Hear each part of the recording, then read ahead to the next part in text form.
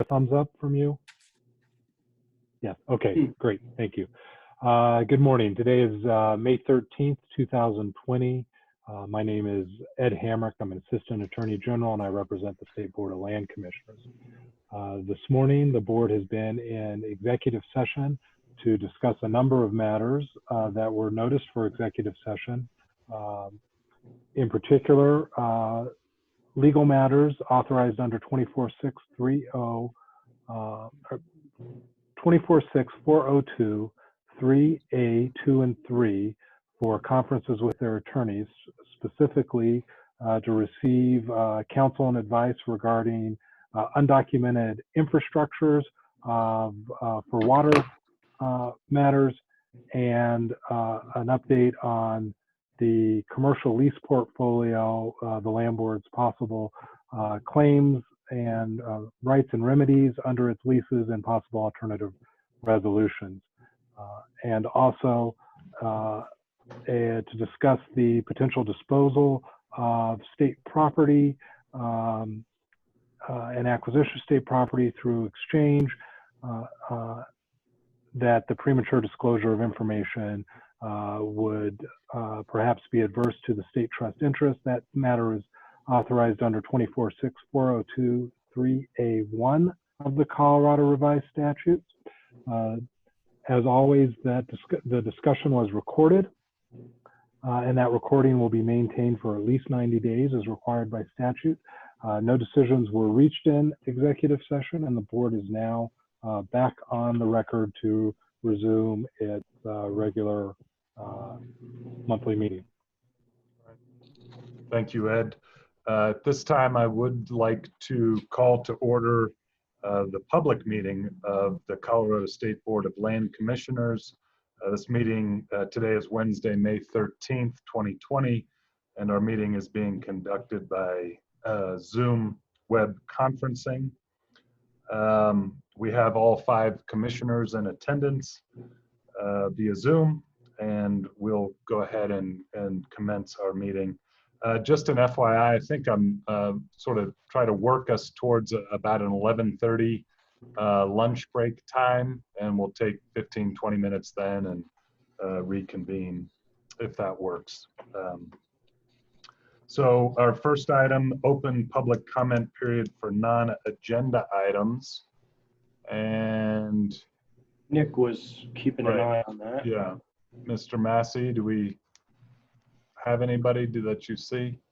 Commissioner, I'm not seeing any. I want to put out there that some of our, oh, here we go. The attendees list is starting to grow. Populate, yeah. We were having, as related to the glitch that we had with Zoom about the link. Okay. That you communicated earlier. You are being diligent about resending a fresh link, and I think folks are starting to pop in. So, so I'll take a moment here, and we'll come back to that once I see that number sort of settle. Announcements, Director Ryan, any announcements on your end? We're continuing to do well with the safer from home protocols. And I think the organization, the agency's adapted really nicely. Folks are still getting a lot done without being in here.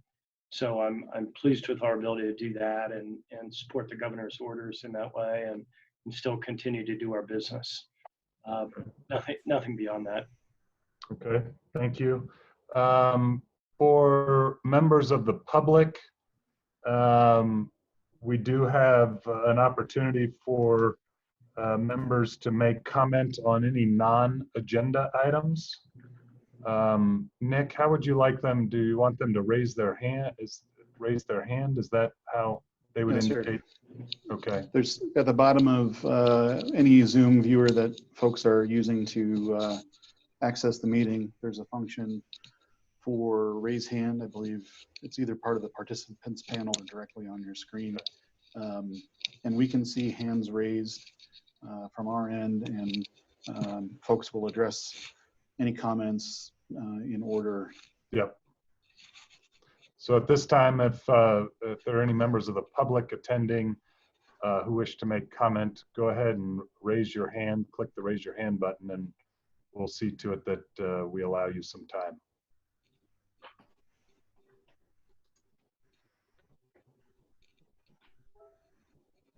Nick, nothing?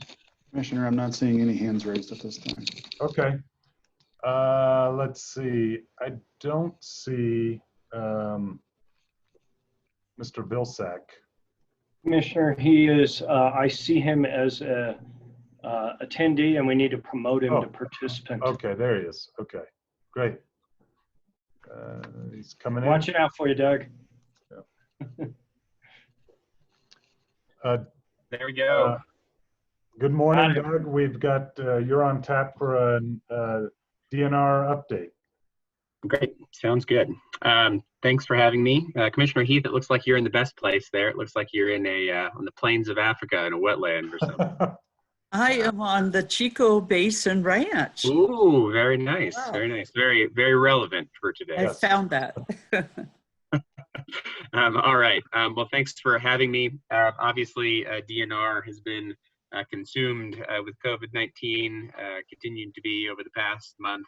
I think as Bill mentioned, we've kind of moved to the safer at home stage. So a lot of work continuing at DNR, making sure we're protecting our state workers, and at the same time, kind of working with various businesses and folks the DNR interacts with to help them reopen safely. And still kind of lots of communication between departments and divisions, as Bill can attest to, just to kind of make sure that we're all on the same page and working together to address these issues. So that's obviously been a kind of key piece of our work over the last couple of months.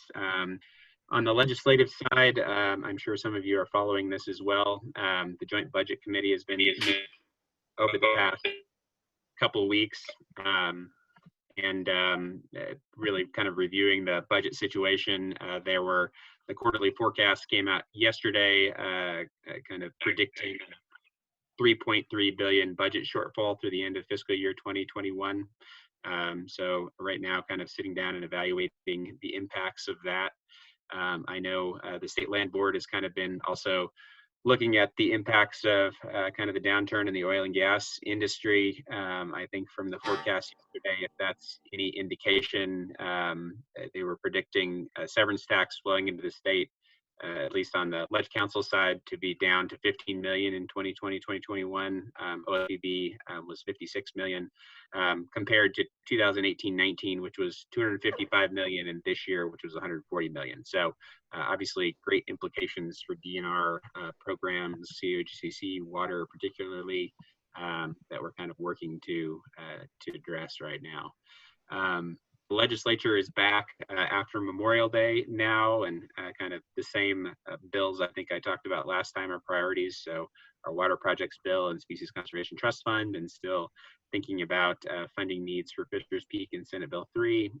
Senate Bill 89 that I know you all are very interested in. I haven't heard too much about.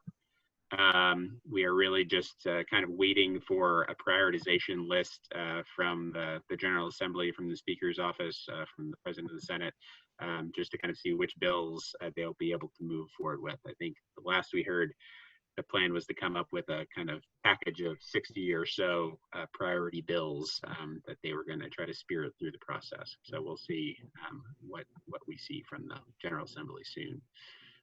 Give me your gut on 89. Do you see that making the cut in this environment, or?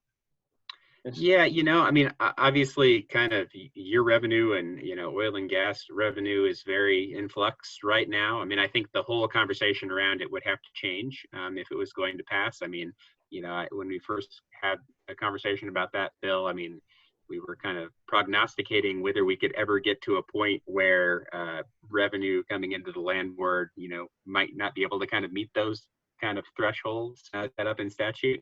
And here we are, 2 months later, and we're there, I asked just because we need to take what the SEV tax projections said and dial those into our projections. I think we're probably pretty close. But I think we ought to be sharing those projections with some important decision makers if this bill looks like it's going to go forward. If not, I don't want to Yeah. bother them with anything. They got enough to Yeah, think about. and we're really kind of waiting for that initial prioritization. I mean, if we see Okay. Bill 89 on there, then we're going to need to have a lot of conversations about that and the implications of that. Obviously, Got it. I mean, Thank you. I would expect that, I mean, if somehow it's going to move forward, it's just going to be vastly different. You know, I mean, the legislature, I mean, education is a huge hole in the budget, of course. And so some way or another, they're going to have to figure that out, whether that involves Senate Bill 89 or the State Land Board. I think we'll have to see. I think regardless of Senate Bill 89, we're going to need to have conversations with folks just to consider how the State Land Board is involved, you know, kind of in the budget situation going forward, because of course education is going to, you know, be a huge question and is a priority for, I know, both chambers. So we will engage once we get a little better sense of what they're thinking, I suppose. Thank you. Just kind of specifically for our divisions, obviously CPW, a lot of kind of frontline impacts of COVID-19. We closed our campgrounds. The governor, you may have seen earlier this week, has reopened them. So we're kind of in the process of rolling most of our campgrounds open this week. A few counties are still kind of waiting. And so we're working with them possibly to open later in the month or early in June. You know, despite closures of some things, our state parks have seen kind of huge use. So 30 to 40% more, I think, across the system. In some parks, you know, kind of more summertime levels or visitation than normal for this time of year. So, you know, again, everybody's kind of taking that message to get out and recreate, and CPW has been working hard to make sure people are doing that safely. We've also been coordinating every week with our counterparts of the BLM and the Forest Service and National Park Service, so we can kind of have a coordinated reopening. I think some of you may have seen that Rocky Mountain National Park is going to reopen kind of with staggered entry times. The Forest Service is starting to reopen some camping. BLM's camping was already remained open. So, you know, we're kind of reopening hopefully in a coordinated way right now and safely as well to make sure we get those procedures in place. In happy news, CPW, in the midst of all this, has acquired the Fisher's Peak property in Los Animas County formally through some signing of documents on picnic tables around Denver and around the state. So that's a happy occurrence that's happened in the midst of all this. So we'll have to move forward with figuring out how to fund some of the development there. On the water side, obviously a lot of conversations around funding. Severance tax is our main funding source for water projects in the state. It funds the perpetual base fund and the construction fund that CWCB manages. So a lot of conversations about how we can kind of weather the downturn in the oil and gas economy on the water side of our agency.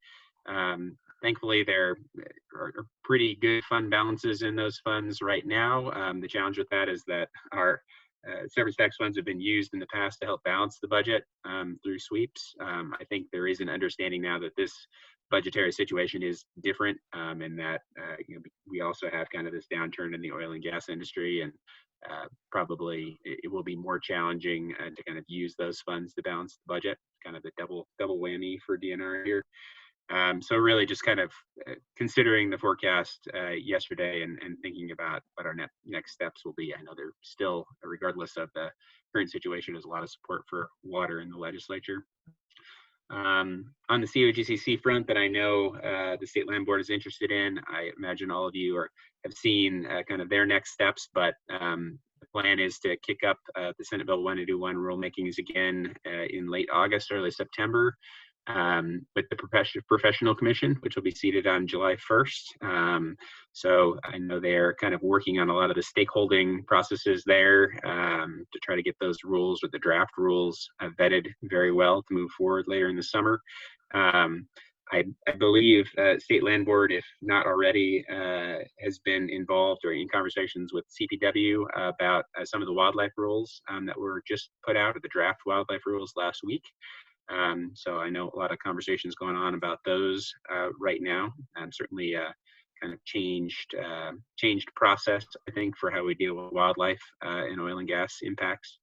And of course, as I've said a few times here, a pretty significant drop in Form 2s and 2As coming through COGCC, which is no surprise, I think, with respect to what prices are for oil and gas now.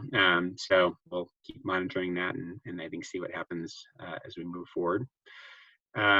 Just kind of lastly on the waterfront, this is the time of year when the Avalanche Information Center gets to take a little bit more of a break, and our water managers kind of step up. So I think a month ago when we were chatting, our water situation was looking pretty good across the state. In the last month, just because of a lack of precipitation and warm temperatures, our snowpack for this time of year is down to around 70%. I think that's not even really it's kind of a deceptive number. Northern Colorado is looking pretty good, closer to 80 or 90% across northern Colorado. Southern Colorado is having a lot of challenges. So, or closer to 40 or 50% snowpack in the Rio Grande, even down at 29%. So some of that water has come down the streams and been put in reservoirs, but I think we are looking at a challenging fire season this summer if we don't get some precipitation in those parts of the state. So that's all I got. Happy to answer any questions that I can. And yeah. Thanks, Doug. Commissioners, any questions? Commissioner Heath. So Doug, I'm wondering, with all the things that are on the plate right now, if it makes sense to ask them to withdraw 89 for this session and give us a chance, if we feel like that's going to come back up, to talk with the sponsors and others to come up with something that's more appropriate. Christine? Yeah, I mean, I think pretty imminently we'll see kind of what's on the prioritization list, or kind of the initial crack at that list from leadership. And so, I think there are so many bills that are just going to be, go by the wayside. I think I forget the number, but there are 300 or 400 bills, that are still out there right now. And the reality is it's not going to be time to pass nearly that many bills. So I think we're kind of waiting to see what appears on the priority list, probably pretty imminently, before we're kind of go out there. And frankly, there's any number of bills that we might rather see go away. But just to see, kind of what survives, because I think that list is going to be 60 bills, and there's hundreds of bills, that are still in play right now. So some are just going to go away. This may be one of them that's going to go away without any conversations with us. But yeah, I mean, Alice, our legislative liaison, has been kind of talking to leadership and, kind of working with our priority list. This isn't on our list of bills we've asked them to make sure is moving forward. So. Well, and what I've heard, this is Commissioner Scanlon, unless it's COVID related or fast, free, and easy, I believe are the words being used, it's not likely to move forward. So I'm hopeful that it won't. Josie, to your point, that it would be great to have a little more time to talk about that.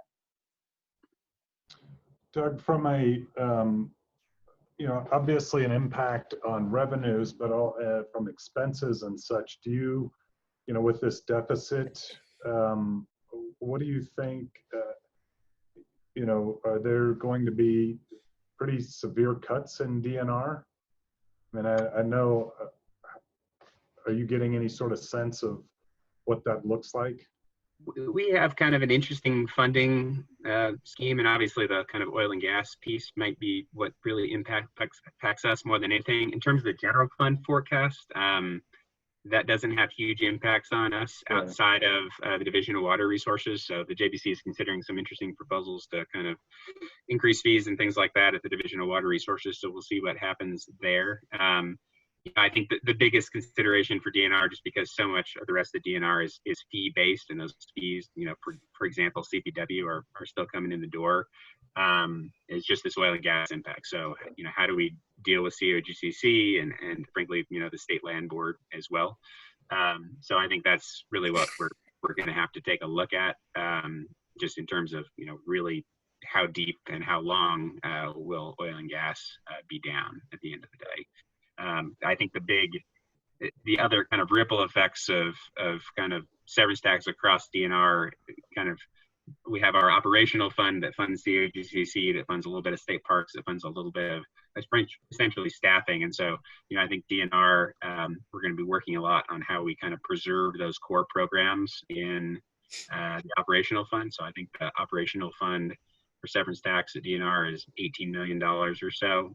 Once you get over that point, it spills into tier 2 programs, or the kind of more grant programs for severance tax. So, based on the forecast yesterday and what we've seen with severance tax, I would expect some of those programs that aren't staff focused, that are grant based, will have some challenges going forward. So Water Supply Reserve Fund, our Aquatic Nuisance Species Fund, some of the forestry and wildlife or wildfire programs. So as we've seen in the past, when sev tax has been down, those programs are gonna get hit first, and then we'll try to preserve the operational fund. So, I think, again, short version of the story is everything is going to probably be driven by oil and gas at DNR. Okay. Any other questions for Doug? All right. Well, Thank you. good to see you. I will make one observation. Everyone's hair seems a little bit longer than I'm used to seeing. I feel like people are stretching out here. Anyways, thanks, Doug. Appreciate it. Yep. Thank you. All right, we're now on to information items. The first being item 1A, Chico Basin Ranch lease, and that's tab 4, and Assistant Director Okus. Good morning, Commissioners.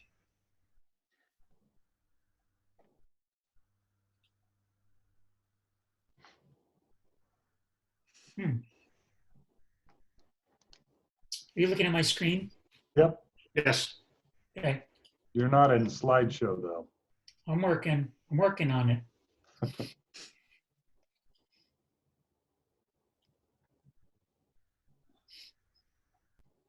Okay, how about now? There we go. Great, thanks. Good morning, Greg Okish, Assistant Director. And I want to mention we have some guests on the phone. There are representatives of Box T Partners, our lessee on Chico Basin Ranch, joining us this morning. And District Manager Justin Osborne as well is on the phone and may join this conversation at some point.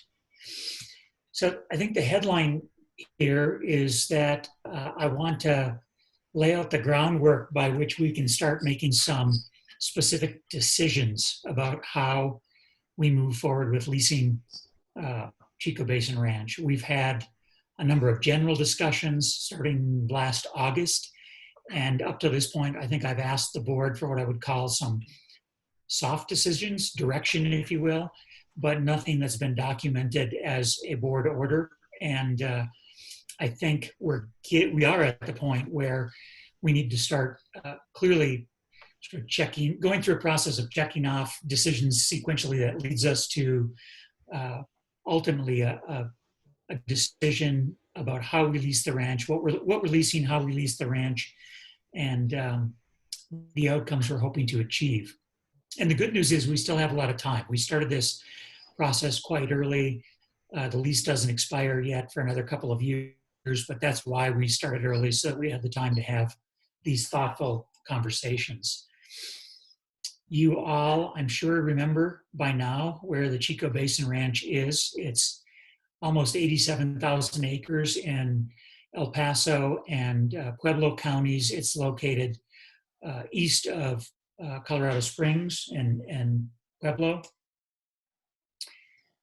This is a close-up of the ranch. I'm going to use my cursor in a limited way today because I'm not sure how much of the arrow you can see. But to the north, Chico Basin Ranch is outlined in pink on this slide. And to the north is the Bohart Ranch, which we were on the north end of the Bohart back in March on our last actual physical board tour, maybe the last one ever, who knows, when we looked at the Bullseye Landing Strip. And some of the commissioners were also, about 2 years ago now, on the federal test track, which is this big rectangle sort of in the elbow southeast of the box of the Chico. And then obviously some of the commissioners were actually on the Chico parts of the Chico Basin Ranch. So we've spent quite a bit of time on these properties. In fact, again, recently we're over on the west side, on the left side of this slide where it says Burke, Hannah Ranches, Burke, Frost Livestock. Those were some of the properties we were on when we were looking at solar leases earlier this year, if you remember. Any questions? And then just to highlight as a reminder that much of the, or a significant part of the Chico Basin Ranch is in the Stewardship Trust. So I think as we move forward, that could inform the decisions we make or the processes that we need to go through. So as an overview, the lease expires in 2024. We've had discussions with the board. In August 2019, we talked about the concept of leasing and or disposing of parts of the ranch. And in September, the month following, we toured the ranch, although only 3 of the commissioners were able to join us. And I think one of the things at the end of this conversation today, we'd like to figure out if there's a way to get Commissioner Shaw and Scanlon onto the property in a way so that you've had a chance to see it on the ground before we start asking you to make decisions. We'll have to talk about whether or not there's a safe and comfortable way for you all to do that, but it is one of the things we'll talk about at the end of the slides today. Following those 2 conversations, the commissioners, again, in the spirit of sort of soft direction, I think suggested that staff spend time meeting with box fee partners to identify how many areas of mutual commonality we could find, and maybe trying to identify whether there were areas where our goals were in fact mutually opposed, not as aligned. I think that's really where we were. And the staff did have several meetings since starting in October, I think, and the most recent one might have been via telephone in February or so. So part of this conversation, part of the material in your board package today is an overview of what we've learned from those conversations, where we think we have significant common ground, where maybe our interests aren't entirely aligned. But I will say that I certainly think there's more common ground than there isn't, if that's grammatically correct. I think we have a lot of mutual interests, and it's really a matter of determining at this point what the board wants to accomplish on this property before we move into the next step. Any questions so far? I can see Commissioners Scanlon, Heath, and Butterworth. So if anybody else, I can see them shake their heads or nod their heads. Commissioner Shaw and Carney. Thank you. I said the other one. You'll have to just speak up if you need to say something. So I wanted to spend a minute just reminding you what a typical state land board grazing lease looks like. A standard lease has a 10-year term. It allows the user, it provides the right to grazing only. Typically, I would say in 90% or more of the cases in our standard leases, that might be too high, 85% or so, the lessee owns the improvements on the ground. They own the fencing, the wells. If there are corrals, the lessee is going to own those. Before the lease expires, we are required by statute to advertise it and solicit competitive bids. And the existing lessee, as long as they are in compliance and have been in compliance through the term of the lease with all the terms for the 10 years or 9 years so far, they would be given the right, or they would have the right to match any competitive bids. So say we advertise, we get 1 or more competitive bids, the lessee is notified of the amount of those bids and given the option to match the highest bid, and if they choose to match, they retain the lease for another 10-year term. Does that look familiar, or any questions about that? Good. We've said, I think several times, the Chico Basin Ranch lease is unique. And the board 20 some years ago, from the records I've seen, and actually from conversations with some of the commissioners who were part of the board at that time, it was a long, thoughtful process by which they decided they wanted to lease this property differently. They had obtained the property through a large acquisition about 4 years prior to the decision to lease it for a 25-year term. It had been in the interim leased to a coalition or a group of local ranchers.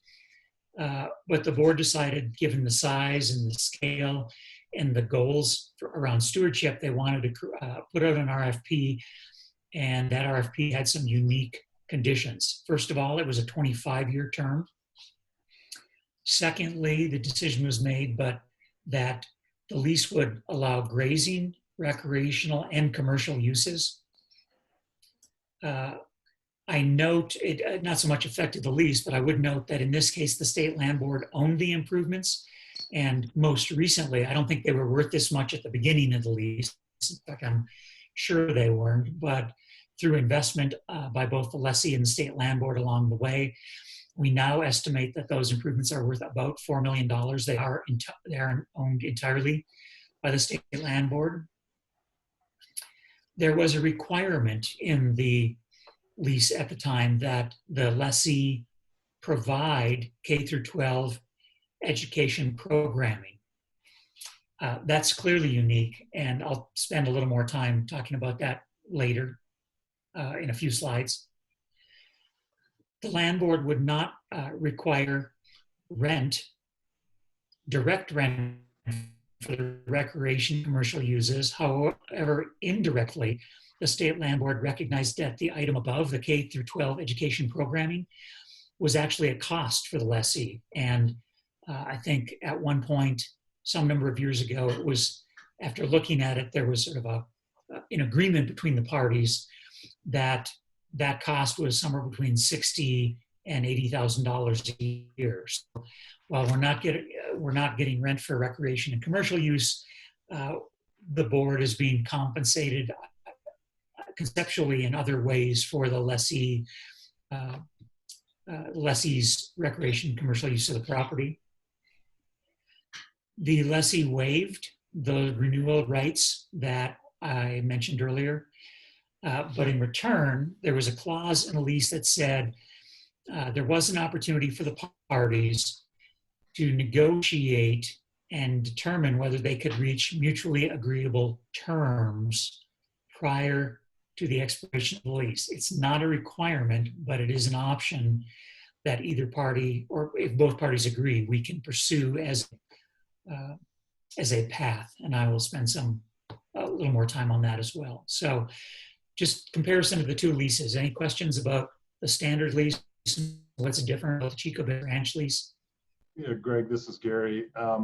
Do you know what the conversation was? Did we ask them to waive their 118 rights? Was it because of the uniqueness? We didn't want to be locked in necessarily? That's a good question. From conversation with previous employees, I'm going to say I'm comfortable saying that I believe it was the notion that 25 term was very long, that the board wanted to maintain the flexibility to potentially go in a different direction. But I will say that I am not 100% certain that was everything that went into the thinking. It's consistent, I will say, with certainty. It is consistent with the way we've leased more recently our other large ranches where the land board owns all the improvements, like Chancellor Ranch, like Sherman Creek Ranch, and like Lowry. So in all three of those examples, when we have leased them, we have required the lessee to waive their 118 rights in return for some of the benefits they get in the lease itself. And I'm thinking, I am not sure. Justin, can we have Justin promoted to whatever is required so he can speak. The distinguished body that Yeah, are please, panelists. distinguished body. And what I want to ask him is, I can't remember if the two large leases on Bohart and Brett Gray actually have 118 rights, renewal rights or not. And I don't mean to put him on the spot if he doesn't know, but it's possible those may not as well. Can everyone hear me okay? Yep. Yep. Okay. Yeah, off the top of my head, Greg, I do not believe they do have 118 rights associated Okay. with each one of those. There is an option in one of them for a renewal with the Nature Conservancy. I believe that is on the Bohart. That option is not in the Brett Gray lease.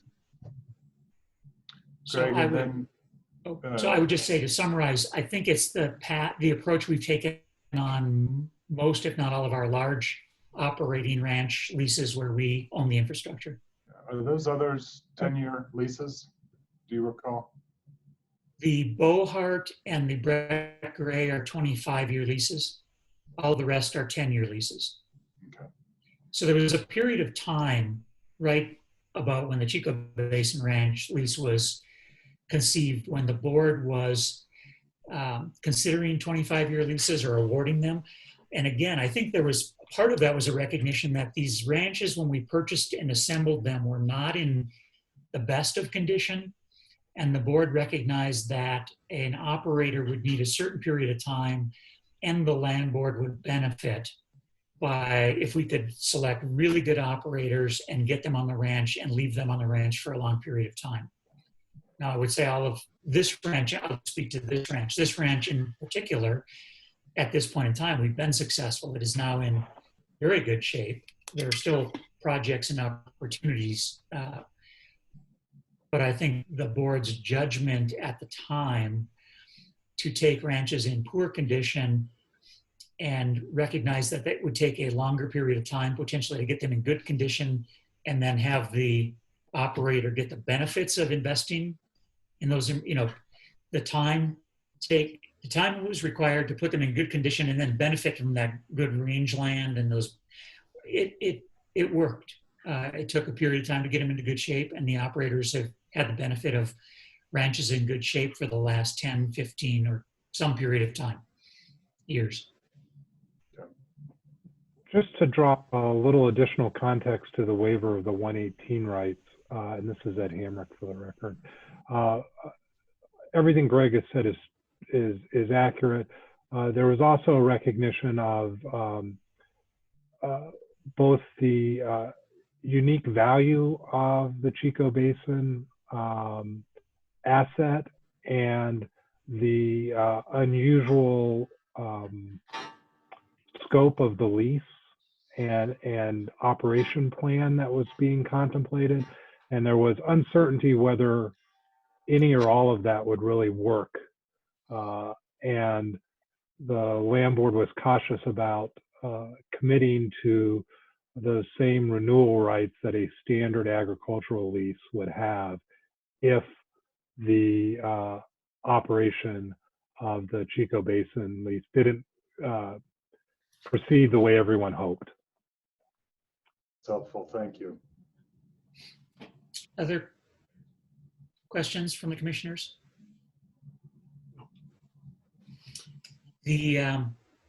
So I'm going to spend briefly reminding you where we've been, but I want to emphasize, I'm not asking you for any decisions on these sort of main topics today. I just want to remind you that I am going to suggest at the end that we spend time in future board meetings and we do make decisions about them, but I'm not asking you to make a decision, for instance, today on, in August of last year, we presented some ideas about, staff ideas about how the ranch might be leased. So in this slide, the Chico Basin Ranch is the purple, I hope our colors are consistent, kind of forest green and light green.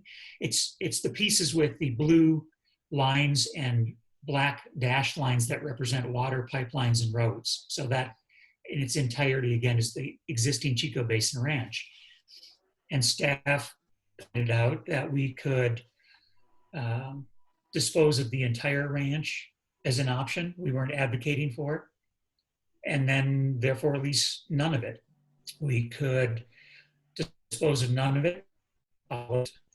And there were other combinations where maybe we would dispose of none of it, but at least 3 smaller ranches, and there were pros and cons to this. And similarly, we could dispose of part of it and lease parts of it. So just, that's where we were.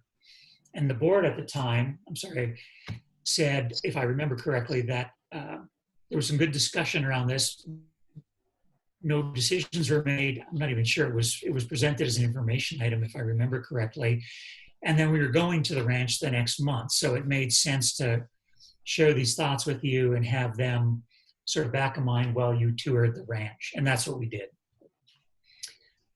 Following the ranch tour, as I mentioned, staffs had several meetings with Box T partners, and there was a written document that came out of that that represents our summary. Box T partners has had input into that. It was in your board package in greater detail than what's here. But if I were to just sort of highlight, there were 7 topics. We concluded, staff concluded that as we started to talk with Box T partners, we were generally talking under sort of headings, 7 different headings. And the first was agricultural operations.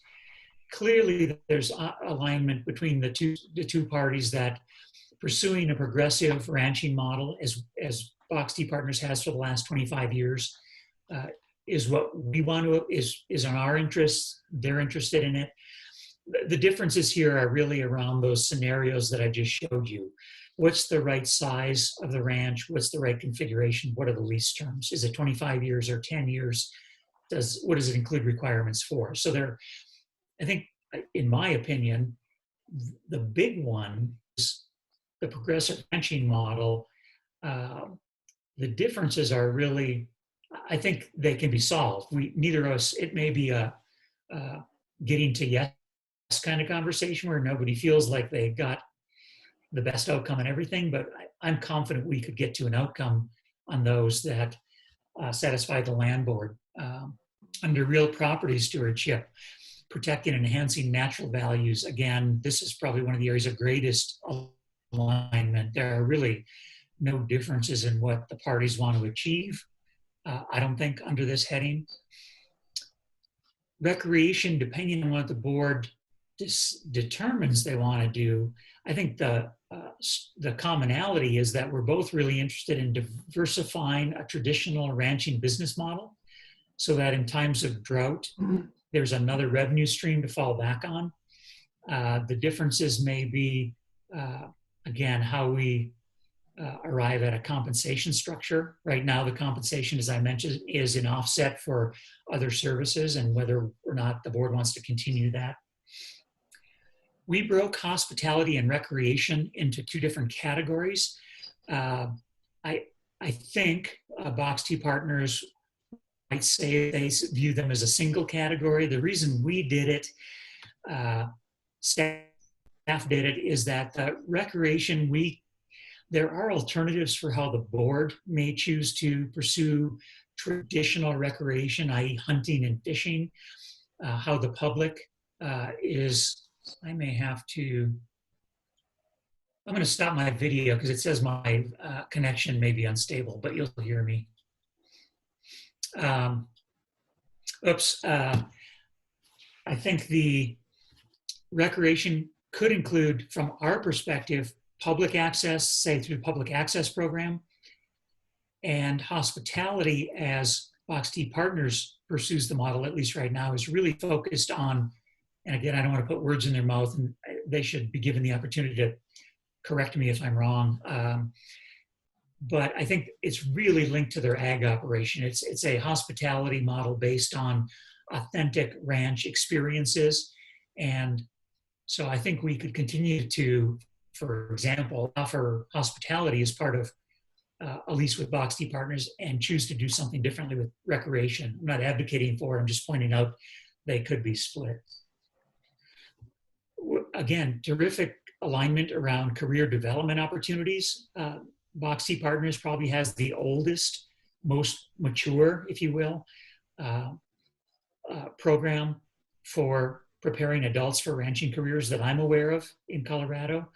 The difference is really probably that they provide the actual program, and what our capabilities are certainly to support it in certain ways, but we are really limited. Well, I don't think the land board itself can actually provide programming. So there's some difference in what we bring to the table, but the alignment is really strong. This is one you will really need to hash out as a board. Again, historically, K through 12 education was required as part of the lease to this point. It certainly aligns with the board's interest in the board's responsibility for funding K through 12 schools. But where the difference starts to come up is that in recent years, the board has intentionally moved away from providing programming and landed on our responsibility for a variety of reasons, which I'm not going to get into today. We can talk about it in the future, but move towards the land is certainly available, and we will not support or financially support the delivery of programming. And then the other pieces are that it gets a little tangled up with the decisions that Box T Partners made about an open gate policy, and there are pros and cons to maintaining that, as well as how they go about fundraising and things and raising funds to support their delivery of K through 12 programming. So there's a lot to talk about here in the future. It's probably one of the areas where I just don't know if there's alignment or not going forward. And then this one is really the land board's issue, primarily. I think it tangentially may afford Box T Partners in their operations, but the issue here is this has been a long lease. A 25-year lease is a long lease. We haven't done 25-year leases for a long time. And I may let Justin, I'm going to ask you to speak to this. We are aware of people who have been following this lease for years, asking when they will have an opportunity to bid on the ranch. And I just think the experience I've had in leasing some of our ranches previously is that industry, other operators will want to feel like they've been treated fairly. And all that, I think what that means to me is if the board decides to have a direct negotiation, you need to have a conversation with those people and give those other people who may want to bid an opportunity to speak to you about what their interests are and why they think that may or may not be the right course for you. So again, I think this is a future board meeting, but I would be concerned about simply negotiating. If you were to say to staff, we want to pursue a direct negotiation with Box T Partners without having a public meeting in which you discuss that. So again, I just think that the perception of a direct negotiation after 25 years could be fraught with challenges from the public and potentially the elected officials. But Justin, do you have any thoughts on that one?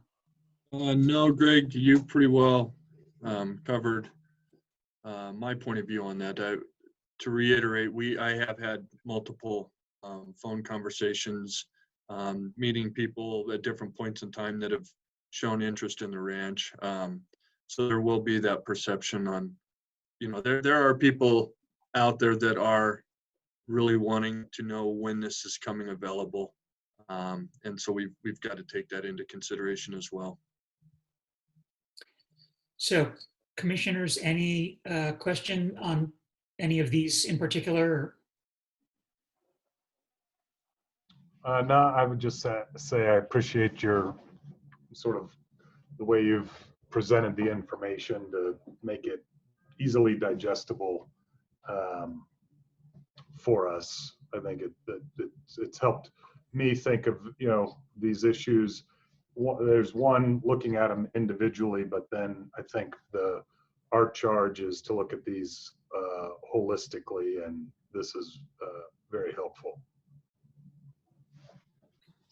The last thing I did on this is just I wanted to highlight again, there's probably 3 of them that if we're talking directly with Box T partners. I mean, we should define what we want to accomplish going forward, but again, I don't see significant differences in what we want to accomplish at a core values level. And then there's 4 that I think we really need to spend more time talking about. Yep. So Kristen Kemp helped me lay out a little decision process tree here. This was in your board package. I want to break it down again into some bite-sized pieces. And I think this will help illustrate where I think we need to spend some time going forward. So the first, in order for staff, and I'm going to jump ahead a little bit. I think whether we're negotiating with Box T partners directly or whether we are putting an RFP out for public proposals, we need to write a request for proposals. We need to be clear about what we want from somebody, no matter who it is. And so part of this is organized in a way so that staff knows what we're asking people to give us to bid on, to propose on. So in the spirit of that, the first set of decisions is really back to that August 2019 conversation. Top box in the blue is, do we want to hold or do we and lease? The middle box, or the bottom box, I'll say, is do we want to sell the entire thing? Which again, I don't think anybody is advocating for at a staff level. And the middle box is there some middle ground that we want to pursue? Lease part, or I'm sorry, sell part, lease the remainder, et cetera, and then in how many pieces or chunks. The bottom one, if we were to go there, is pretty straightforward. The rest of the table at that point becomes irrelevant because if you decided you wanted to sell the whole ranch, the proceeds would go into a bucket of NSE funds, and they would either, in one way or another, they would ultimately flow through and benefit the trusts, whether you reinvested them in other asset types or whether you let them go into the permanent fund. But that one is pretty straightforward. It's the other 2 that have more steps associated with them. So before I move on, are there any questions about just the first box about what decision, what this lease or sell conversation might entail? Or why it, okay. I think it's good. So the second one gets a little more complicated. Let's say we decide that we either want to keep all of the ranch or keep a part of it.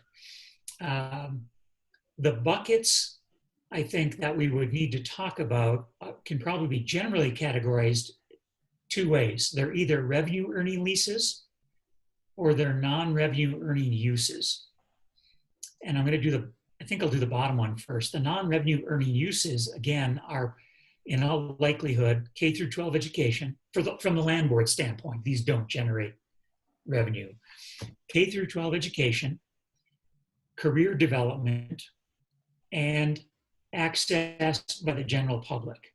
So what I mean by that is, and I'll differentiate in a minute, access by the general public, I'm not talking about the public access program or some lease we might structure. I'm talking about, for lack of a better way, the best way to characterize it is right now the open gate policy suggests that I could go to the Chico Basin Ranch, I could come in and pay a fee for day use, and I could hike or bird watch or potentially ride my mountain bike.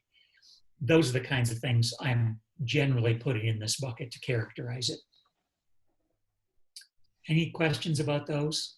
Greg, on that final one, on the open gate where people pay a fee and come use the ranch, how much use is there under that category? I mean, what does it generate? I would have to defer to Box T partners. And could I ask that we make it a question for them at the end of the presentation? Sure. Okay, I will write that down. Commissioner Heath, as it stands right now, though, they collect those proceeds. We do not get them. I'm just wondering how much use there is under that. Yeah, there is a fair amount, though, and it's a good question because it's certainly different than it is for other ranches that we have. Partly because of this ranch's unique location close to Colorado. Right. So. On the revenue earning leases side, we have recreation. And again, here, I think we're primarily talking about hunting. I think in this category, we can probably call recreation hunting. We have agriculture, which is primarily grazing on this property. And we have other commercial uses, which could be hospitality or some things we maybe haven't thought about yet.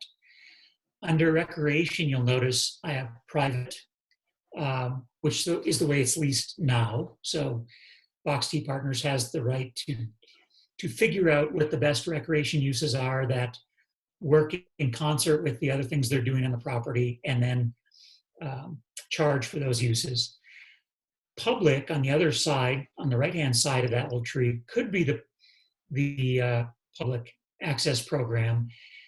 And hybrid in this case is that it doesn't necessarily mean the whole ranch has to be in the public access program.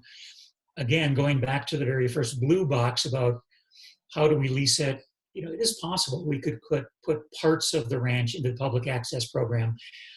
I would say that I think there's interest by CPW, but I would also say that it requires a bit of discussion because it has all the issues that those other ranches leases that we met with a few months ago, the Hanna lease, the Frost lease. It's in proximity to Colorado Springs and Pueblo, which means it's going to have a lot of pressure, and it doesn't have huge wildlife values. The numbers of animals are somewhat limited. So we'd have to dig into this one, but I just wanted it to be understood. It's an option we should talk through.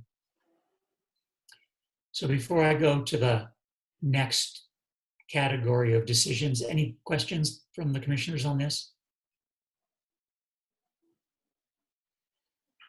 So then the last one really is, how is it being leased? And again, this will depend on the decisions we made previously. So if we decided that the recreation rights are all being leased privately, then the PAP enrollment is a non-issue. We wouldn't have to discuss it.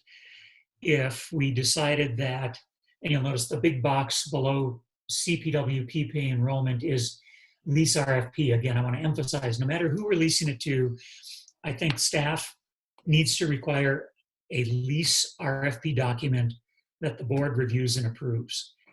And then with that, we could give that to Box T Partners and ask them to give us a proposal, and we could negotiate around the response.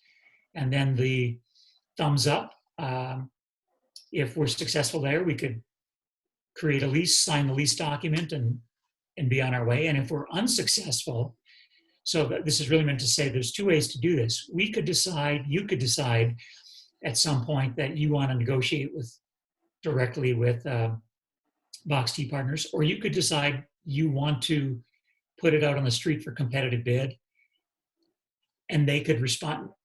And they could respond as part of the public. They could respond with everybody else, or we could negotiate with them directly, be unsuccessful for some reason, and they could still submit with everybody else. So there's a couple of ways that Box T Partners could actually participate in this process. And in one scenario, they could actually, I'll say, participate twice. Once as a direct negotiation, which for whatever reason wasn't successful, and then once is the competitive bid following that up. I think the good news, I suppose, is that no matter how we do this, there will, the benefits of putting this back out, either renegotiating directly or putting this back on the street after 25 years, is I think we can apply the lessons learned to negotiate a lease that is better for the lease that it is improved upon. Current lease is good, I don't mean it, but I think we can apply all the lessons learned and do better for the trust beneficiaries going forward, whatever you decide that means. So any questions about this as a process? So, Commissioner Heath? Yes. all right, Greg, I want to make sure I understand. So under the terms of that lease, it isn't like other leases that if we put it out for competitive bid, they just would match the best bid. They would have to compete in a bidding process. Is that right? That is correct. And maybe getting ahead of your question, on the other large ranches I mentioned, Sherman Creek, Lowry, and Chancellor, for example, when we did those RFPs, we had clear goals for financial. We weighted financial and stewardship, and I think also community factors. We used the same grid, if you will, we use for a competitive bid analysis. And I don't think we took the high bid in any of those. We took a higher bid, but I think in all three of those, we ended up with not the highest financial bid, but a total proposal that we felt best met the needs of the land board, which included a big stewardship component. So I just want, to your, I guess, maybe answering a question you didn't ask, it doesn't mean they have to be the high bid based on our track record. I see. Thank you. Any other commissioner questions? I just commend you and Kristen for somehow taking this and putting it into a flow chart. It's complex, and again, you've made it a bit easier to understand fairly succinctly the implications of various decisions. Okay. Well, staff's proposal, and again, this just reflects what you just saw on the table, is that we have sort of at a high level, a decision to make about leasing, selling, or both. And we could bring that back to you because I'm going to ask you what else you'd need to know in a minute, but conceptually it's very similar to what we presented in August of last year. So we could bring that back in June if you were so inclined. Basically, we're saying we could do this on a monthly schedule, acknowledging that if you got into a discussion on one of these and didn't reach a decision, everything could just slide in. We could spend 2 months or 3 months on a single topic if that's what it took. Again, we have the luxury of time in this case, but June would be leasing, selling, or both. July could be what are we leasing? August could be how do we want to organize the leasing process? Does that approach, and now to reemphasize, I would suggest that there's a decision with an accompanying board order, either at the end of each one of these months or at the end of the process that captures everything you've decided is board direction on how we proceed with this. I think we need that kind of a record, but as I think about it, it could be monthly or it could be put a bow around it at the end, whichever you prefer, and that we have a board order that tells the staff how to proceed. Greg, really quick, I mean, I think some folks might be like, well, the lease doesn't expire till 24, and we're sort of determining in 2020 the direction that we want to set. And, you know, just thinking about this, I sense that if we're trying to be as respectful to box T, and if we do change direction or something like that, we want to be in a position to give them as, you know, appropriate amount of notice, which in my mind would be at least a year, if not more, considering the length of time they've been on the property and so forth. So then if my reasoning is correct, that sort of puts us in a mid 2022 to early 2023 desire, or sorry, mid 2023, early 2024 desire to you know, understand what's going to be happening. So it's not like we're operating with a full 4 years to run this to ground. Is that fair? Yeah, I think you're entirely correct. And then I want to add a little bit. You're correct in that I would want to, I mean, this is 86,000 acres that in theory they would have to plan to replace or potentially replace. That will take, I would want to give them 2 years at least to know what we're thinking about. And actually, depending on what you decide to do, if, for instance, we were going to sell part, we might want to sell or start that process, selecting a broker as early as next year. Right. So yeah, we could really, typically we start, if we're on one of the big ranches I mentioned earlier, typically we've started the internal process of creating the lease RFP 12 months or so ahead of when it's going to hit the street. And then we start the leasing interview process 12 months before lease expiration. So yeah, we've got a couple of years, 18 months to work with here. Yeah. But that goes by pretty quickly. And certainly, I mean, even running out some of these options, if we were to carve it up, that takes even a greater amount of time. So. Could, yes. Yeah. Any other thoughts? Oh, go ahead. Yeah, I guess, how do you envision, I mean, I forget it's May, and so June, we would be needing to dissect each of the scenarios, leasing, selling, both, ideally in my mind in a workshop setting, so we're not like having that and then having to quickly make a decision. And it would, I guess maybe I'm asking how you think that, is that what you were thinking? Well, no, but it's the kind of feedback I wanted. So for example, if the feedback today is we would want a work session on each of these, and then we'd tentatively say we'd make a decision the following month, then that would tell me this schedule is going to become, say, 6 months. Yeah.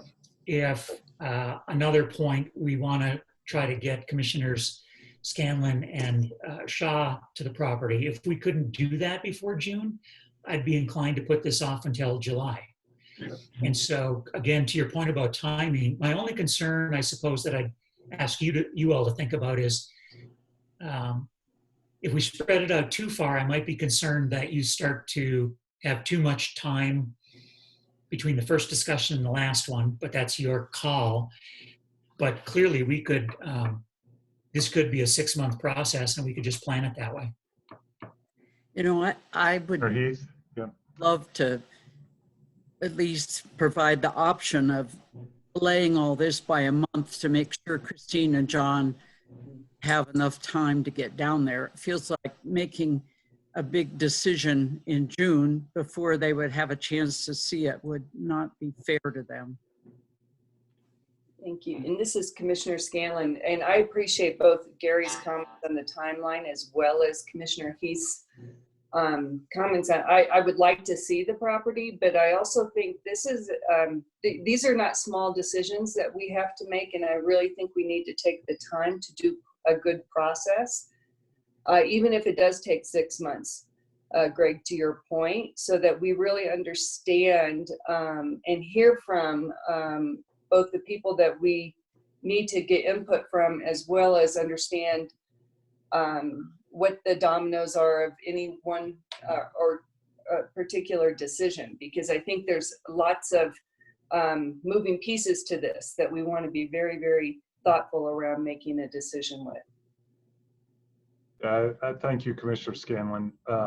Yeah, I mean, I sense there will be a lot of members of the public who want to share their thoughts around the things that we are considering, and I, understand there's a lot. The other thing I think, Greg, that I would like to see that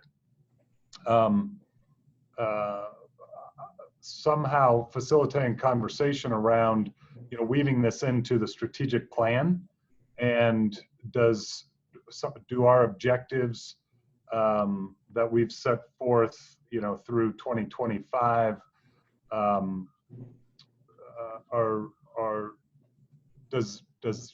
do those objectives inform how we think about the opportunities with Chico Basin? And I don't have our strategic plan memorized, so I don't know right off the top of my head.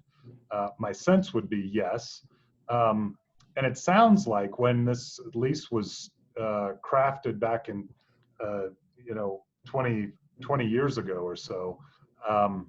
You know, the commission had a discussion about, you know, it was a different time, and they were looking at different ways of looking at this. And so giving us some time to think about that with staff, obviously, about, you know, how it relates to,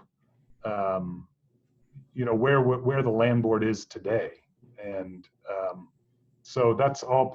And when I say this, I'm assuming, I trust that you all are aware of all of those sorts of angles, but I think, you know, we need to ensure that we give enough time for those discussions and the public to weigh in. Okay, and that's all good input. Director Ryan has a hand up. This is Bill Ryan. I think Greg put up here some dates, not necessarily to hold you to those dates, but I think to drive home the point that the decisions have to be made sequentially. There is an order in which we need to make them in order to carry this forward. And you may say, hey, for leasing or selling, I'd like to hear from some ranch brokers about values, or I'd like to hear about the economics of something that is 80,000 acres. This is 130 square mile ranch versus maybe we should keep it all, but we should lease it differently. Maybe it should, if we're going to go out for competitive bid, maybe we should make it into smaller sizes that are more likely to attract more bidders. And so what I think he's trying to demonstrate with that slide is how the order in which we need to think through the questions. And you may disagree, but I thought that the chart worked for me. It was approaching it in the way I thought about it. And then who else would you like to hear from, or what other materials can we bring to you, or tours, or any of those sorts of things to help you with each of those decisions. So we definitely hear you on let's stretch out the timeline and do this right. And I hope you all have heard and agree that there is sort of a sequence to the decision-making process here, and there are a lot of steps. Yeah, I wasn't taking, first of all, I do appreciate, I mean, the timeline. We have to start somewhere. And I think to me, it conveys like, this isn't, we're going to take our time over the next 2 years and move through this, that we need, for good reason, we need to move through this fairly expeditiously, but thoroughly. So I didn't sense that anyone was, you know, pushing back on that, other than just sort of ensuring that, you know, or recognizing this is a big decision, and we want to make sure that we give time on the front end to collect as much of that, so that we can make as an informed a decision as possible. I put this slide up because it's right what we're talking about, that if the sequence makes sense and just the general process makes sense, then the first, as Bill was alluding to or saying, any feedback I could get today that said, well, if we're going to talk about size, configuration, leasing or sale, the people we'd like to hear from, you know, we can talk about how's it fit on a strat plan. And if there are things that come to mind, that would be useful. We could start to plan for that. If there's not, we'll still figure it out. But I do think maybe some outside perspective would be useful in this item A, 3A. This is John, and I concur with that. I think it's going to be critical that we get a presentation from the brokerage community, from the ranching community. I just think there's a lot of pieces that we've got to include in our processing. Okay. Yeah. This is Commissioner Go ahead, Carney. Commissioner Carney. Yep. Yep, and I think it would, I mean, I know the opinion might be biased a little bit from Box T Partners, but they're the people on the place, and I'd sure like to hear from them in a presentation. Just, we could even get the pros and cons of the different plans from them even, and just, I think that'd be helpful information. Okay. Yeah, I think, you know, when I, like do we carve it up? Do we sell a portion? Do we sell it all? Do we hold and keep it? I guess I don't have a good sense of what the value financially and otherwise, but in this sense, financially, what is the market for an 85,000 acre ranch versus carving up? And I know you all did analysis and financial analysis to give us sort of a pro forma of what that could look like, but you know, would we be looking at quite a few bidders at an 85,000 size? Do we see quite a few more competitive bids if we're at the smaller at 2 or 3 ranches? I think so. That's probably a ranch broker would be helpful. And I guess another question, you know, is the value of an 85,000 in the ranching community, is that valued greater than, you know, carving it up into 3 smaller ranches, whether from a cultural perspective or a community perspective, you know, and I don't know who sort of gives that perspective other than perhaps the community, the ranching community. Well, and I think there's an environmental aspect to it as well, about the sense of a significant contiguous parcel. Yeah, right. Yeah. So stewardship discussion. Right. Okay. That's all good. I have one of my goals is before we're done, I will have Commissioner Butterworth saying strategically dispose of versus carving up. Okay, yes, please. Find and replace. Yeah, there you go. Well, I think it would be, that's good input. It would be, you had a question for Box T Partners, and I'd like to give them a little time to speak to you about their thoughts on the process so far and what you just suggested, if that's okay. And then we might have some other thoughts after they've commented. The other thing I think about too is, I mean, this is, you know, this ranch is part of a community, which makes, you know, the land board part of that community down there. You know, perhaps, and this might just come about through public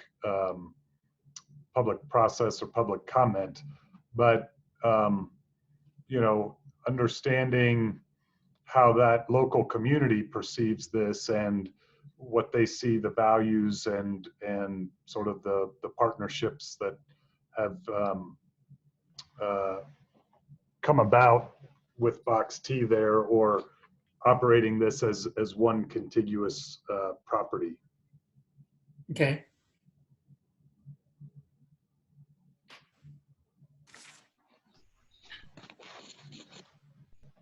Sorry, are you hoping Box T can talk now? This is Tess. Hold on, Tess. Yep.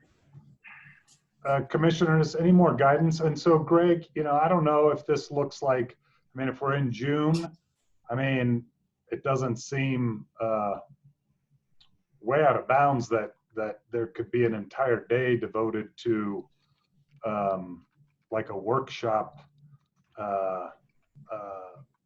assessment of this, and then, you know, and a lot of that also will be driven by what business we have. But I don't know if maybe you're thinking about it, or commissioners, any guidance you could give for Greg in terms of how we set this up so that you feel comfortable receiving this information and then subsequent timeline to make a decision. This is Commissioner Scanlon. I really liked, Gary, your workshop idea, where we could really spend some time. In the flow chart's awesome because it kind of organized my thoughts around this and how we're going to use this to help us make decisions. If we could start to schedule that, that would be tremendously helpful.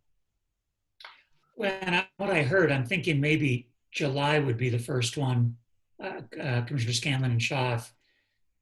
We could talk about how to get you down there if it's two of you at the same time, or if you'd prefer to go individually. We'll have a staff person, at least one, with you with a mask on and things like that. Do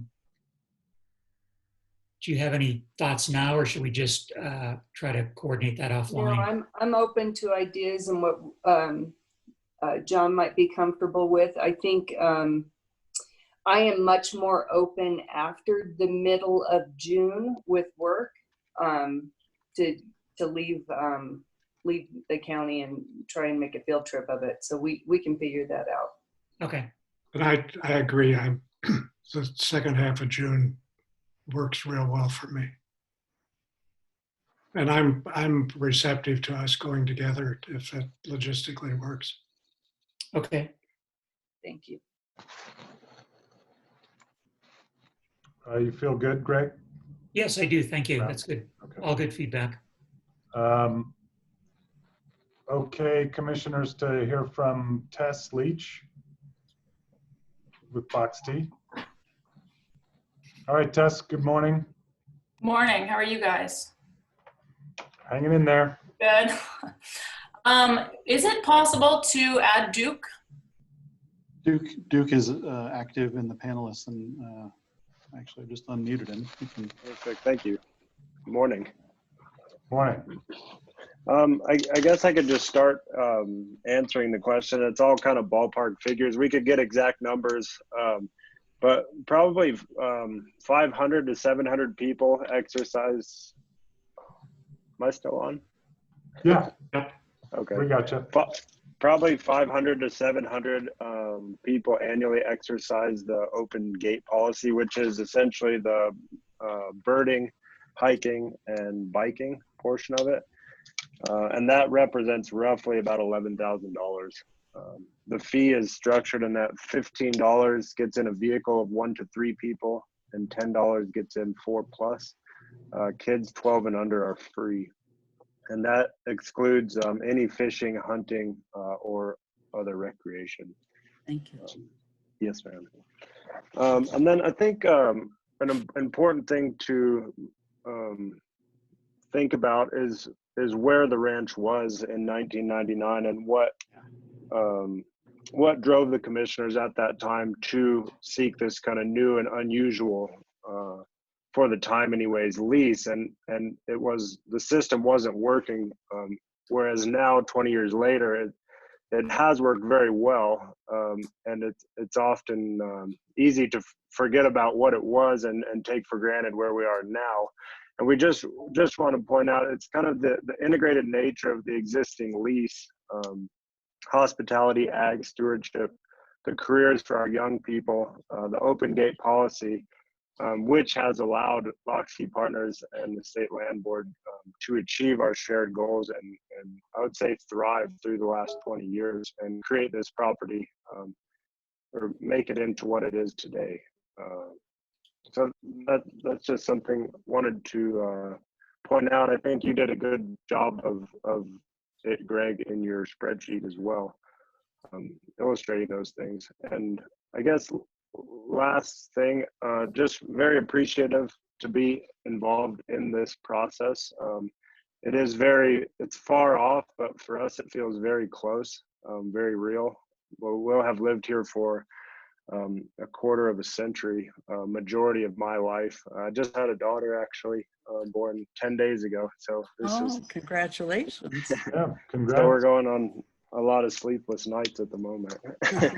But yeah, so it's a very personal thing, and we understand it's a tough decision and a huge decision, and we just really appreciate being involved in this conversation, past conversations, and any conversations moving forward. Great.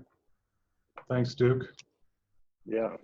Tess, I don't know if you have anything you want to add, or if we don't want to take any more time. No, I don't think so. I think, well, the only point when you guys were discussing, you know, the different conversations that need to be had when moving forward, one that I would just add would be looking at the whole state land board landscape that you have in Eastern Colorado. So, you know, certainly polling ranchers and the public, and of course we would love to talk to, but you know, evaluating the Chico as compared to the other properties when looking at selling versus leasing versus, you know, all the different ways we can proceed. Great. Thanks, Tess. Yeah. Any questions for Tess or Duke? I'm not sure if I should open it up to participants at this time. I think the idea was simply to provide us a framework, elevate the issue, understanding fully that there will be a robust public process to evaluating the future of Chico Basin. So, yeah, go ahead, One Tess. more thing real quick.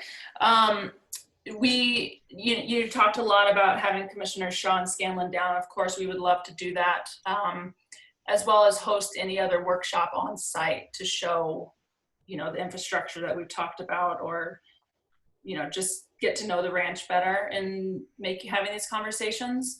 And then also we would welcome the opportunity to make a formal presentation to you guys and to the public or to anybody about the ranch. Yeah, absolutely. Okay.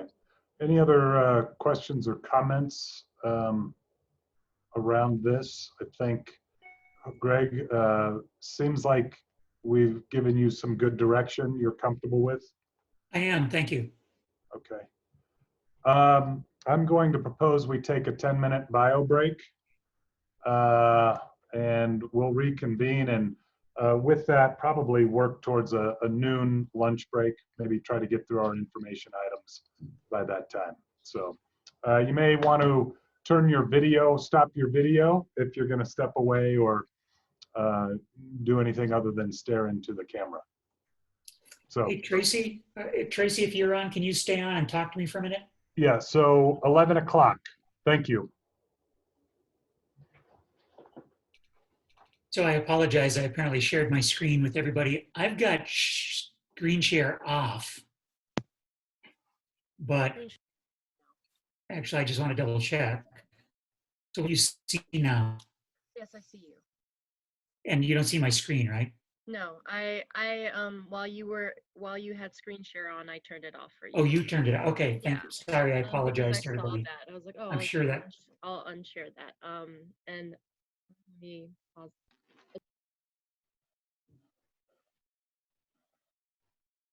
It's back off. We're ready to roll. Okay, thank you.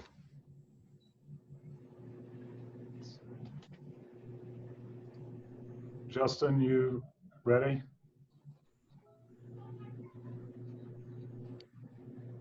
Yeah, I'm getting there. All right. Okay, let me see. Commissioner Heath, Commissioner Carney, Commissioner Scanlon, Commissioner Shaw, are you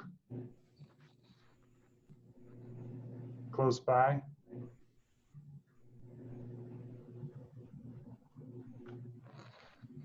Well, we can, if we're comfortable, we can get started on Justin's presentation.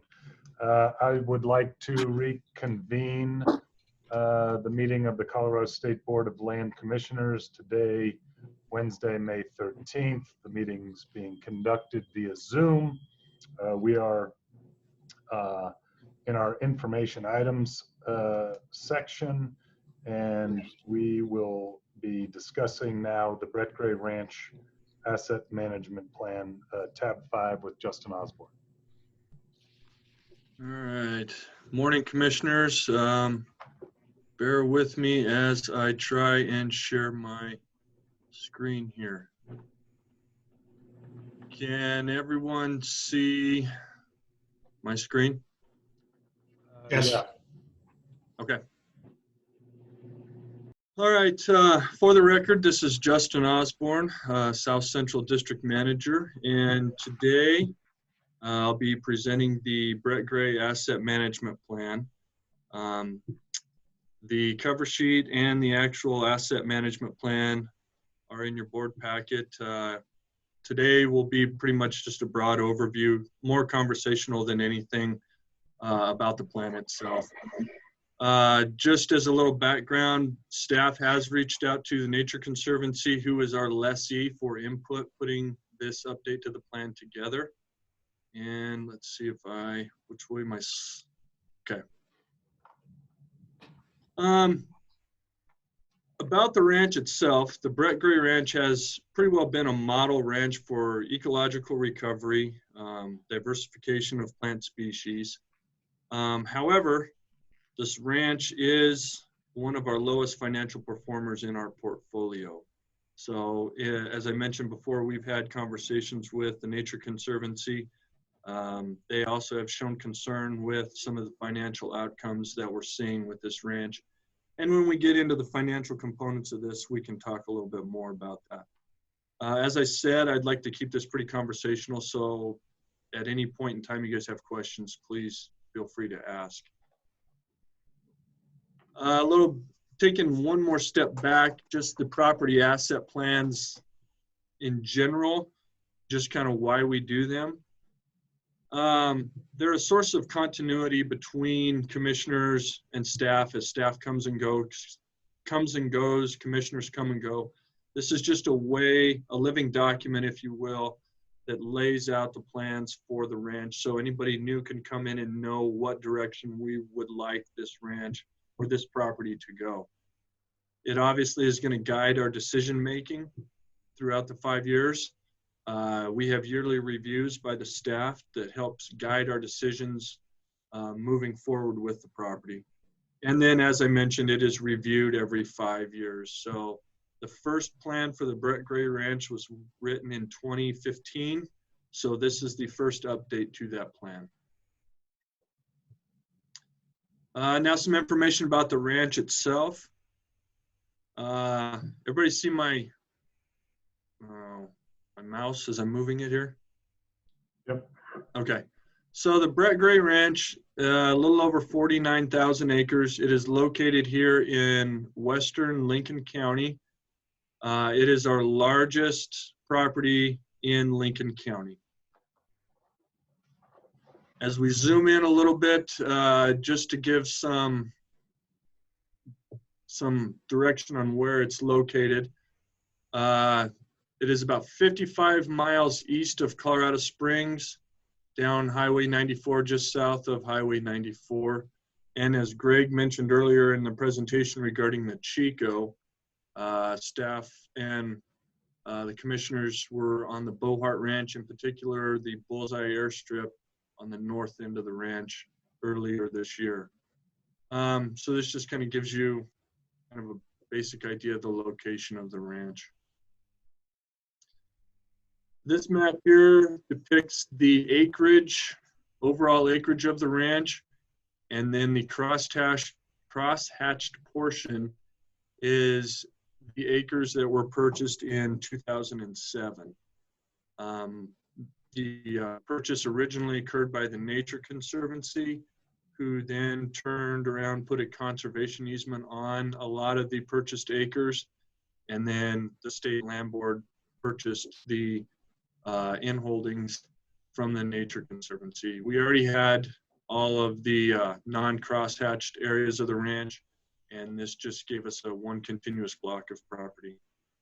Another side note here with this is all of the irrigated acres that are associated with ranch were involved in the 2007 purchase. So we have a center pivot up here on the north end of the ranch.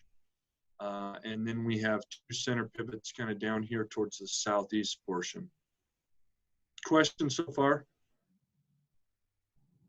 Okay. This map, once again, kind of depicts the conservation easement that has been placed on a portion of the property. Everything outlined here in red is held under the conservation easement. The green here is just a neighboring ranch that also has an easement placed on it.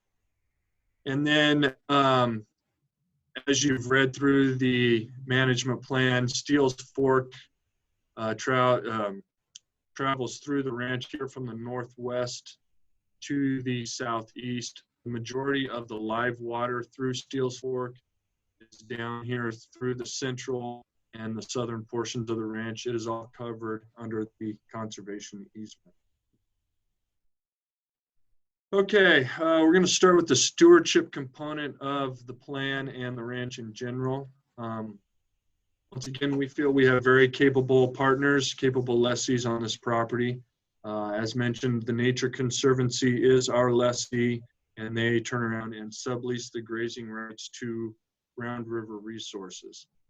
With the property, it's considered high in landscape integrity, and what that means is there's not a whole lot of man-made structures, so the landscape is pretty well intact. The homes are all centrally located, 2-track ranch roads, minimal pipeline disturbances, so it has a lot of landscape integrity still intact.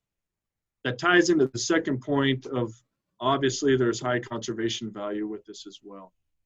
The sublessee practices a very sustainable grazing method. A lot of number of cattle on a little area for a short period of time, with a lot of time for recovery of those plants. And then the unique thing about this property is it has a very significant wetland and riparian resource for East Central and, well, in general, southeastern Colorado as a whole. So the Steele's Fork drainage, you don't see many of those in eastern Colorado, especially now this time of the year with the drought. So from a stewardship aspect, there's a lot of good things going on this property. Any questions before I move on to next slide on the stewardship? Okay. Now the financial outcome related to this property. The property was purchased in 2007, and there was a significant investment at that point in time. And we have also put in a lot of money into the improvements, the infrastructure on the ranch, improvements to the house, corrals, added some pipelines, updating the fences. So there's been a lot of I&D funds that have been used and are currently being used on this property.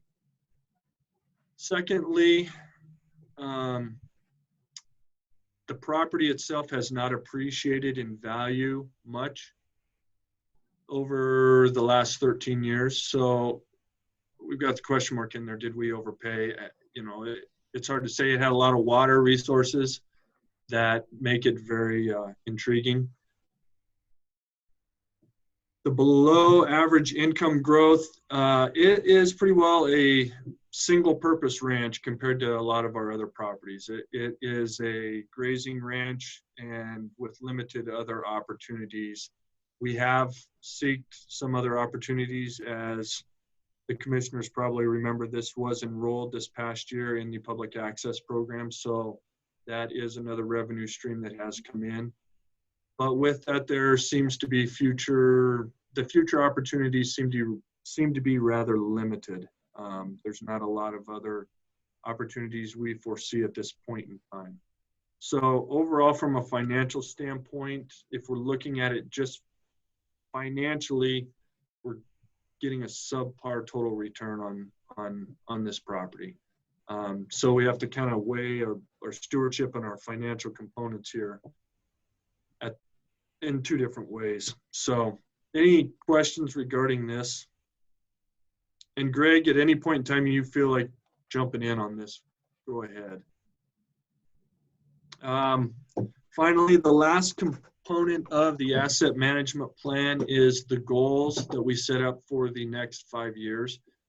Once again, they are reviewed annually, but these are the goals overall we feel going forward for the next 5 years. Obviously, we would like to maintain the stewardship focus that is taking place on this ranch. There's been a lot of things done right. We've seen a lot of, as I mentioned before, a lot of diversification of a lot of the ecological sites. So we'd like to maintain that focus. Along those lines, there are multiple water assets that the State Land Board owns with this property, both live water rights and groundwater rights. And we need to protect and utilize those rights that we have available on the ranch. And we are moving towards making sure that we are utilizing every single one of those water rights. And with that, we are moving from a more gun-ho aggressive approach with the money we have spent with the improvements in, updating the infrastructure to more of a passive stance now, where we want to minimize any other additional investments associated with the ranch. And then always we want to continue to stay innovative and in the pursuit of any revenue streams that do present themselves, and also be very adaptive to the management of the property, to any future uses that we foresee or will come up in the future. So we feel there are some opportunities maybe down the road. Nothing's there yet, but we just want to stay open-minded and stay pretty innovative in things that we're pursuing. Are there any questions?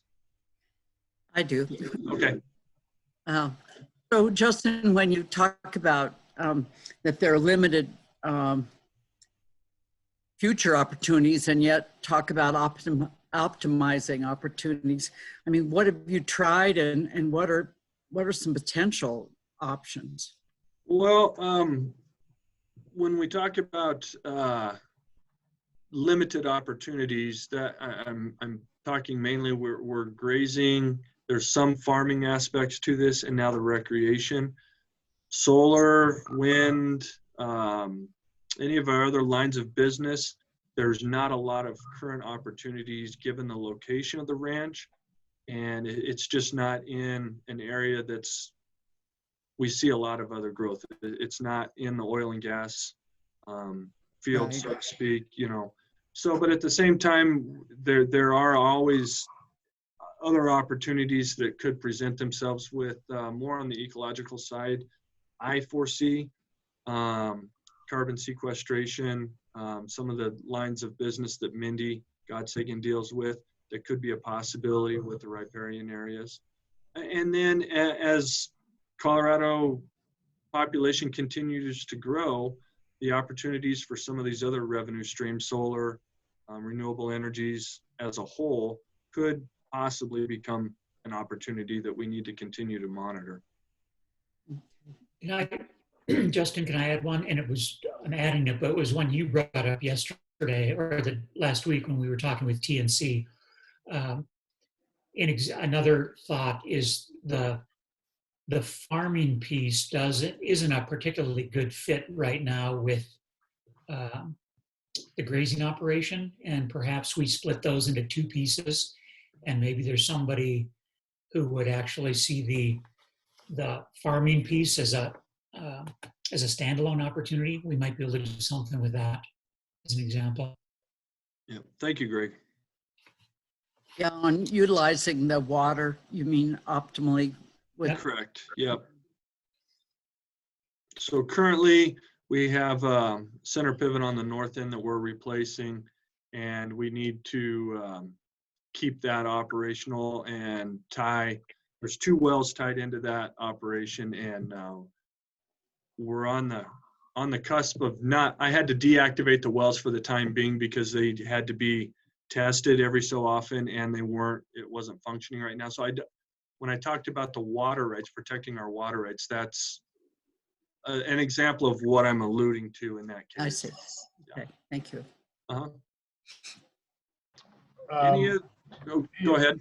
Just thoughts, maybe stream of conscious. So I'm not sure that there's a question in here, but I mean, it sort of ties into Chico Basin and the role of large ranches in our portfolio. And I know we've had this conversation, and forgive me that I know some of the strategies around it. You know, I think about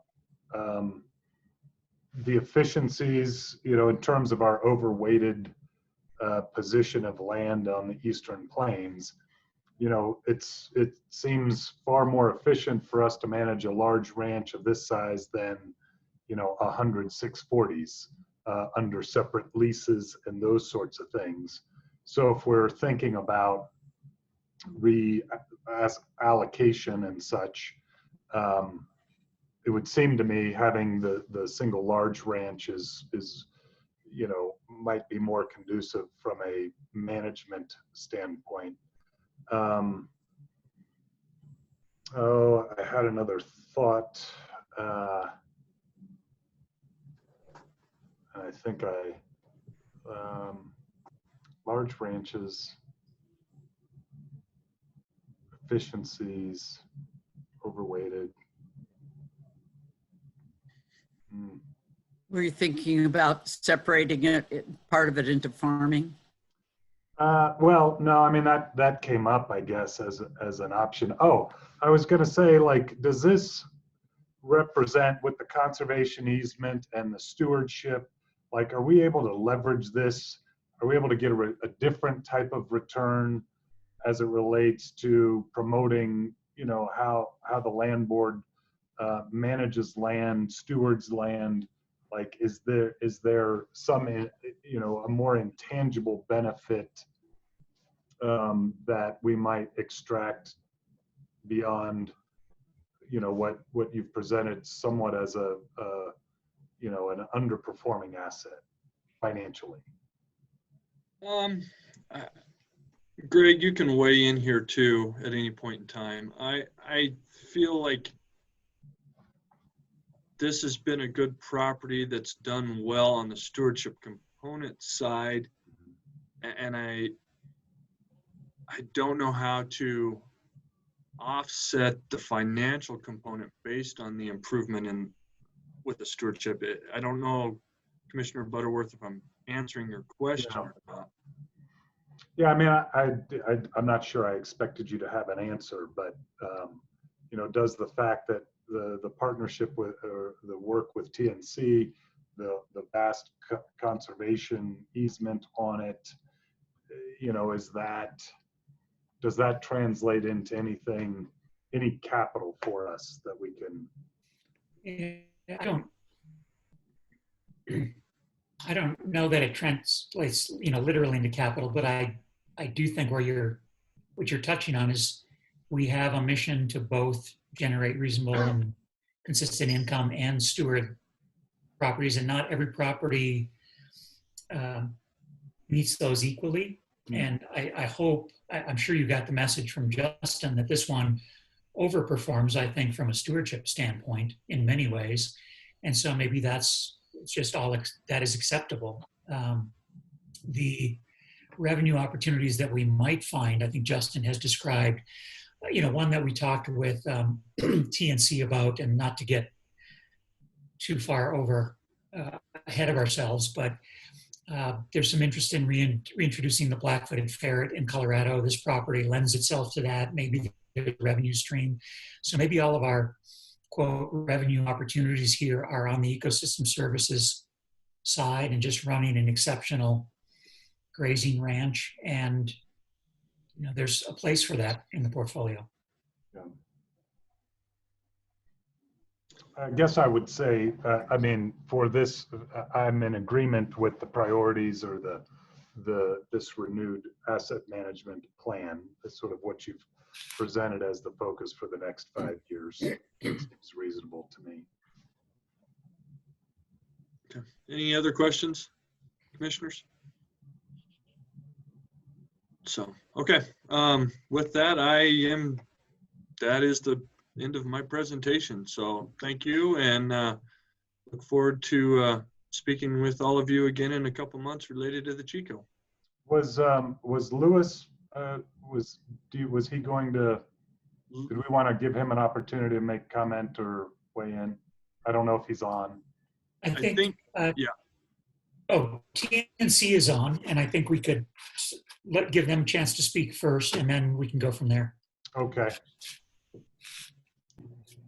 Commissioner, on it? Yep, Commissioner Anya Byers from TNC has been promoted to panelist. And Anya, you might be, there you go. Yes, this is Anya Byers with the Nature Conservancy. Please do let me know if you have any questions.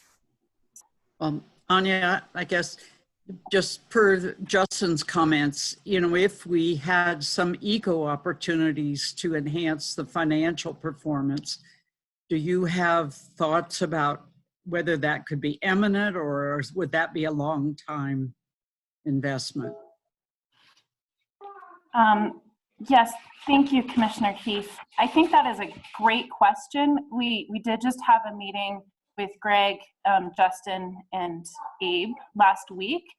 So I think the ideas that we were tossing around there that Greg alluded to, some of them are, I wouldn't describe as imminent, as in implementable within the next year, but I think within the 5-year scope of this plan seem like they could be things that we collaborate on to address. And then likewise, I think some of the priorities for financial performance, TNC is also working to, or we're very committed to ensuring that water resources are used effectively, and that any other opportunities to use the ranch as a place to showcase things like the sustainable grazing practices are maximized. Does that help answer your question? It is. Of course, we don't want to compromise the stewardship situation there, and we applaud the good work you've done. But I think we always feel in the public interest that as much as we can enhance the financial returns on something like that, we want to be able to show the public that it's possible to be good stewards and have some financial outcomes that are appropriate. Yes, we certainly understand that as managers of quite a few large ranches around the state. It's something that we work to understand on all of our properties. And on this one as well, I just wanted to add in the comment, while I was not an employee of the Nature Conservancy at the time, we do want to ensure that if we can look back and understand the decisions made about the purchase price originally, that may also help us further understand the rate of performance that we've seen since. Thank you. Any other questions for Anya? Okay. And Commissioner Butterworth, yes. Lewis Martin is listening if you'd like to invite him to. Yeah, Lewis, if you, I think you're listening, if you'd like to, actually, maybe Nick, just to invite him to the panel. And we have, and Lewis, you might need to unmute from your end. Lewis? There, can you hear me? Yep, welcome. Good. I didn't really have anything to add. I thought Justin and Anya did a good job, but I wanted to be here to answer any questions that you may have for me. Okay. Commissioners, any questions? Comments? No? I guess I have one for Lewis. This is Commissioner Carney. Justin alluded to the farming that but didn't really fit into the grazing deal. What's your perspective on that, Lewis? Actually, I think it can and does. Part of the challenge is the pivot systems are old and antiquated, and I went this year to check out the one to try to start using the one at North, and it was rusted out pretty bad. A lot of the gearboxes were old and in bad shape, and it was going to cost about $35,000, $40,000 to get it up operational. And so we were actually planning on trying to get it up and running this year. Justin has located one. We're trying to get it, the old one removed and the new one installed. And we have a no-till drill that we would like to plant cover crops in there to help improve the soil and utilize it for grazing, particularly in off-season, non-growing season situations in the late fall and early spring. Okay, thank you. Thanks, Louis. Are there any other questions or comments? Commissioner Butterworth, I've got nothing on the attendees or the question and answer panel. Okay, great. Louis, thanks for carving out the time for us this morning. We appreciate that. Same to you, Anya. I think with that, we'll move on to our next item. 1C, geothermal with Ben, tab 6.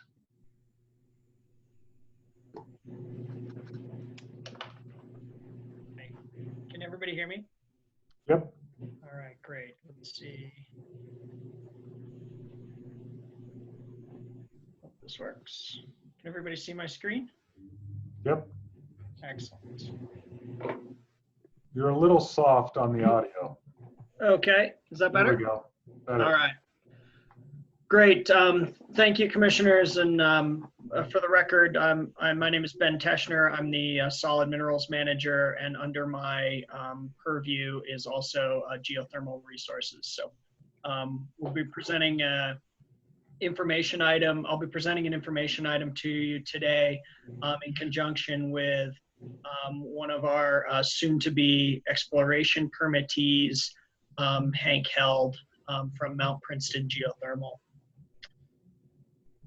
This is the view you're seeing here is a Google Earth mock-up of the Mount Princeton area, looking at our Mount Princeton, sort of down on our Mount Princeton asset. The reason we're bringing this geothermal item to you today is that this is, for us, we've seen this as an emerging line of business. We've had, or I should say, shortly before the quarantine, the COVID stuff, we have had two different parties approach us interested in leasing for geothermal, one of which is Mr. Held and Mount Princeton Geothermal. We see this as a promising renewable energy source, in addition to the other lines of business like solar and wind, which have been successful for us. We see this as a logical step in that direction. And we're also bringing this to you today because we are going to be reissuing an exploration permit to Mount Princeton Geothermal. And we wanted to let you know that this was now going to be a bigger part of, or a part of our portfolio. And this, Hank and Mount Princeton Geothermal actually held this same exploration permit a number of years ago and allowed it to lapse due to some tax incentives and things like that, which I'll let him elaborate and answer questions on. But he is now submitted an application to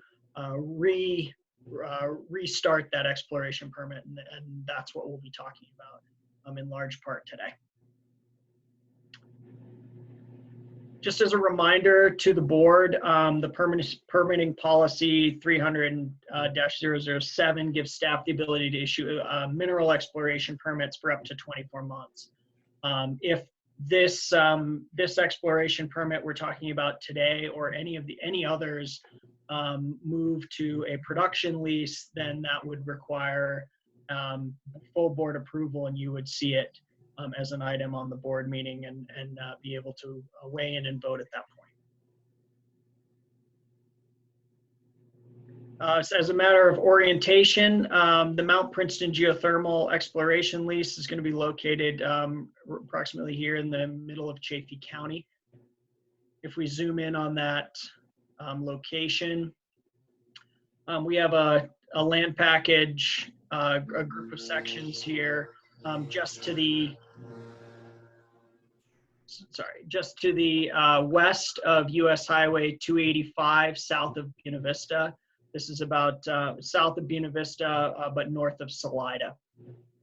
And this land package is located between US 285 and the Collegiate Peaks, which are, you can see kind of the snowy area on the left part of this map image. I'm now going to turn the presentation over to Hank Held, who's the founder of Mount Princeton Geothermal, and he's going to discuss the Mount Princeton project specifically, but also talk about kind of the geothermal opportunities in Colorado more generally as well. And I'm excited to have Hank here to give us more information, and Hank and I can answer any questions that you have along the way or at the end, depending on how we want to do it. All right, I'll leave it to Tracy and Kim to pull up Hank here. I think Hank's in. Hank, are you there? And Tracy, I have my PowerPoint ready to go, but I need the icons to be able to click in. Will this do it? Should have a green button down the bottom that says share screen, I believe, Hank. Here it goes. Yes.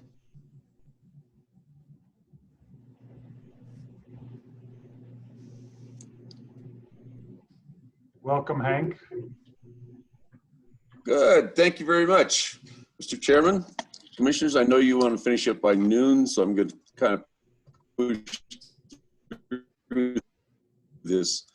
But to clarify, we had a exploration lease on the same property several years ago.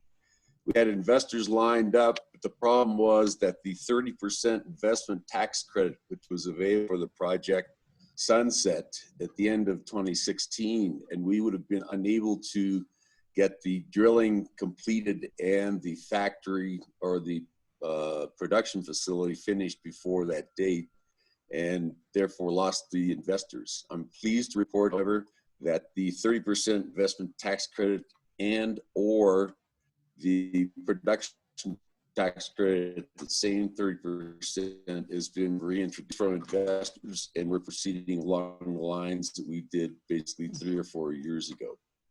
I am the principal of Mount Princeton Geothermal. My name is Hank Held. I'm joined today by Dr. Fred Henderson, who is our chief scientist, who will be available to answer any sort of geotechnical questions that you might have.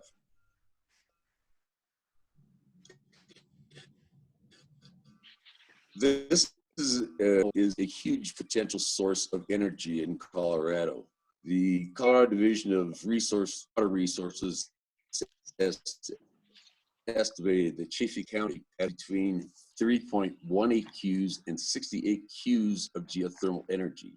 Now this is a measure of energy, and 1 Q actually being 1 quadrillion British thermal units.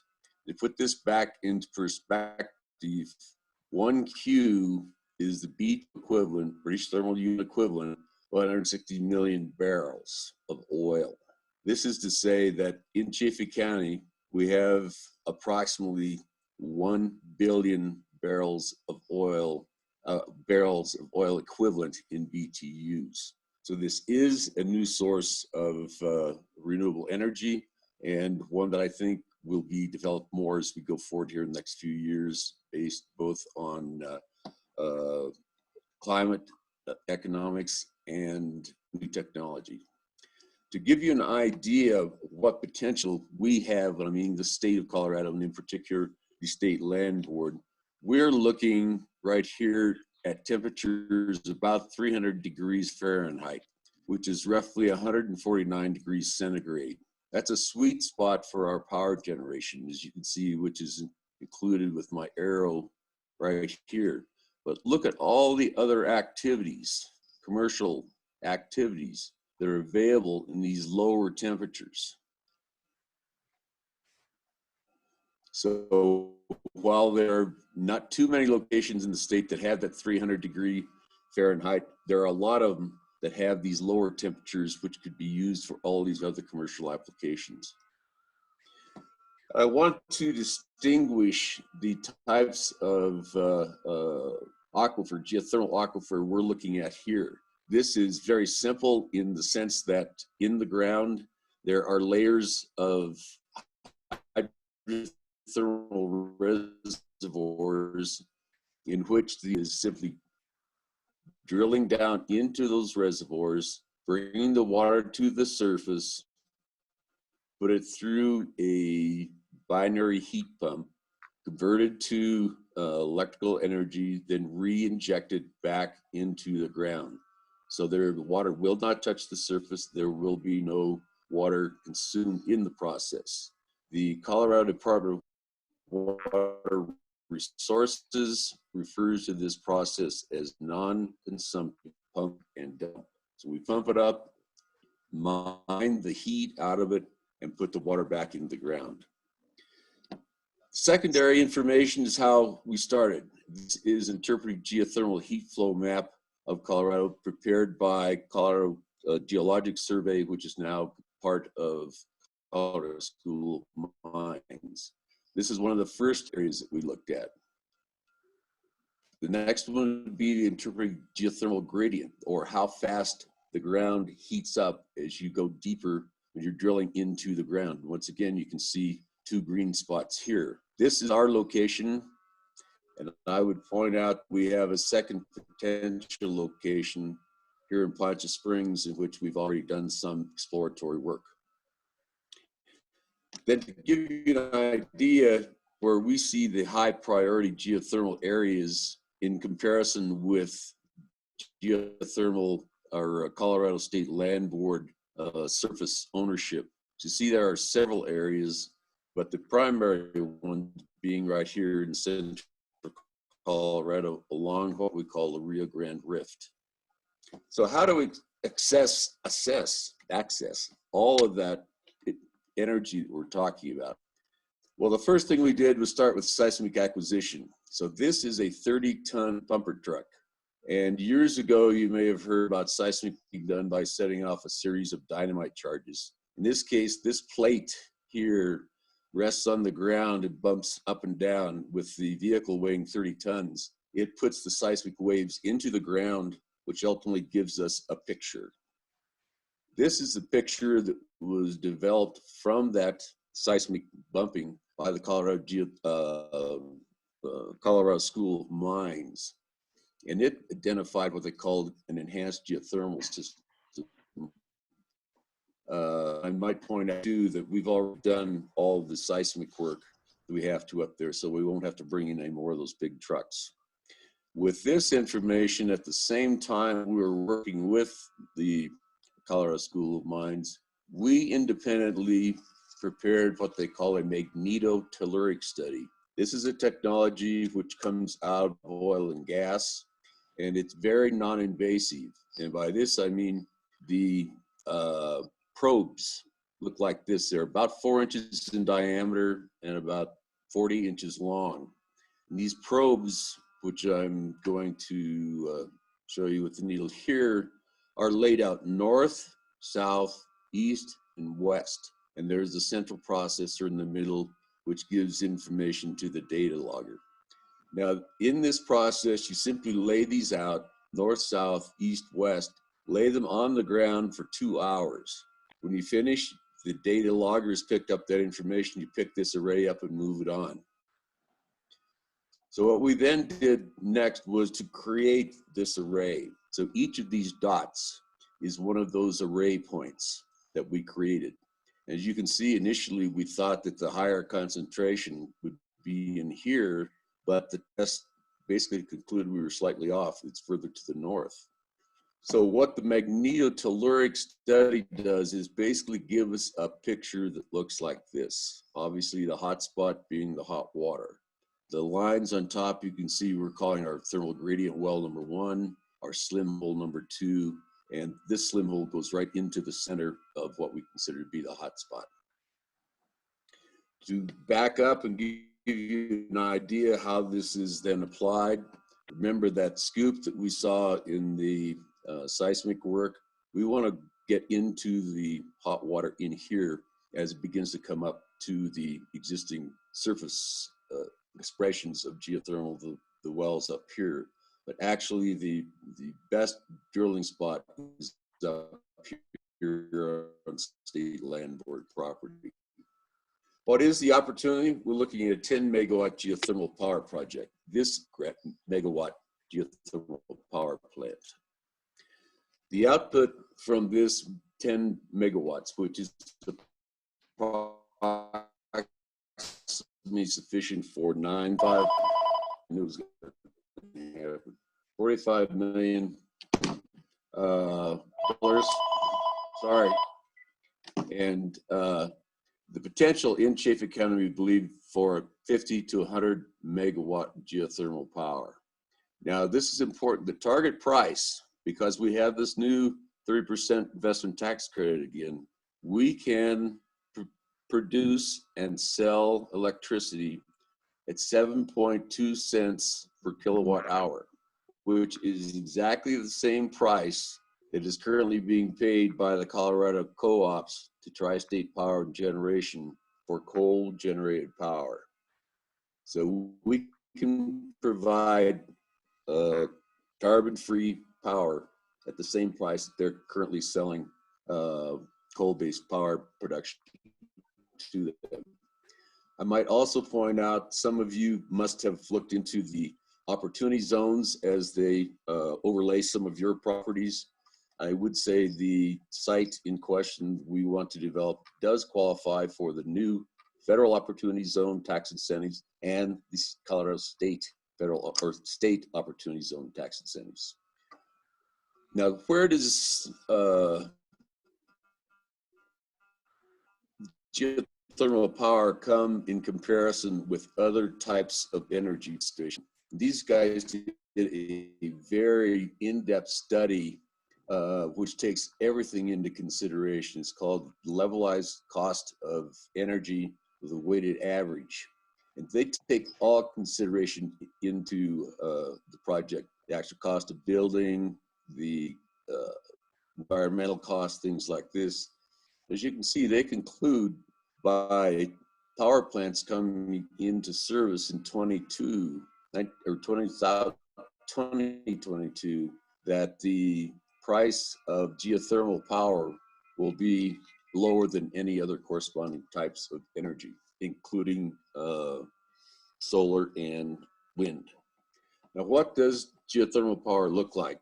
It's actually pretty simple. We bring the hot water to the surface, and where it goes into this heat exchanger at a temperature than 212. However, at 300 degrees, you can imagine we're getting a high efficiency up here.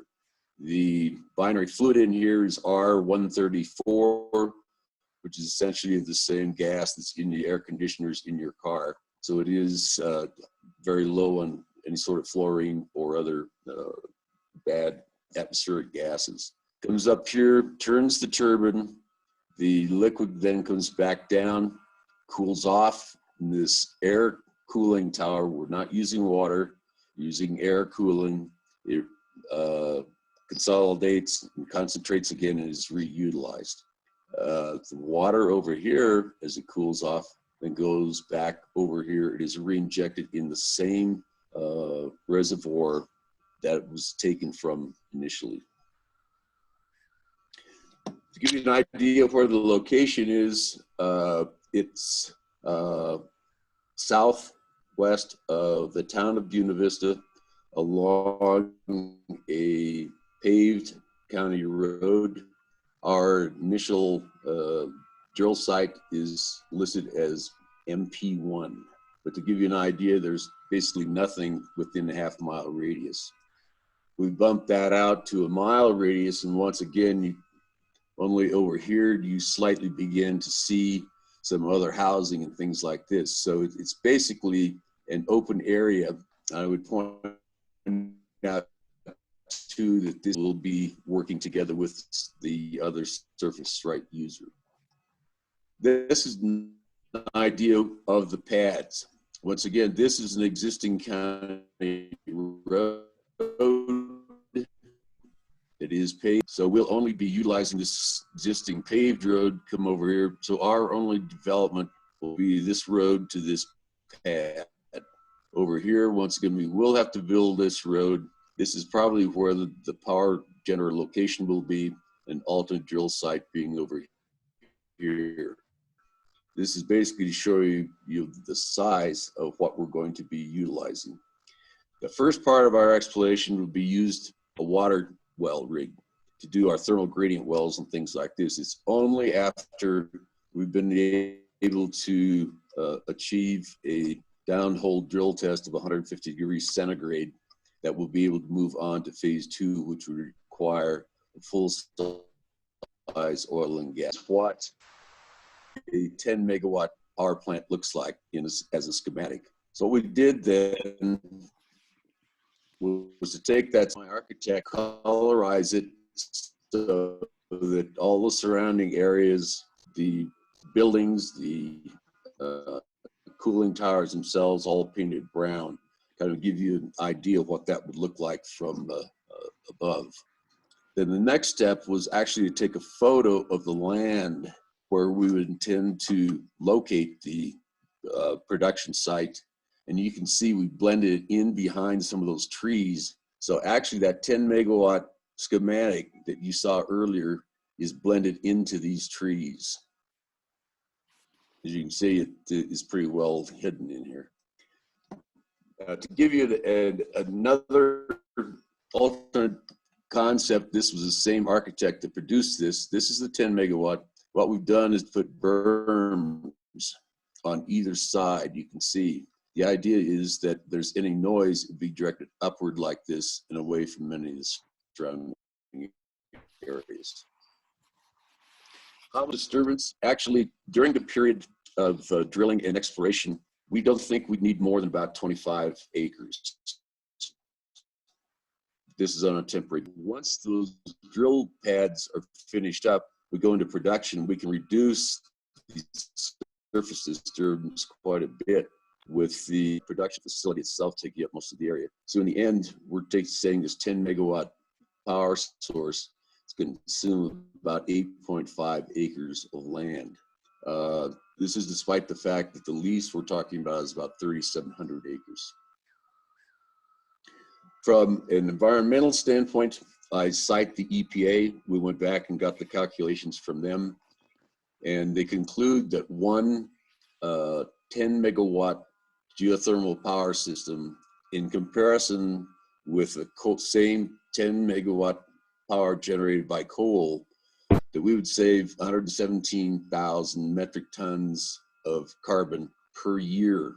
That's the environmental equivalent of eliminating 25,000 cars or reducing the consumption of 138,000 acres of land.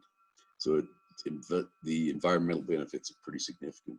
Water issues, the important thing is here, and we bring the community into this, but before the state engineer will allow us to drill these wells, we have to provide them with information which they conclude that there will be no damage to the water quality, quantity, or temperature of the wells we intend to drill. We are going to go probably at least 4,000 feet, if not as deep as 6,500 feet, and we'll basically be below the wells that feed the local habitats. In comparison, the groundwater in the area is only about 40 feet, so you can see we're going to go way, way down below that. And we will be implementing a water monitoring program as part of our operating plan.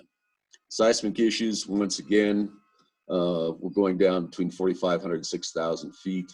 It's not a known area of seismic activity, and we don't think that because we will not be doing any sort of fracking or anything like that, there will be no induced seismicity.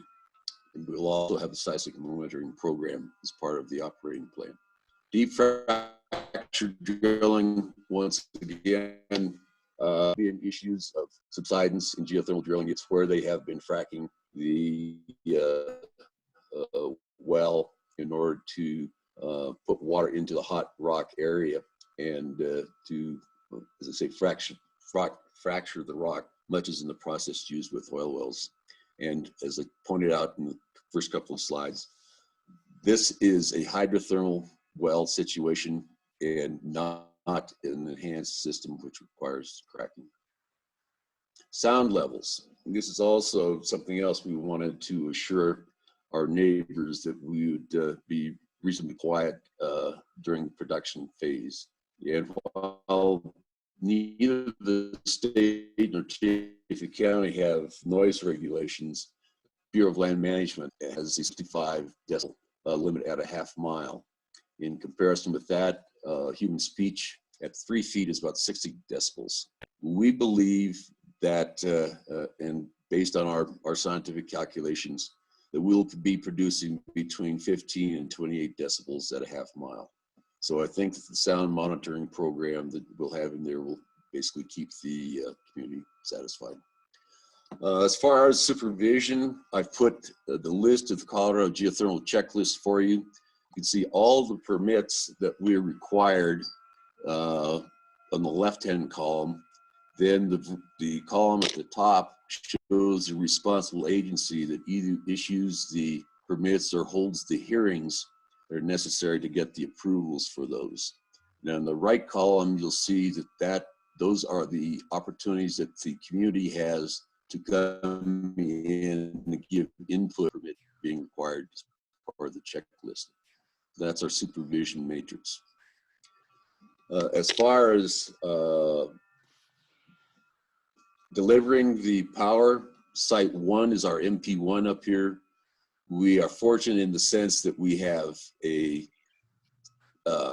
distribution line that runs right over the top of our proposed facility. This distribution line has excess capacity. So all we have to do is run a line up to this existing distribution line. It goes down here to a 12.5 kV substation and goes back up here then to an existing 115 kV power line, which is part of the grid, the power grid. So essentially no new power lines or anything going to be required in this situation. And as far as state land board is concerned, we have mapped out the other hot potential geothermal locations.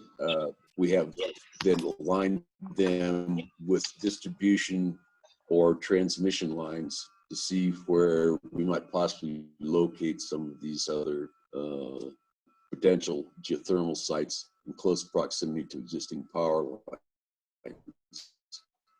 And interestingly enough, most of these power lines on the western power lines are increased their sizes.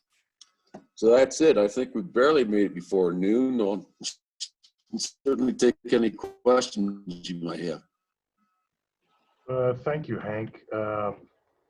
Geothermal 101 in 30 minutes. Yes. Appreciate that, yeah. Commissioners, any questions for Mr. Held? Scanning. This is Commissioner Carney. I guess I just have one. What's the life of a plant like this, or is it, can you just keep pulling the water out like that for? Yes, the answer is reservoir management. And we believe the one site where we are now has potential of 40 megawatts of power. We're only producing 10. So we're looking at the hundreds of years. If we start, and there's some other uses for this water that we'll talk about at some point later on, we start to use it for space heating, for housing, things like this. You don't want to use too much of your heat that you can't replace. So it's a question of reservoir management, but I would say in the hundreds of years. And on the water that you put back down, this does it heat back up to where you use that water again, or how does that work? Yeah. Exactly. We want to put it back in the same reservoir, and actually we want to put it a little bit lower than the one we're drawing from for the power. The idea being that it mixes down there with the hot water again, and then comes back up when we recycle it. Thank you. So we don't consume any water in this process. Commissioner Heath, did you have there you go. Yes, Mr. Held, on the sight line that you show, how far is that from 2 285, where you show those trees and the bunker. Do you actually see that from 285 as you're traveling? That's such a lovely view in there. Yes. The answer is no, because you're right. That's part of the scenic highway, and it's you just cannot see it if it's in the trees there. To clarify, Commissioner So Keith, that image that he showed was a depiction of from the direction of, I believe, the county road that is significantly to the west. Yes. Of 285. So you Yes. wouldn't see it coming down 285. That is correct. Okay, Yeah. thank you. Yes. I have a couple of questions. You addressed noise pollution. What about light pollution? Yes.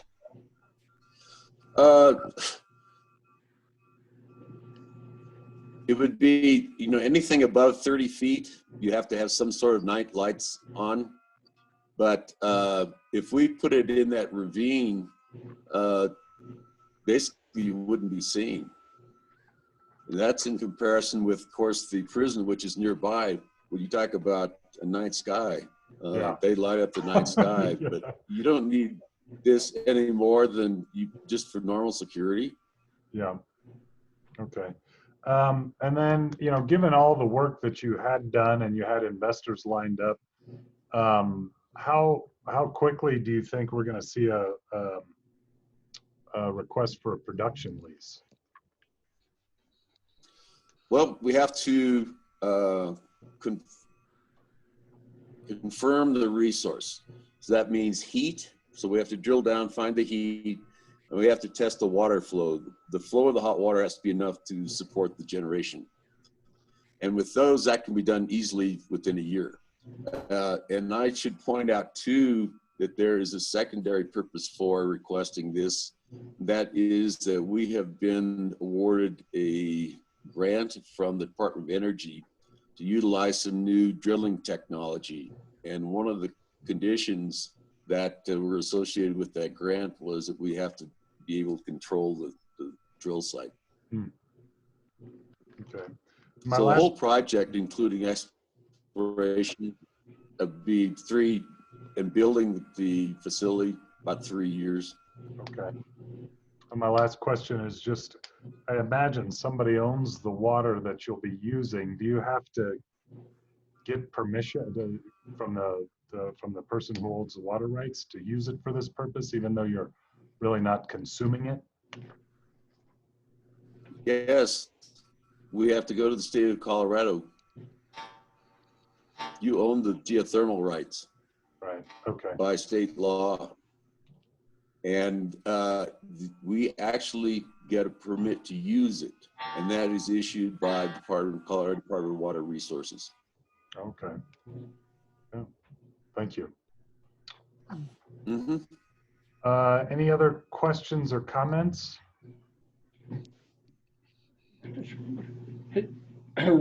This is Bill Ryan. Mr. Held, has this been done successfully in Colorado?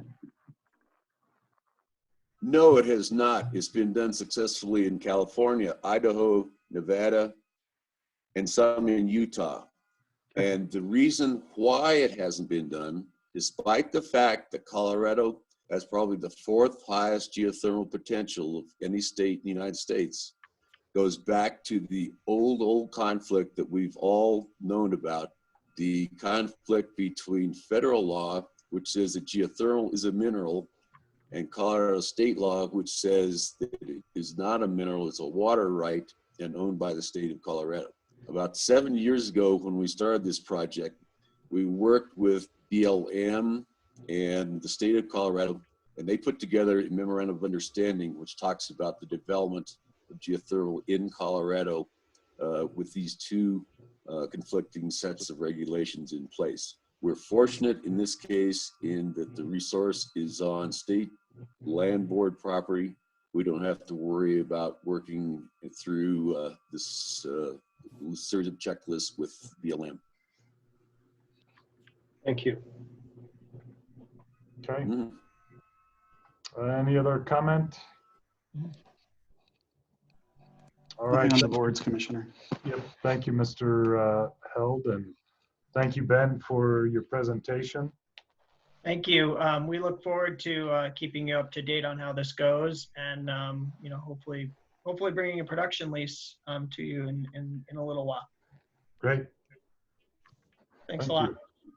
Thank you, everyone. Appreciate it. Thank you. Have a good one. Commissioners, can you hang for, say, 20 or 30 minutes to get through the last 3 info items? People's blood sugar doing all right? Mine is waning, but I'm willing to stick with it to get through the information items.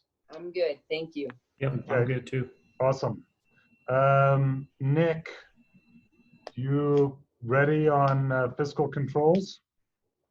Yes, sir. Just give me a second here to Item 1D, tab 7. share my screen.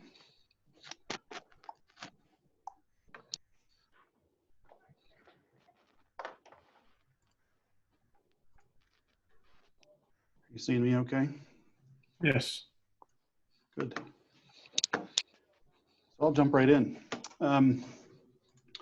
So this item is for information only.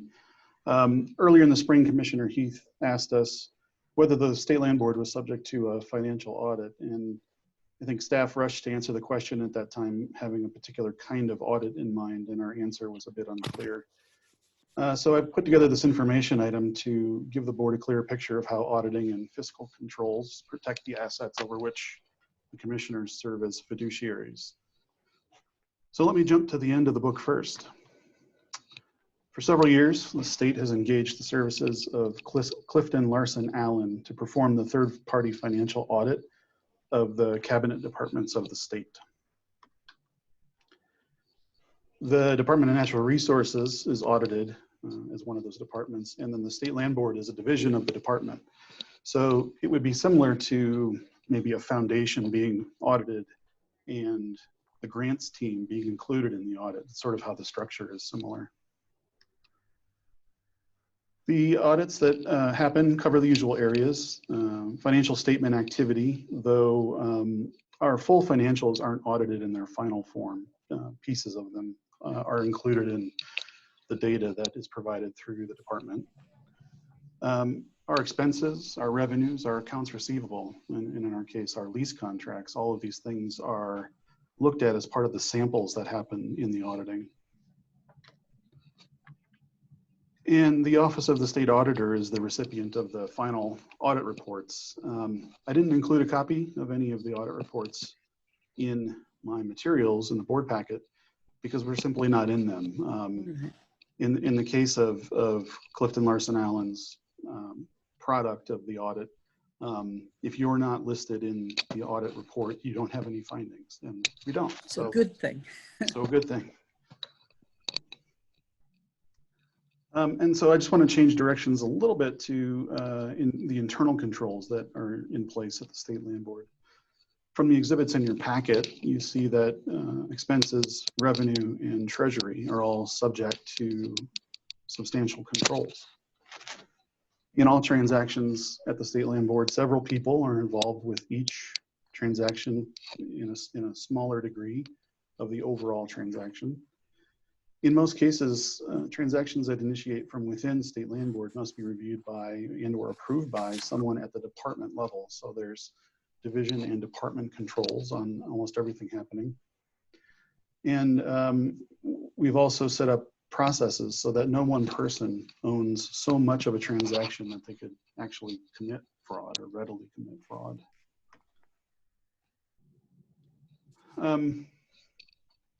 The ability to spend any money at all is governed by legislative appropriation.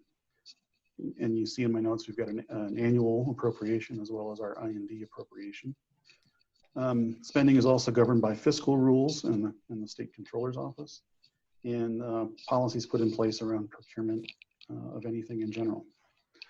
Each of these pieces is deeply involved, frequently reviewed for appropriateness and efficacy, and audited by the third-party auditor as well for the effectiveness in the way that they're applied. So not only is the design of control thorough, it's also audited itself. And I'm happy to open up to any questions that you folks might have about those materials. Nick, I want to say thank you so much for preparing this and responding to my question. I had a questions like on page 5, 6, and 7, where you talk about the administrative carve-offs. Are those determined by the state, or how is that administrative carve-off figured? I think it's like page. Just back into my notes. Would be like it's on the sample audit work papers where you show the trust transfer reconciliations. It's on page 5, 6, and 7 of your papers, and it talks about the administrative carve-off. And in most cases, it looks like it's around 8% in some, and then 3.9 in others. I will take a stab, but I don't want to risk being wrong. And my understanding is that those are slices that are determined in our efforts with the department budgeting group to know. It's sort of they're fixed figures that are determined ahead of time in a fiscal year to represent the overhead related to each piece of our operation. And does the state determine what that administrative carve-off is?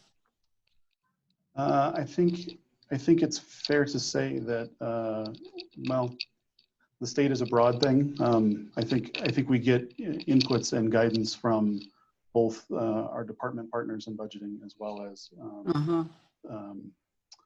OSPB and the state controller. I think there are pieces in there. There are pieces in there that are fixed numbers that apply to everybody's expense. Yeah.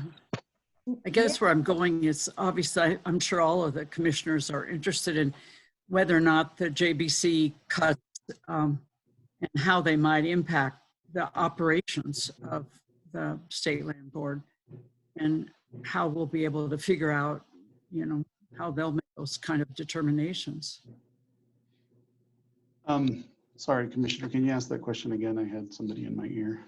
Commissioner Heath, our budget is approved by the legislature every year. So we submit our expense budget through DNR's budgeting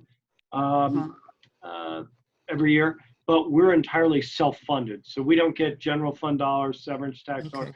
We earn all the money that we use to pay ourselves. Okay. Is that getting to the question you were asking? Yes.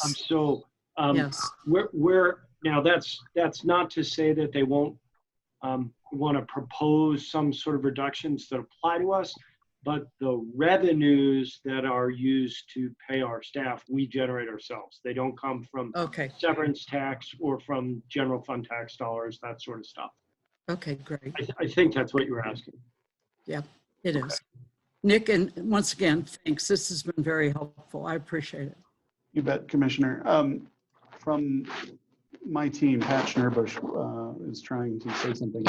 When you're presenting, you can't see anything on the control panel. So I am trying my best to get back to seeing her. Bill, just to follow up to your comment, though, even though our budget has been approved, our expenditures have been approved, you're still liable to any sort of the human resource, any freezes or salary reductions or anything like that. That are we all part of that as well? To be honest, I'm pleased to say I don't know the answer to that because we haven't had the problem before. Yeah. I don't know whether the land board as a constitutional agency would be dealt with separately. I have heard sort of urban legend that in a prior year when there were salary reductions required across the state, that the land board sort of voted to participate at the same level. But I do not know that that's to be true. I guess I've been here in the good times and not the bad previously.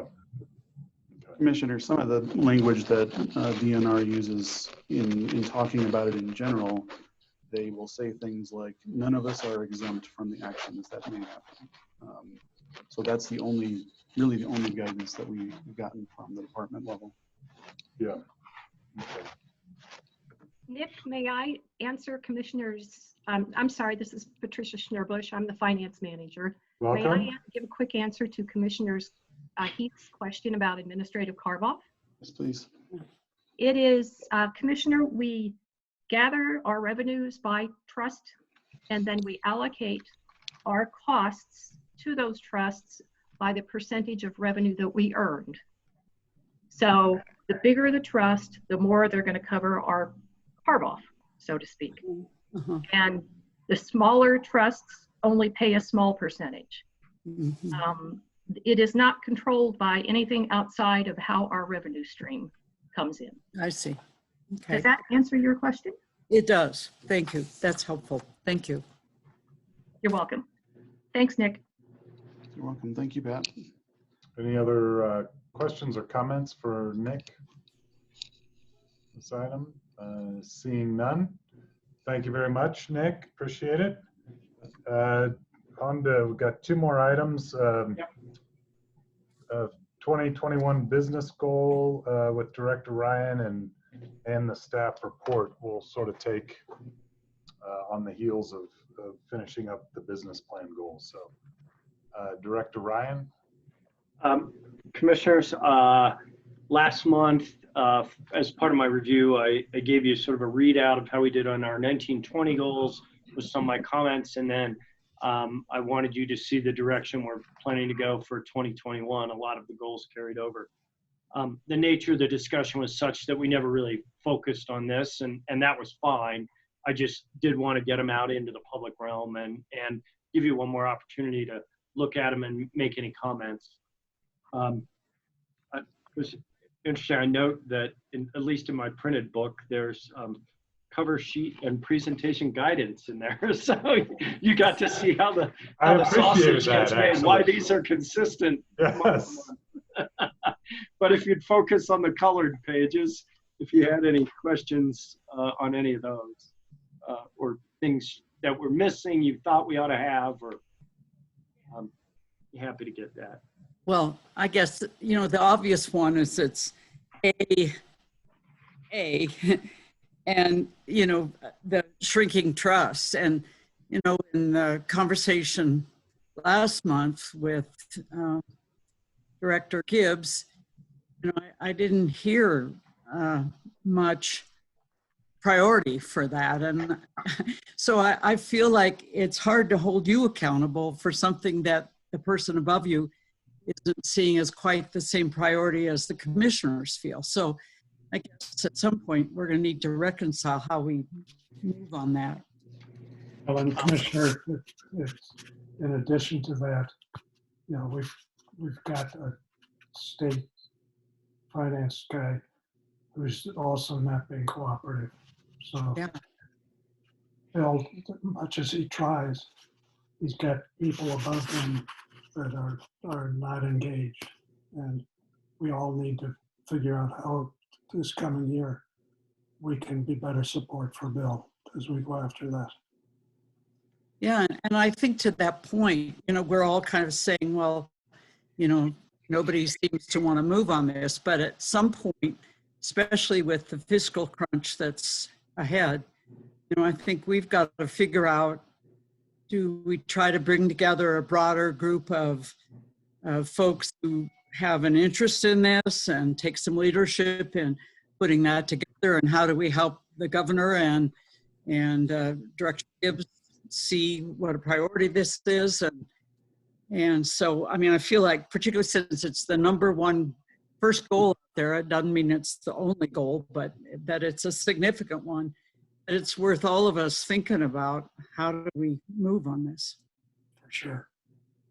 Commissioners, thank you. There's no question that I can't get this done without your support and without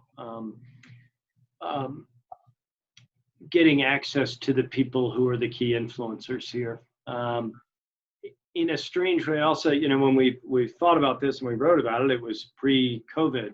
But what this is going to show, I think, over the next year, the virus is going to make it really clear why it was bad to be linked to our oil and gas revenue stream for a distribution policy, and why we should have been linked to an investment income approach, which is going to be a far more stable and consistent revenue stream. And I think that will become pretty glaringly apparent over the next 6 months, and may give us an opportunity to get the audiences we're talking about to change the status quo. But again, I'm not going to get there without your help of knowing who are the right people in the education community to support this, and who are the right people in the administration to want to tackle this, and frankly, when is the right time to bring this up? It's certainly not this month, but there will be a right moment in time, and for those of you who are good at reading tea leaves, I appreciate the help. Well, I think it's not only that, but it also, towards our strategic plan, I think elevates priority to diversify our revenue streams. Yeah. Yep.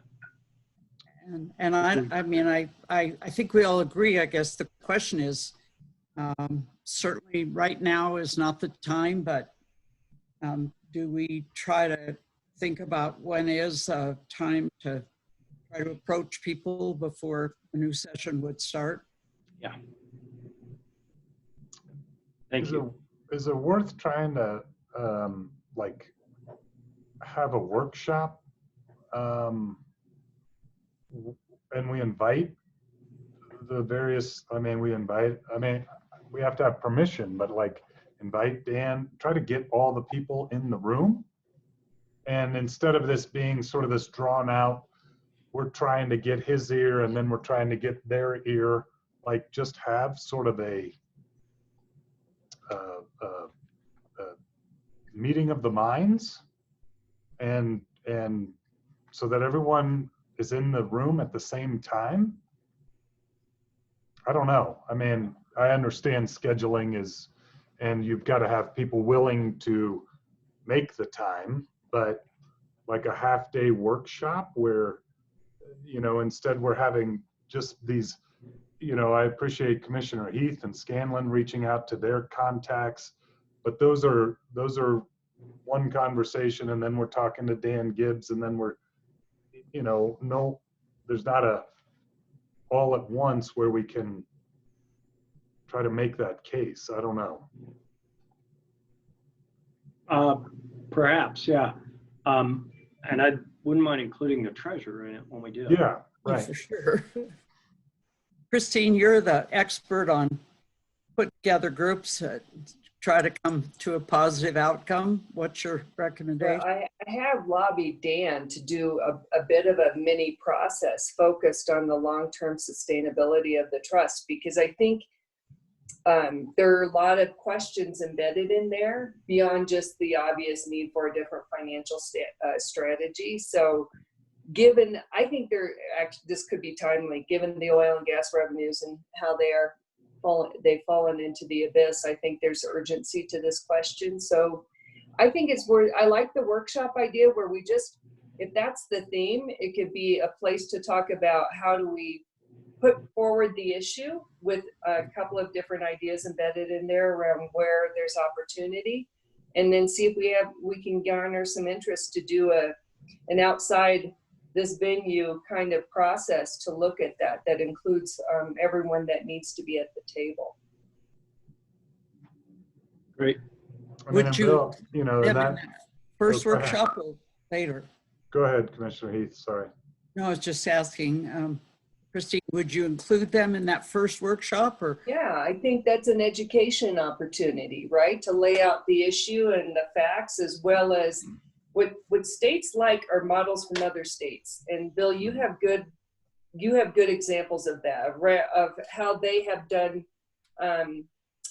taken on some strategies to improve the sustainability of their trust, and could we look similarly at that? You know, I think there's an interesting opportunity in this too, because we have climate goals for the state. With oil and gas revenues where they are, we probably need to look longer term at what how we fit into that mix. And that was going to be one of my only comments on this plan, but also what it really means in terms of how you sustain this the trust over time.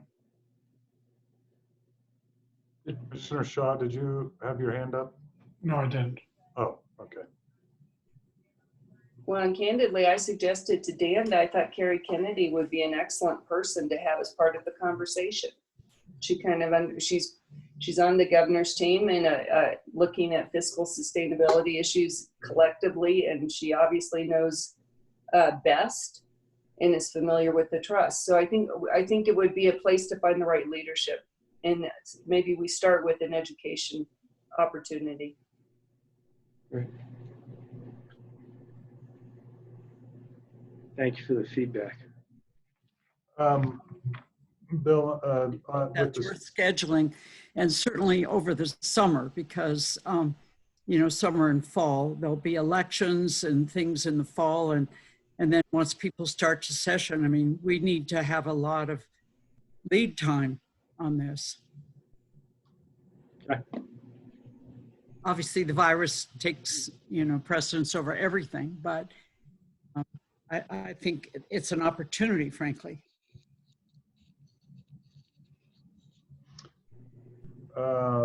I was just going to weigh in on your business goals. I mean, I highlighted the things that seem to be important to me, in addition to, you know, the what we just talked about. But addressing our military bases, that's in there. Bohart Ranch is in there.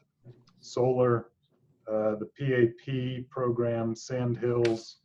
I think maximizing Atlas, I appreciate seeing that. I think that's critically important. And then also on the communications front, we talked about, you know, the PAP and our lessees and ensuring that there's good communication and to the degree we can influence cooperation.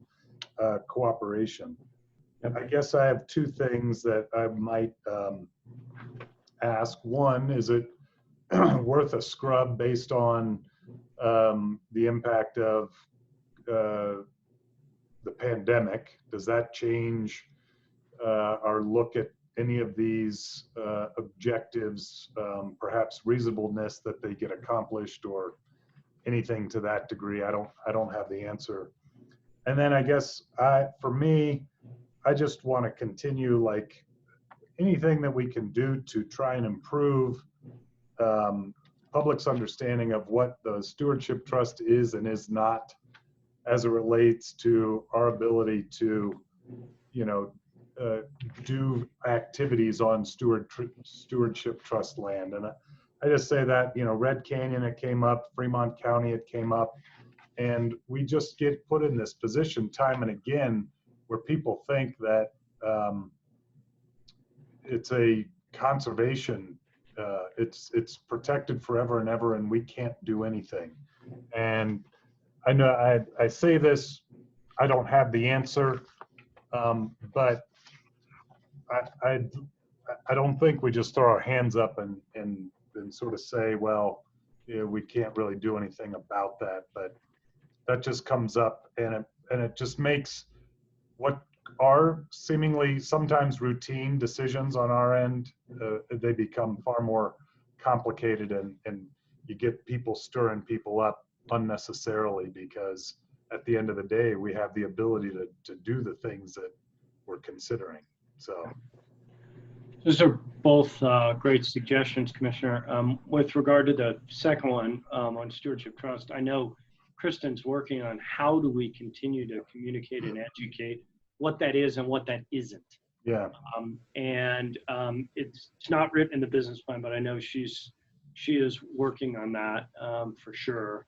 And we probably ought to call that front and center, better education about what the stewardship trust is and is not. Yeah, I mean, and this may just be people will hear what they want to hear and believe what they want to believe, and there may not be a lot, but There's some of that, but at least we can have consistent messaging and materials about that, and and just try to further the public's understanding of it. Yeah. And then with regard to the impact of COVID, we did have a nod to that on the first page in green under recurring revenue, which was to try and be socially responsible and responsible with our customers in light of this economic impact. So it's in letter A there, and yet still be good fiduciaries to our beneficiaries. I mean, we're trying to be good partners, but be good fiduciaries as well. And that's such an evolving situation there. It's hard to know what to do today. That may change 30 days from now. And so I think what we try to capture it under be nimble in an evolving situation there. That seemed to be the best way to write it at that moment in time. It may become clearer what we need to do as this evolves and we see where the greatest needs are and how we can have the right amount of impact. But that was the way we attempted to have a nod to its existence here when we wrote these in April. Yeah.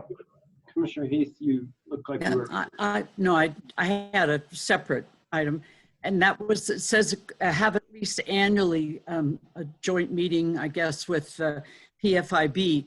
And John, you know, I'm assuming that would be an important part of this conversation about the shrinking trust and having them be allies with us on Absolutely. that. And I don't know if that meeting was right before Christine and I came on, and that comes again soon, or. We have quarterly meetings. In fact, we've got a meeting coming up next week. We do. No, but it talks about a joint meeting. Yeah, I think we need to bring them in to see you all. Exactly. Okay. Any other questions or comments on the 2020-21 business goals? All right. Final. Did you have something? No, I'm still up for tab 9. Yeah. Right. Any questions or comments on the staff report? I am. You go ahead, Bill. If none of you were going to say anything, I was going to call your attention to where Nick put some projections in toward the end, and it's probably worth a moment on that. But let me answer whatever other questions you have between pages 1 and 6. It's a sobering set of numbers. It is. Also, just a housekeeping thing. In the month of June, we only have a day of content, but we have 2 days blocked out. We were originally going to go down to Trinidad. We're not able to travel down there yet. The ranches are not ready to host groups. Groups are still banned. So I think we'll be doing this by Zoom again.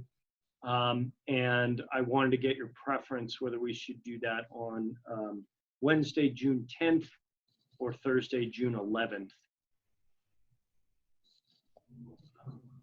I'm good with either one. I think we'll do it for the Wednesday unless there's an objection. Hearing none, I think Wednesday just got sold.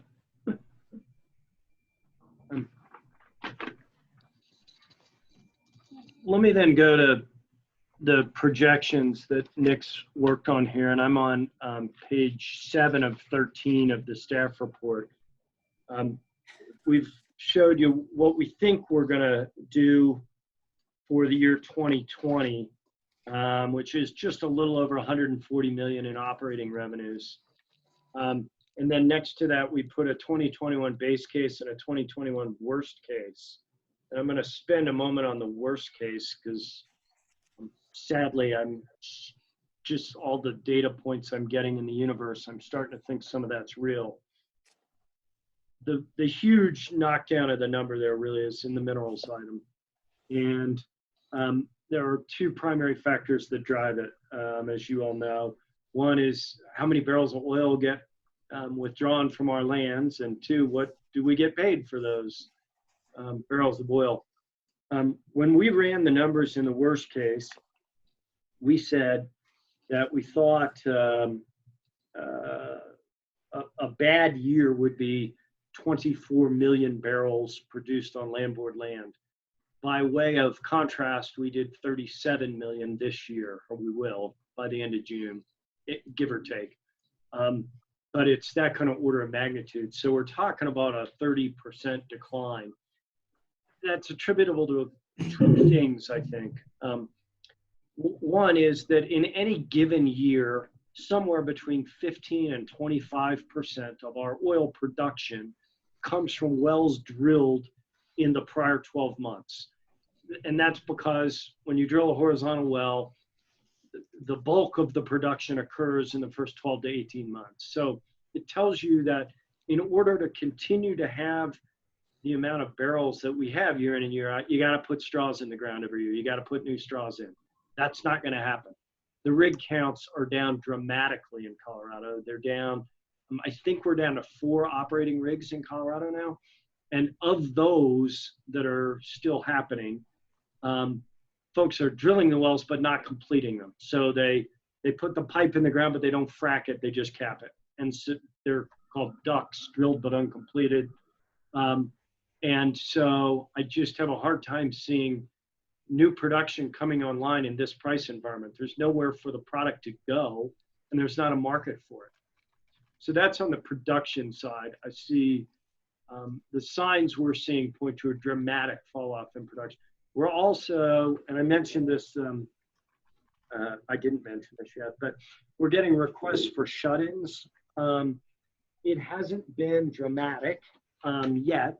We've gotten just through May 11th, Katie and Steve, thank you for the updated numbers. We've had 24 shut-ins requested, and we've granted, I think, all but one, and we're reviewing that one. We just need to take some steps to review it before we grant it. But I think there's another wave coming. You've seen Occidental has said they're going to shut in a lot of wells. Noble has said that this week. They're going to start to request a lot of shut-ins. Those are big customers for us. So again, underscores what I think is going to be a big fall off in production of oil on landboard lands. Any questions about the production piece? And I can talk about the price piece, which is even more depressing. Through March this year, and Pat Schindler, if you're listening, or Stephanie, somebody, you can send me the corrected data when I get this wrong, but I think we were averaging through early 2020, about $45 a barrel was what we were getting paid here for DJ Basin Niobrara crude. That trades at a discount to West Texas because it's got to be refined more and it's got to be transported farther. And there's only one hub for the refining. Generally, most of what's going on here goes to Cushing, Oklahoma. This year, West Texas, I think right now is at 15 a barrel. And there isn't a meaningful market for DJ Basin crude. But let's assume that some of it's still being sold and operators are making money because they may have hedged. But those hedges all burn off by the end of the year this year. And so I just don't know what the market for Colorado oil is going to look like here 6 months from now. But the signs I'm seeing, the articles I read in the trade magazines and the journals that get forwarded to me, it doesn't look good. So long way of saying, I don't want to be the grim reaper here, but I'm beginning to feel like what we put in the staff report as a worst case scenario may be a base case, certainly on the minerals side. And what we showed there was our minerals numbers going from 120 million to perhaps less than 40 million this year. Any questions on that side of it? This is Commissioner Scanlon, not a question, but a comment. So Bill, I think this just emphasizes the need to look at the sustainability of the trust, because what is it we're supposed to spend off? 21 million to the School Finance Act by statute? Well, the 21 is from earnings from the permanent the fund. earning, but We've got to spin off 40 million minimum for BEST every year. yes. That's the bigger problem. So BEST is the bigger problem. Funding the earnings is, I think, a longer term problem. Yep. So just to emphasize the conversation we just had, I think we have to look at the sustainability of this longer term. Yep. Certainly, there's urgency near term, and I'm not sure how we meet any of those obligations in any real way going forward if we're worse than our worst case. Yep.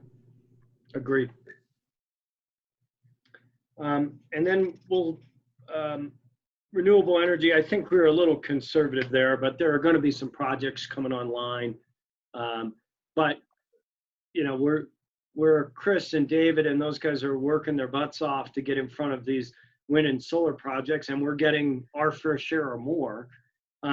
That adds $1 million a year, $2 million a year. You can't offset a $80 million loss in oil and gas with that. So when we could get every renewable project in the state, the reality is it's not going to offset the losses in the oil and gas business. And then we'll see what happens with our commercial real estate portfolio. That's been round numbers of $5 million a year earning asset for us. And that the longer term future of that, John, if you have a crystal ball, I'd love to see it, but hard to see where rates hold up at the same rate, occupancies hold up at the same rate. And, no question, there's going to be a 3-year softening.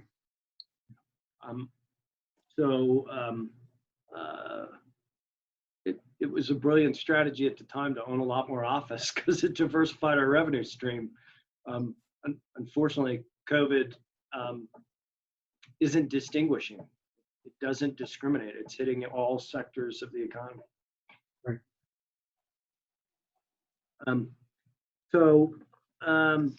That's kind of the revenue piece. And then on the ag piece here, one last piece to that. Those leases are generally longer term leases, and most of our ag customers are just billed annually.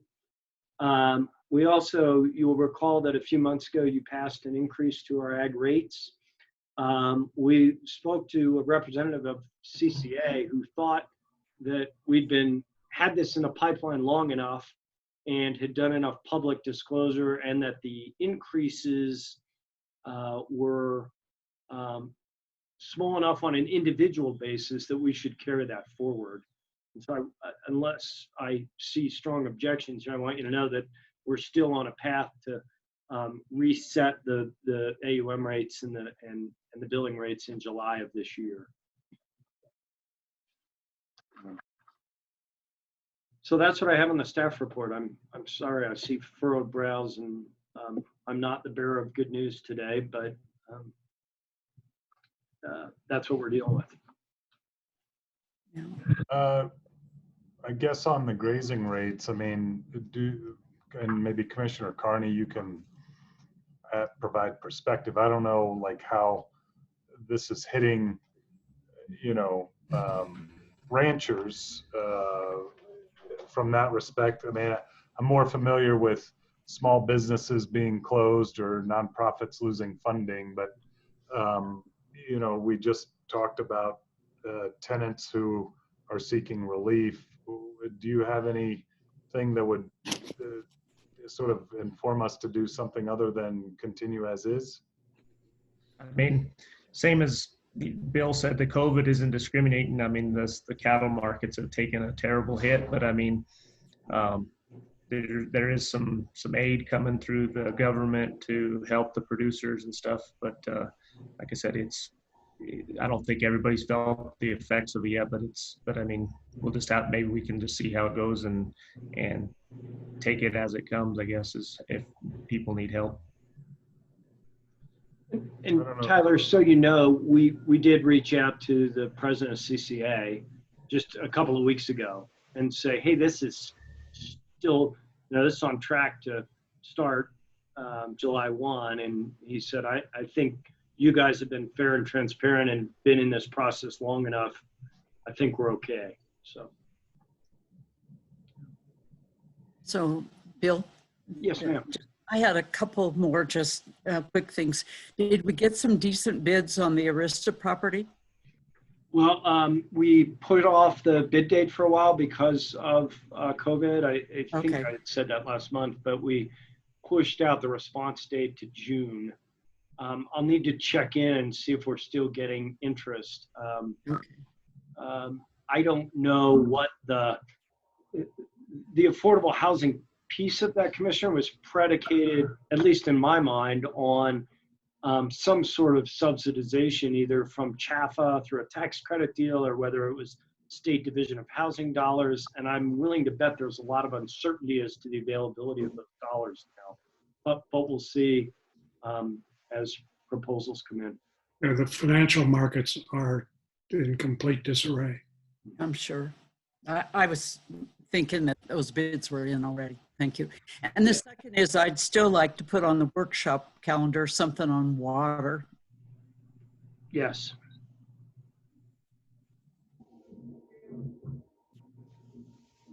Making a note. I'm sorry to go back to the grazing rates. I guess I have some, I don't know enough to know, like, I mean, if we increase these, what is the likelihood we're going to be inundated perhaps with requests for relief? Like, is there, and, I think this is Commissioner Carney, and I think it's kind of, it's a double-edged sword right now because the drought's coming on too. I mean, we just hit a D3 drought here in southeast Colorado, and then you've got the COVID deal. I mean, I agree with Bill's. They followed the proper chains, but I mean, I'm not saying that we're not going to get a bunch inundated with a bunch of requests for relief. But I mean, Commissioner Butterworth, this is Assistant Director Okish. Staff has had conversations recently about keeping an eye on the drought. It's possible we'll come to you in the next month or so. Possible, I don't know that it's likely, but possible, with a proposal that you authorize district managers, as you did in 2013, to, on an individual basis, allow people to destock their leases, and then we would reduce their drought payments. But I think you've got to separate those two issues. I mean, I think the drought is one thing, and we will deal with it if it comes to fruition. I think it's going to be even more difficult for you to decide what to do if you're adding all the what ifs on top of each other. So I agree with Commissioner Carney that we may see something in the future, but I think we have a way of dealing with that, and we'll propose it if necessary. I mean, I guess I'm just thinking, like, if we are building owners, like, if we were going out, well, we approved, we were going to increase rent by 2% this year, would we be going through with that if we knew that people were suffering and there wasn't a likelihood that they would be able to absorb that? And that's where I just, I'm not trying to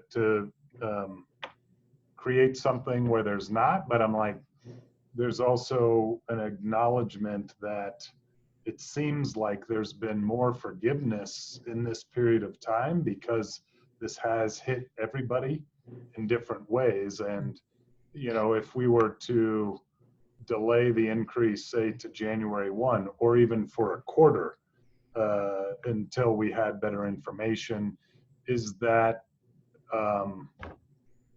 is that something that we as landlords, is that something that we could do to demonstrate we understand, like, the broader impact here? We could. This is Assistant Director Okish again. I would point out that it's an interesting analogy.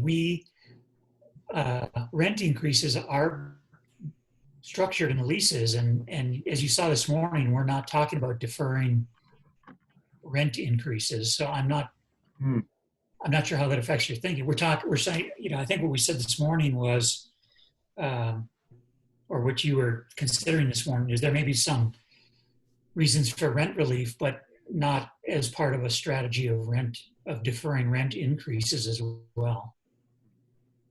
So having said that, we could still put this off for 3 months or something if that's what you'd like to do. We will need to know.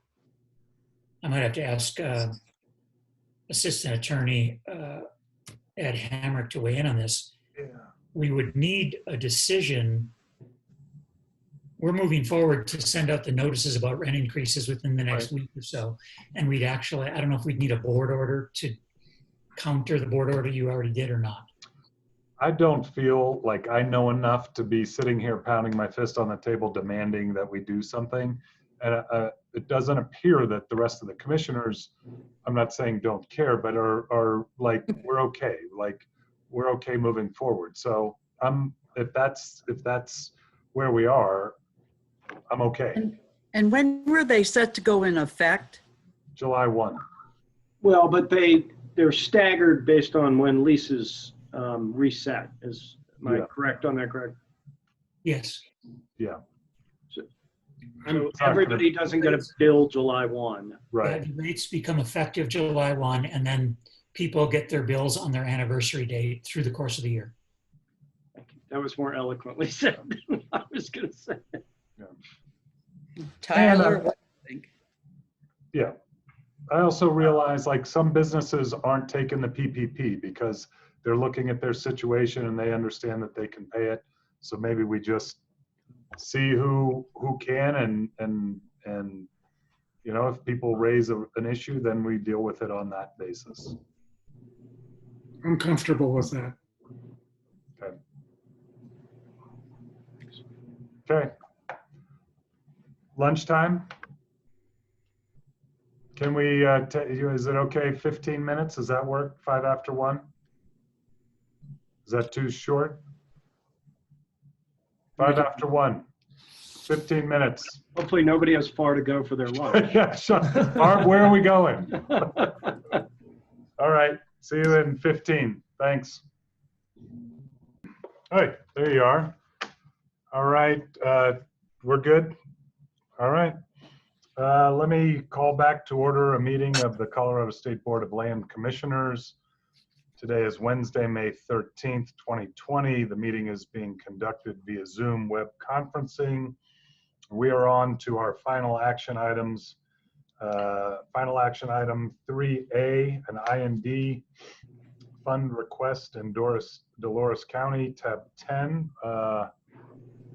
Is Ron with us?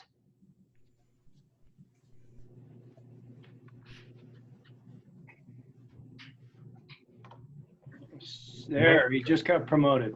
Yeah, our puppet master, Nick. My Ron, team you're on not mute.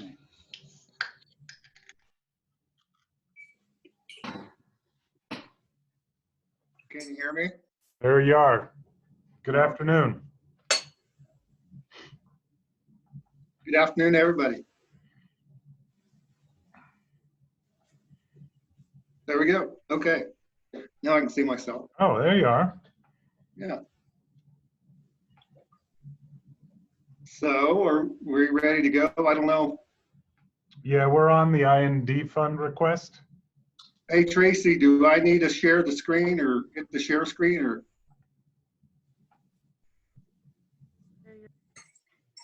Yes, you do, Ron. Okay. All right. Is that coming up for everybody? Yep, just start the slideshow and you'll be good to go. I think I hit share. Are you seeing it? No, we just still see the PowerPoint. Oh, we do see the PowerPoint, but not the slides. Are you in presenter mode? Ron, if you go down to the bottom right hand of the screen, there's a little projector that you could click on to start the. Okay. I'm trying to figure out what screen it is. Well, first do share screen, which you did, and then and then down in the lower corner. No. We see your screen now. Down in the right-hand start the corner, presentation. next to the icon that looks like a book, to the right of that can start your slideshow. Here. Keep going. Oh, There. perfect. Okay, I'm gonna have to do it on a different screen then.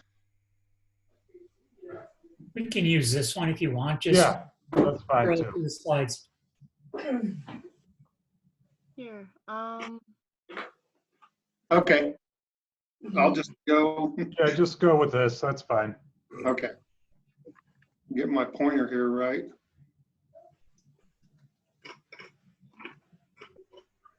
Somebody else is on my screen, I guess. Here. Let me give up remote control. Okay, so good afternoon. Ron Rivley, Colorado State Land Board, here to discuss the request for I&D funds for a lease area or some state trust land over on the west slope. It's a multi-use lease, 105708. The lease is located in western Colorado, kind of right there in the border of Dolores and San Miguel County. It's part of the North Mountain Ranches complex. So it's about 25 miles due west of Telluride, about 17 miles from the town of Norwood. Okay, sure. All right, I think. Okay. So between 2003 and 2014, State Land Board acquired 10,327 acres in 5 different transactions. Plus we had some historic state trust land in there to give us 10,967 acres. We called the North Mountain Ranches. The land historically had been used for grazing and hunting purposes before. Since then, State Land Board has leased it back to the Gray and Hughes family for those purposes. And we're planning on putting the lease out to bid this summer, but because of the current situation, we stalled it out 1 year, so we'll put it out hopefully next year for RFPs. So also with that, in 2008, with $100,000 of state land board money, we built the Grays built a lodge. So land board currently owns 75% of that lodge. Later this summer, we will appraise it and buy out the additional 25% of it. The lodge is located here on the TJ Bar portion of the ranch. Anybody have any questions? Yeah, Ron, I don't think you showed us the next slide where when you were saying it's located here. I think we're still seeing the slide with the gate. Okay. So here's a shot of the lodge here.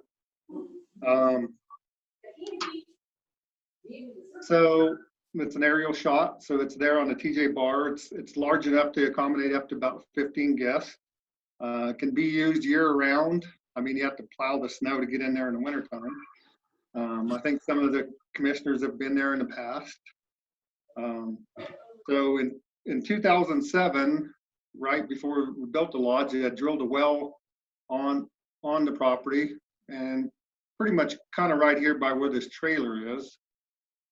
Drilled a well about 600 feet deep. And for quite a few years, that well was adequate. And then we kind of hit some drought periods, and then the water amount of the well produced really went downhill, where they had to put in a cistern to help catch some of the water and use it when the guests are there, to the point where they actually had to start hauling water in. And then that was going to cost between around $150 a load. They had to go all the way to Norwood to pick up water, bring a 500-gallon tank, dump it in the cistern, really limit the amount of water the guests could use. And so here, prior to putting it back out to bid, we kind of talked and discussed that maybe we would try to, we were originally looking at re-drilling the well right there, talked to a couple well drillers on that. Given that, possibly the well could collapse during that process, and we would just be out of the existing well and out the money trying to drill it, we decided that it'd be better just to go ahead and start and drill a well in the next quarter section. So a quarter section is a 40-acre tract. So in Colorado, on every basically 40-acre tract, you're allowed to drill one water without any augmentation process. So the quarter section line runs about right here where I'm showing. I'll go to the next slide. So we're kind of proposing about 400 feet or so from the existing well to put in a new well.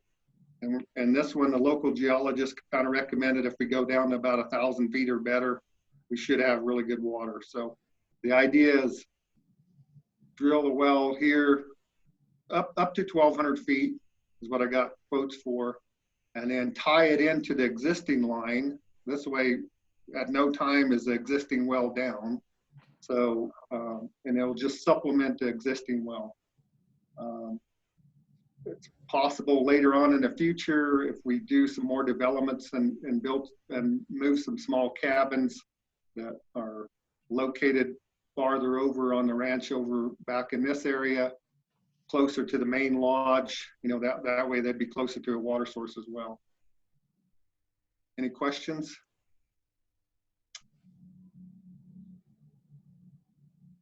So I guess staff, we proposed drilling a new well. For one, it's obviously, if we got a good source of water on the property, it's going to increase the value of that property in the future.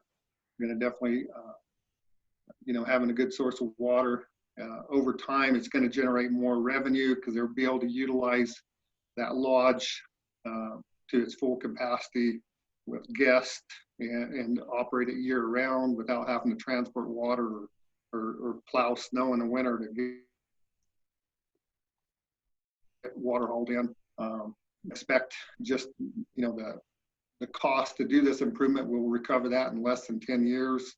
And then, and if they continue into a drought situation, they might be, where they have to haul water quite a bit. So just to support the basic needs of the lodge. Any questions? I do have a question about, can you just remind me about taking this out to RFP? I see that the Gray's Ag and Rec lease expires in February of 21. The Hughes Ag and Rec lease expires at the end of this year. Do we know that they don't intend to seek renewal?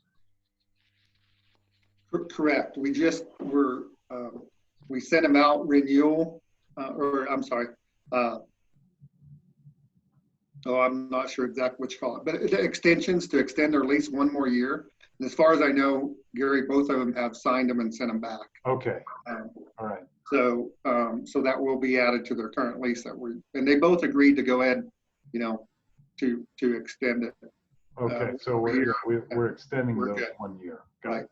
So now they both will expire in December of 21. Okay, great. Any other questions? So I don't know if you can see the photo behind me. That's actually, if I was on about a 300-foot chair, I'd be sitting right on top of the lodge. Nice. All right. We got Commissioner Heath out at the Chico today, so it's nice to see all of our ranches represented. Yeah, our large ranches. Any questions for Ron?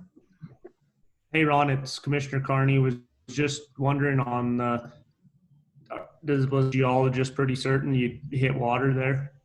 Or, is it pretty risky? I think he's pretty certain, because if you look at where the lodge is, it's actually up on a ridge top.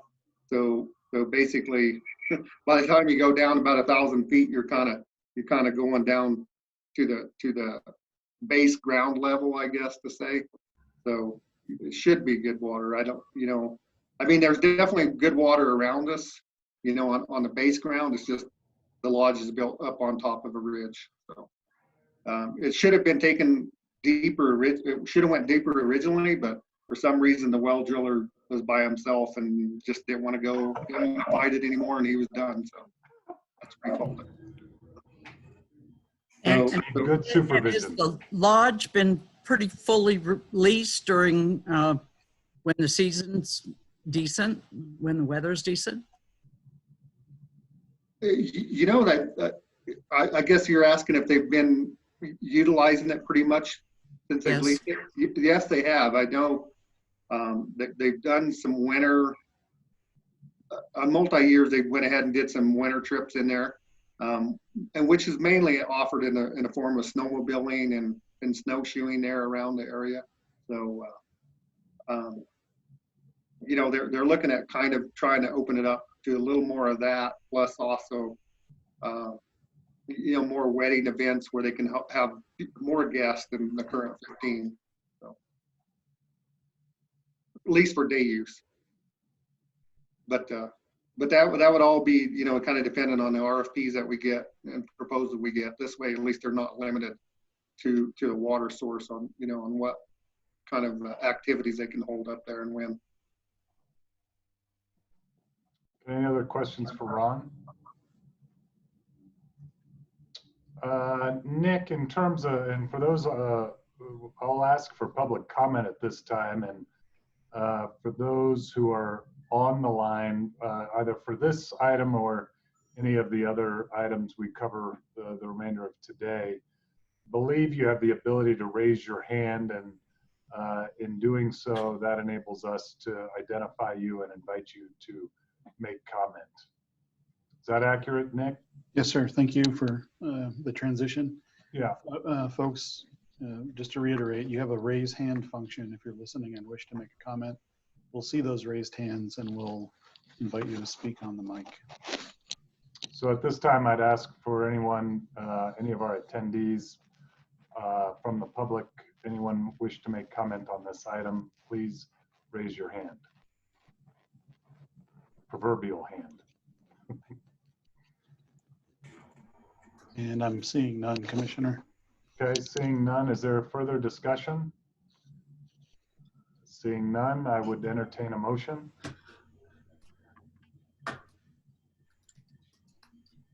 This is Commissioner Scanlon. I move that the board approve the use of up to $50,000 from the Investment and Development Fund to drill a new domestic water well on North Mountain Ranches in Dolores County. Okay. Second. Been moved by Commissioner Scanlon, second by Commissioner Shaw. Any further discussion? All in favor indicate by saying aye, and I'll do an individual roll call. Commissioner Heath? Aye. Commissioner Shaw? Aye. Commissioner Scanlon? Aye. Commissioner Carney? Aye. And Commissioner Butterworth votes in favor. Motion passes 5-0. Thanks, Ron.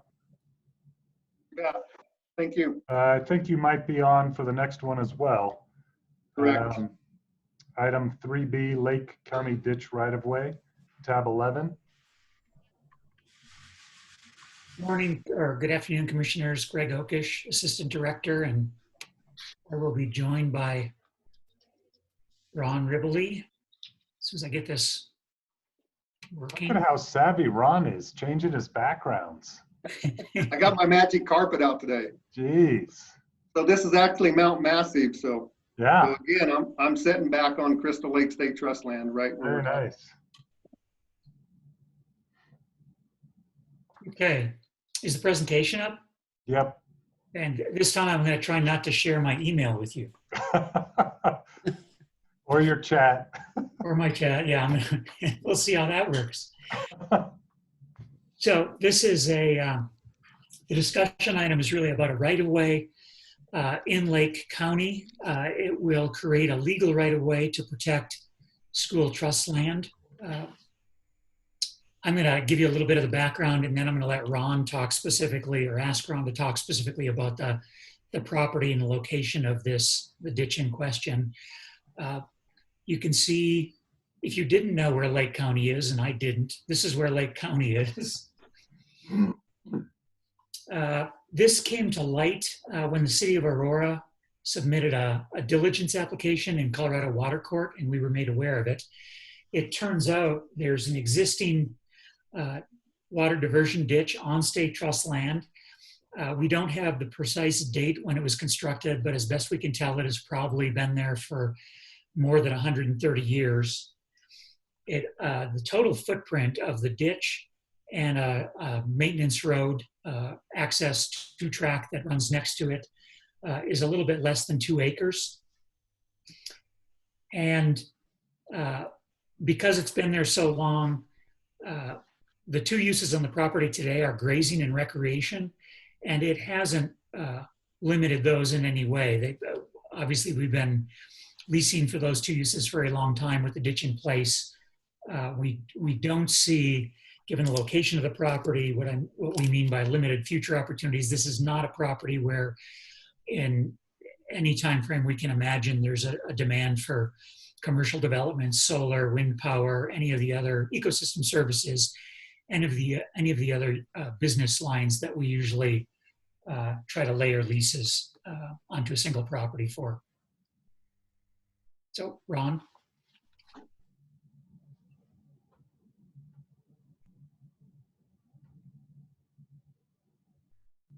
Ron, you good?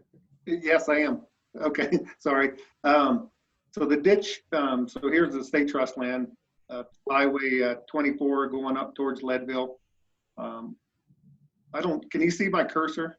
I can do it, Ron. Yes. Yeah. Okay. We So can Highway see it. 24, and where Greg is pointing, go to the Arkansas River and then that braid. So there's the main channel, the Arkansas River, and then there's a braid channel where the actual diversion comes off of the Arkansas. So we got a couple of different ag lessees on the property, and we also have, Carl Parks and Wildlife also leases it from us. The ditch kind of runs right there at the point of the green dot is the diversion and runs southeasterly out of the property. There's a road right alongside of it, kind of parallels the railroad track that actually bisects the whole property. The railroad tracks are here. Yeah. So like Greg was saying, it's a small footprint, only the ditch and the narrow width of the road.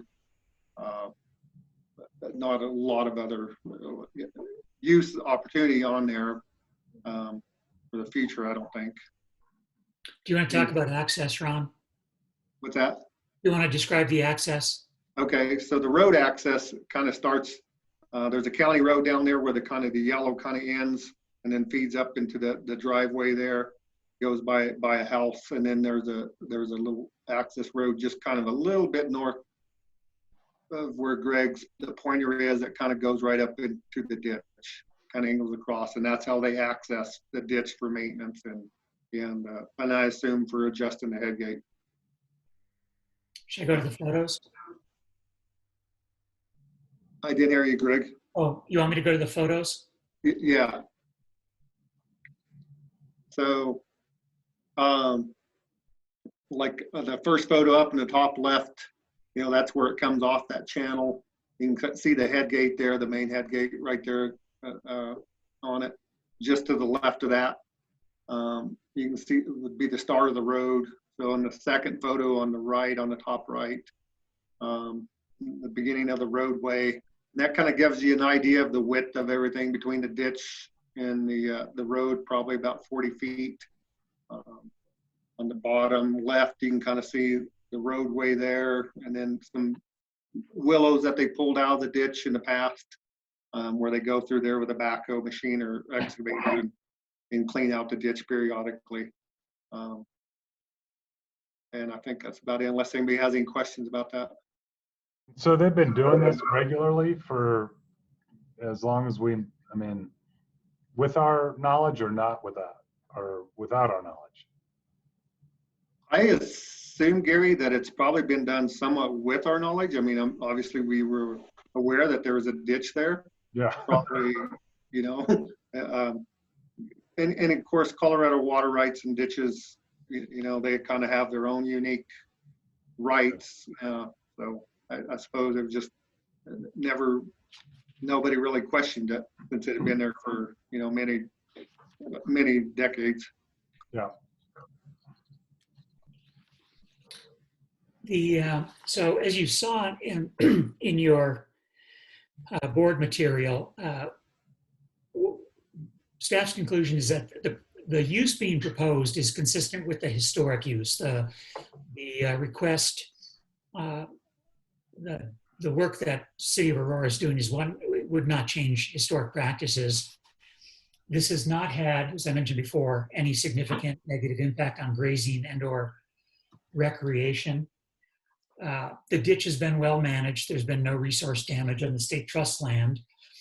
And I think most importantly, the reason we want to put a right-of-way around it is that will give us, so today there's no specific legal description of the boundaries within which the ditch and the road can exist. And if we can document those, or if we document those, then if 10 or 20 or 50 years from now, somebody wants to move the ditch, move the road, expand the use, we have a clear basis from which to start a conversation, because it's clearly, there's a legal right-of-way in place with a legal definition associated with it. So we do think, even though it hasn't been done previously, we think it's really important that we do create a legal right-of-way contract today.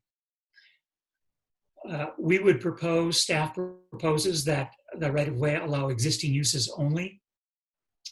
If we apply our standard pricing to it by length and width, the standard pricing would be just over $9,000. However, because the ditch has been in place for so long, we would suggest alternatively that we apply what our minimum charge for a right-of-way would typically be, which is $5,000. So a little more than 50% of, quote, the standard pricing. And probably the biggest departure from our standard right-of-way practices would be that normally we would issue a right-of-way for a 30-year term. The City of Aurora, or Aurora Water in this case, has requested a perpetual term. They've pointed out that the ditch has been there for over 100 years. They would expect it to be there for another 100 years, and that they would really strongly have a strong preference for a perpetual term so that they're assured of their continued access and use of the ditch as part of their overall citywide water solution.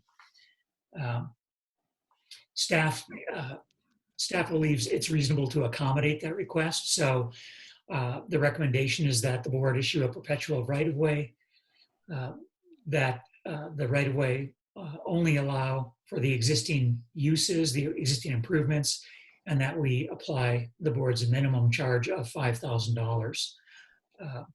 If at the end of your discussion, you're comfortable with the staff recommendation, you would only have to move that the board order is approved as written. But if you want to make any changes to it, you could certainly modify your motion accordingly. So if you have any questions for Ron or I, would be happy to answer them. Greg, sorry. on the perpetual agreement, I assume there's language in there that if the City of Aurora wanted to either went out of business or decided they didn't want to maintain it anymore, any transfer or assignment would have to come back to us? I don't know the answer in a standard right-of-way contract, but we could certainly include that. Well, it just seems like that's sort of that would be consistent with the way in which we manage other longer term leases. Nick, is David Rodenberg on? He is.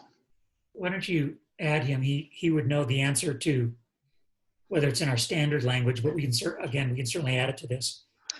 And Nick, I think Mindy raised her hand. You could add her too. She did. Both David and Mindy are open to speak at this point. Uh, Afternoon, Commissioners. This is David Rodenberg, right-of-way manager, and yes, that language is standard in our contracts, Commissioner Butterworth. Okay, good. Thank you. Mindy? This is Mindy Gottsagen, Conservation Services Manager. I just want to point out that the Crystal Lakes property is in the Stewardship Trust. And although this is a new right-of-way, because it's a long-standing historic use, notice of this right-of-way was not provided per the Stewardship Trust policy. Thank you. Are there any questions for Greg or Ron? Are there any members of the public who wish to make comment on this item? And listeners, if you would like to make a comment on this item, please use the raise hand feature in your viewer panel. We should have a countdown clock where we give them like 5 seconds to buzz in.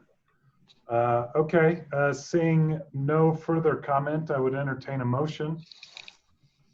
After consideration of the materials presented and testimony given at the regular meeting of May 13th, 2020, the board determines that it is in the best interest of the trust to approve a perpetual right-of-way in Lake County. The right-of-way will be issued to Aurora Water, will be approximately 40 feet wide and 2,100 feet in length, and will be for the sole purpose of operating and maintaining an open ditch used to transport water from the Arkansas River. The minimum charge for the right-of-way will be $5,000. The board delegates authority to the director to draft an order and take appropriate action consistent with the board's decision. It's been moved by Commissioner Shaw. I believe that was a second from Commissioner Heath. Is that correct? Any further discussion? And I'll take vote by roll call. If you're in favor, indicate by saying aye. Commissioner Heath? Aye. Commissioner Shaw? Aye. Commissioner Scanlon? Aye. Commissioner Carney? Aye. Commissioner Butterworth votes in favor. Motion passes 5-0. Thanks, Greg. Thanks, Ron. Next item, oil and gas lease extension request.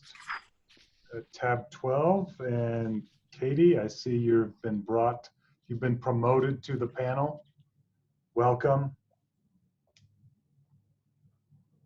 You're on mute.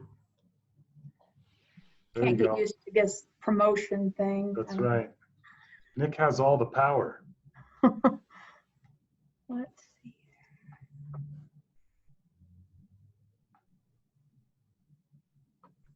Okay. Are you seeing the PowerPoint? Yes. Yep. Okay.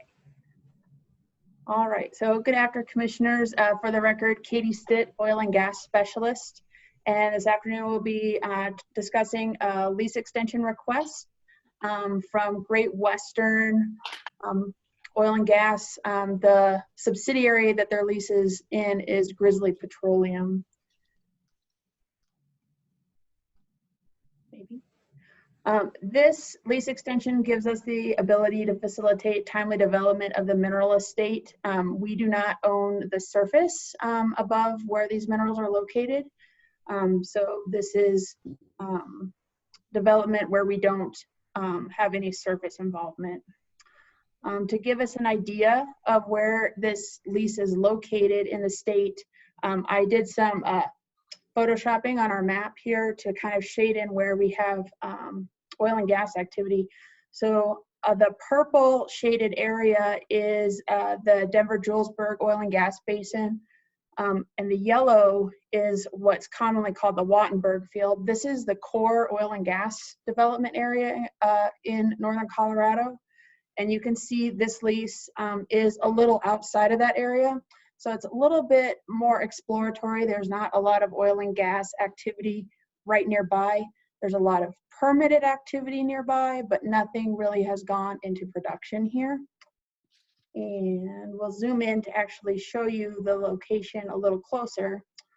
So on this map, just to orient ourselves, we're along Highway 85, north of Greeley and south of Cheyenne, so in between there.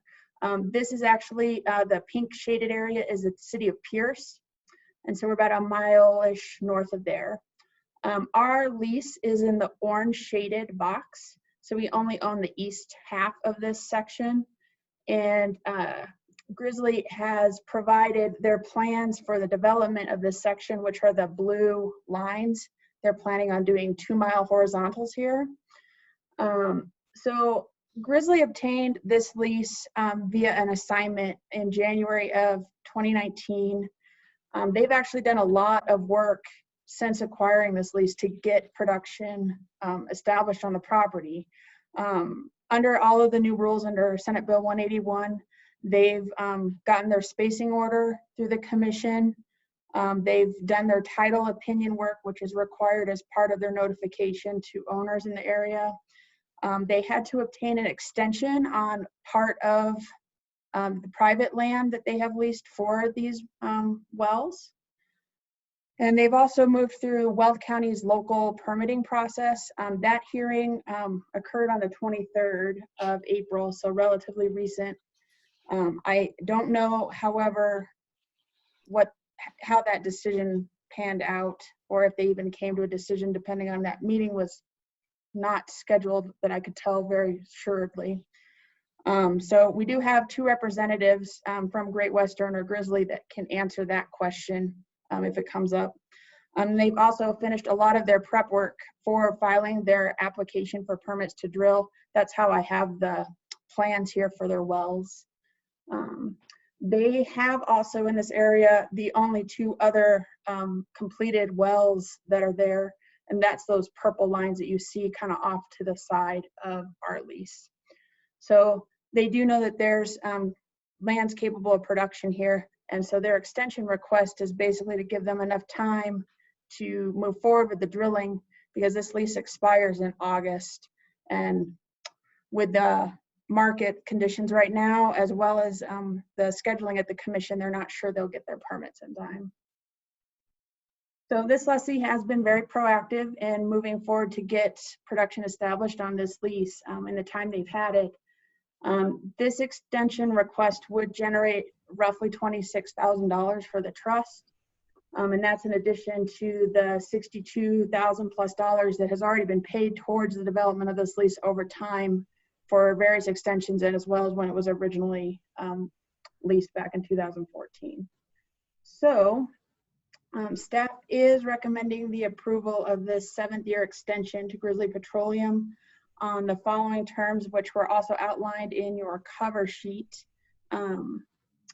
And I'd be happy to answer any questions you have for me. And then I think we have David from Grizzly, and forgive me, I've forgotten the regulatory gal's name. I think it's Jen. Sorry. I believe they were both planning on joining us today for the meeting if you had questions for Grizzly. Thank you, Katie. Any questions for Katie? Seeing none. Commissioners have questions for Grizzly? And maybe since David is here, if you'd like to make comment, I certainly invite you to do so. Hi, this is David. I just appreciate everybody's time. I think Katie said it all. We're really looking forward to getting this project going, and we just need a little help from you guys with this extension. We can move forward, continue forward. Great. Thank you. Any questions for David? Are there any members of the public who wish to make comment? If so, click the raise hand button.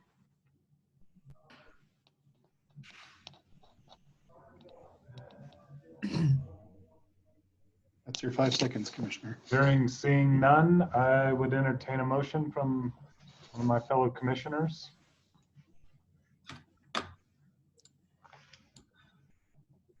Yes, I'm based on the information provided to the board at the May 13th, 2020 board meeting.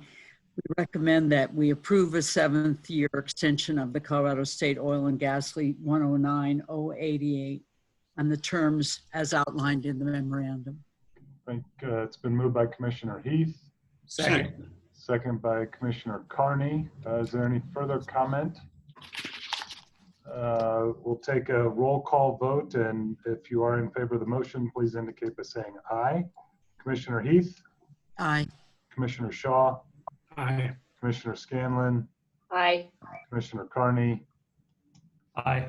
Commissioner Butterworth votes in favor. Motion passes 5-0. Thank you, Katie. Thank you very much. Next item 1D, small parcel disposal in Routt and Morgan counties, and it's tab 13. And Nick, if you will promote Matt. See, he's been promoted. Matt LaFontaine. You're muted.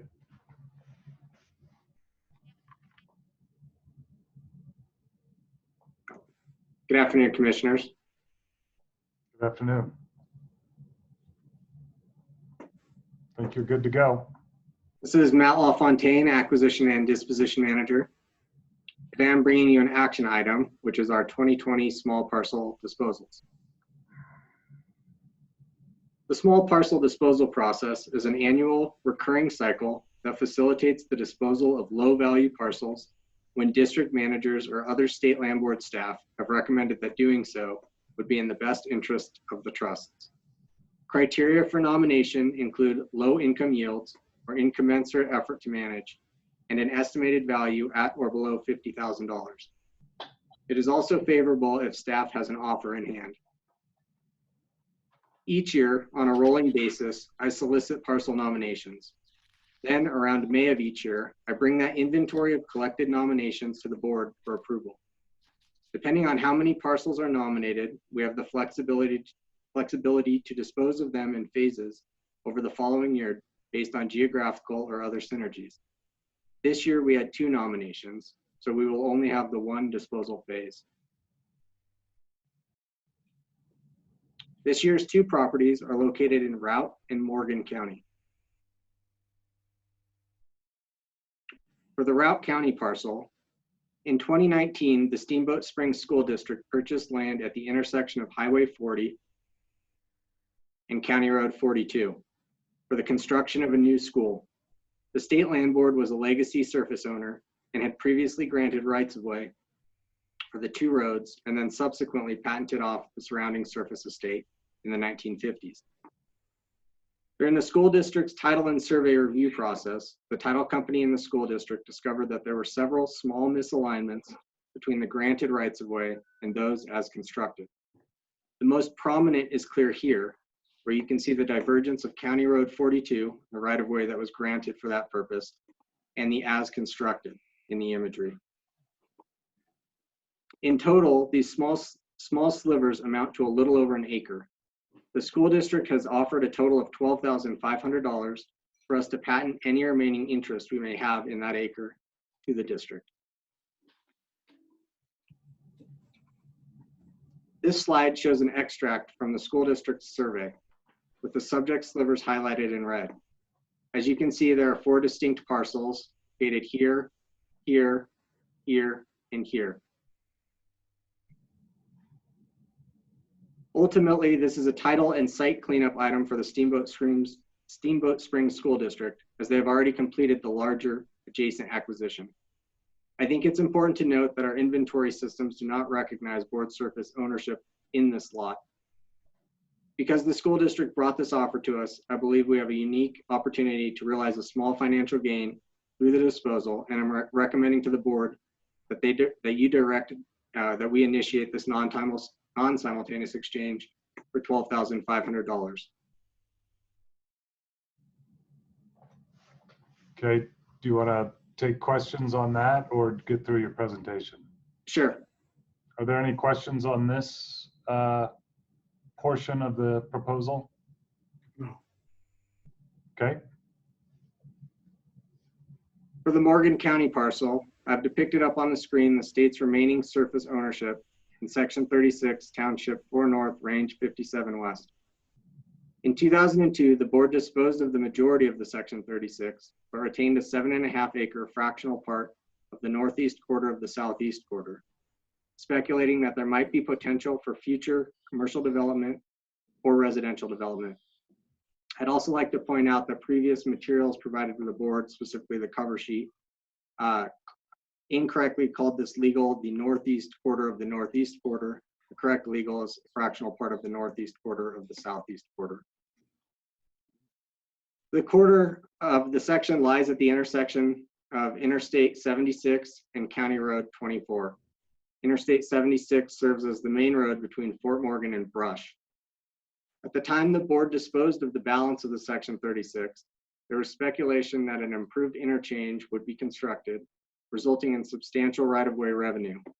At the time, the westbound on-ramp to Interstate 76, coming south along County Road 24, kind of hooked out here and then curved around. Subsequently, the current configuration was constructed, and as you can see, there was no significant footprint or clover leaf or any sort of larger interchange that was ultimately built. Through a previous agreement, the lessee of the retained 7.5 acres, who is also the owner of the adjacent property and that balance of the Section 36, has been allowed to use the subject parcel without charge while it remains under board ownership. Accordingly, the board currently receives $0 in rent from the land. While staff has not yet received a bona fide offer to purchase the site, the district manager, Matt Pollard, who nominated the property, believes there is significant investor appetite and that a potential bid may be forthcoming for commercial or residential investment. And that bid may materialize through our public notice and bid process. He has recommended that the board set the minimum bid at $50,000. Are there any questions on this parcel? Not from me, and No. let's see. Nope. Thank you, commissioners. Therefore, staff recommends that the board approves the two parcels for non-simultaneous exchange at the minimum bids discussed. Okay, we just asked if there were questions. Didn't have any. Are there any members of the public who wish to make comment? If so, click on the raise hand feature in the chat menu. 3, 2, 1. Seeing none, I would be happy to entertain a motion to approve the 2020 small parcel disposal of these two parcels. After consideration of the materials presented and its testimony given at its regular meeting of May 13, 2020, the board determines that it is in the best interest of the trust to authorize the non-simultaneous exchange of the parcels identified as 20.1 and 20.2 on the 2020 small parcel disposals inventory at $12,500 and $50,000 respectively. The board hereby determines that the 20.1 parcel in Routt County will not be sold or exchanged for commercial, residential, or industrial development, and therefore no fiscal impact determination is required under Colorado Revised Statute 36-1-112.5. The board determines that the income from the proposed non-simultaneous exchange of the 20.2 parcel in Morgan County and future county taxation can reasonably be anticipated to exceed the fiscal impact of a potential development on local school districts and state funding of education from increased school enrollment associated with the potential development. The board delegates authority to the director to draft an order and take appropriate action consistent with the board's decisions. It's been moved by Commissioner Carney. There's a second. Second by Commissioner Shaw. Any further discussion? Take a roll call vote. Those in favor indicate by saying aye. Commissioner Heath? Aye. Commissioner Shaw? Aye. Commissioner Scanlon? Aye. Commissioner Carney? Aye. Commissioner Butterworth votes in favor. Motion passes 5-0. Thank you, commissioners. Thanks, Matt. Next item, final action 3E, North Masters Exchange, and Matt Pollard, tab 14.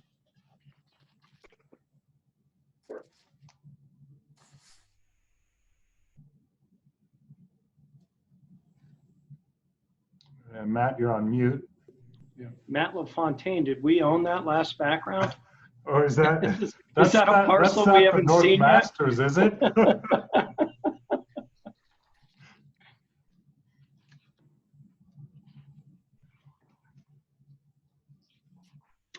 Okay, can everyone see my screen? Yep.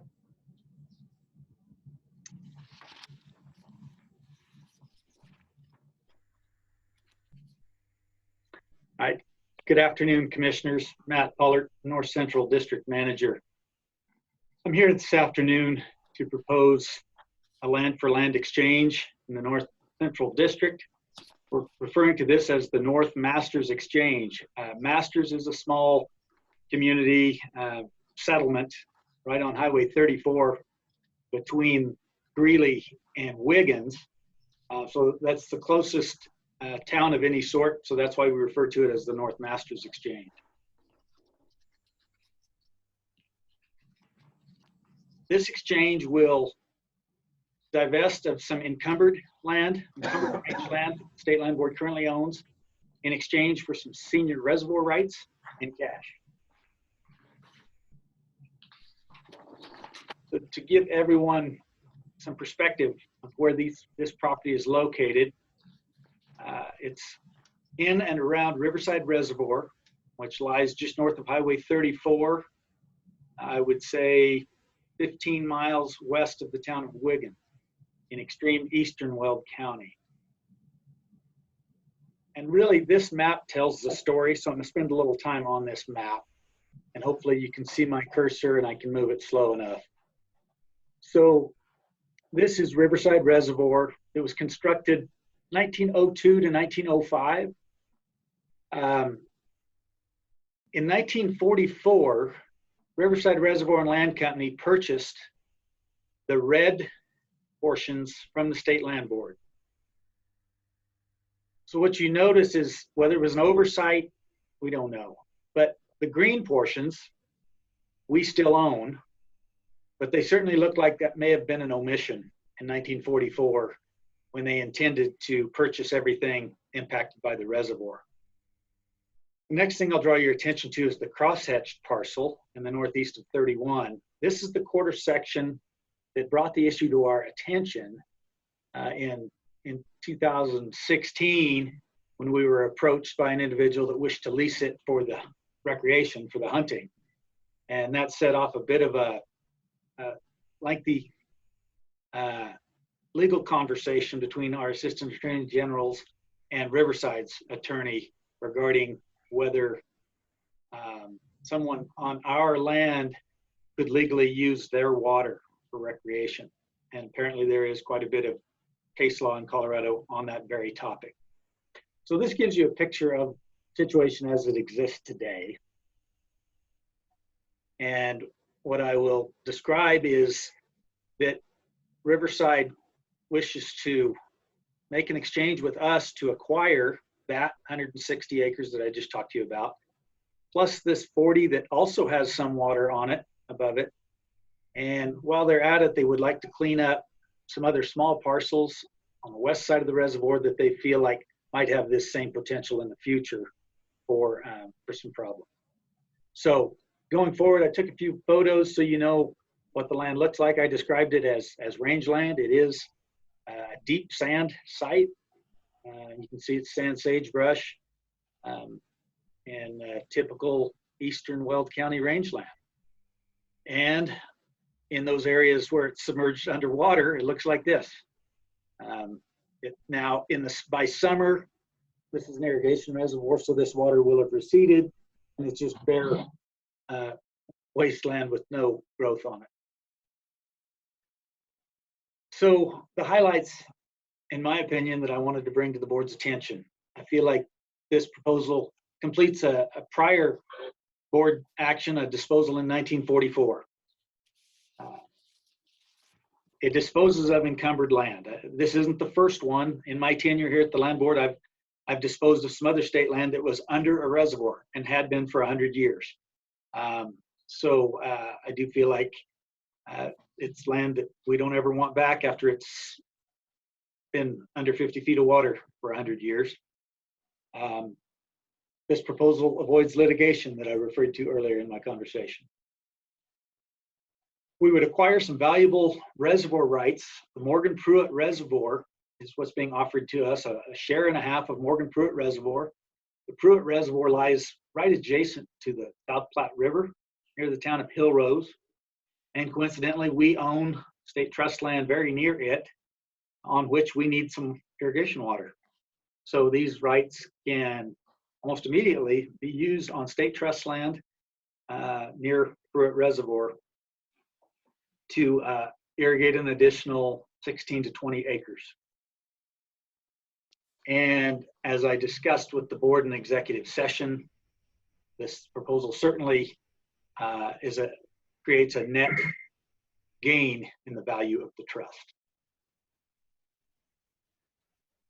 This is what I told the board in executive session. I would talk a little bit about the annual revenues that I projected, and I thought that was certainly a positive to this exchange.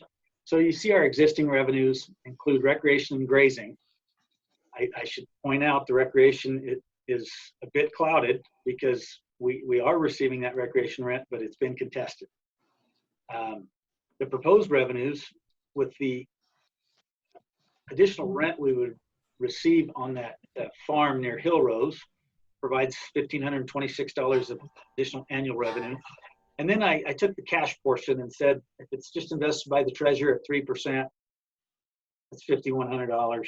That shows a net gain in itself. I could have very easily also proposed if we reinvested that at 5 or 6% in another investment, commercial, real estate, what have you, that even further shows the gain in annual revenue that we could get with these new assets. So with that, quite simply, the staff is recommending that the board approve the exchange of these 320 acres of rangeland in eastern Weld County for 1.5 shares of Morgan Pruitt Reservoir Company and $170,000 cash. And I'd be happy to answer any question. Thank you, Matt. Commissioners, do you have any questions for Matt? Seeing none, I'd ask if there are any members of the public who wish to comment on this item. If so, please click your raise hand button in the chat area. Seeing none, I would entertain a motion. After consideration of the materials, excuse me, it's Commissioner Heath. After consideration of the materials presented and testimony given at the regular meeting of May 13th, 2020, the board determines that it's in the best interest of the trust to approve the exchange of 320 acres of rangeland in eastern Weld County for a share and a half of Morgan Pruitt Reservoir Company and $170,000 in cash. We determine that the income from the proposed transaction can reasonably be anticipated to exceed the fiscal impact of such development on local school districts and state funding of education from increased school enrollment associated with such development. We delegate the authority to the director to draft an order and take appropriate action consistent with the board's decision. It's been moved by Commissioner Heath. Second. Second by Commissioner Scanlon. Any further discussion? All in favor indicate by saying aye. An individual roll call. Commissioner Heath. Aye. Commissioner Scanlon. Aye. Commissioner Shaw. Aye. Commissioner Carney. Aye. And Commissioner Butterworth votes in favor. Motion passes 5-0. Thank you, Matt. Thank you. Next item, 3F, wind planning application 5939. And that would be tab 15 with David Rodenberg.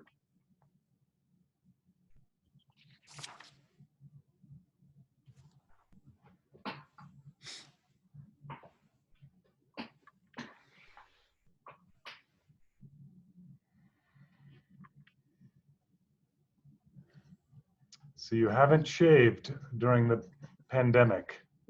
COVID beard. This is the best time to keep it, right? That's right. We hired Charlie Blackman in the offseason. There's no baseball, so. He's my official beard consultant. You wish you were at his salary, right? Yeah. What do you think, Bill? I'll talk to the OSPB about it, David, but don't get your hopes up. All right. Can everybody see the screen? Yep. Thanks. Good. So good afternoon, commissioners. David Rodenberg, real estate section. Nice to see all of you.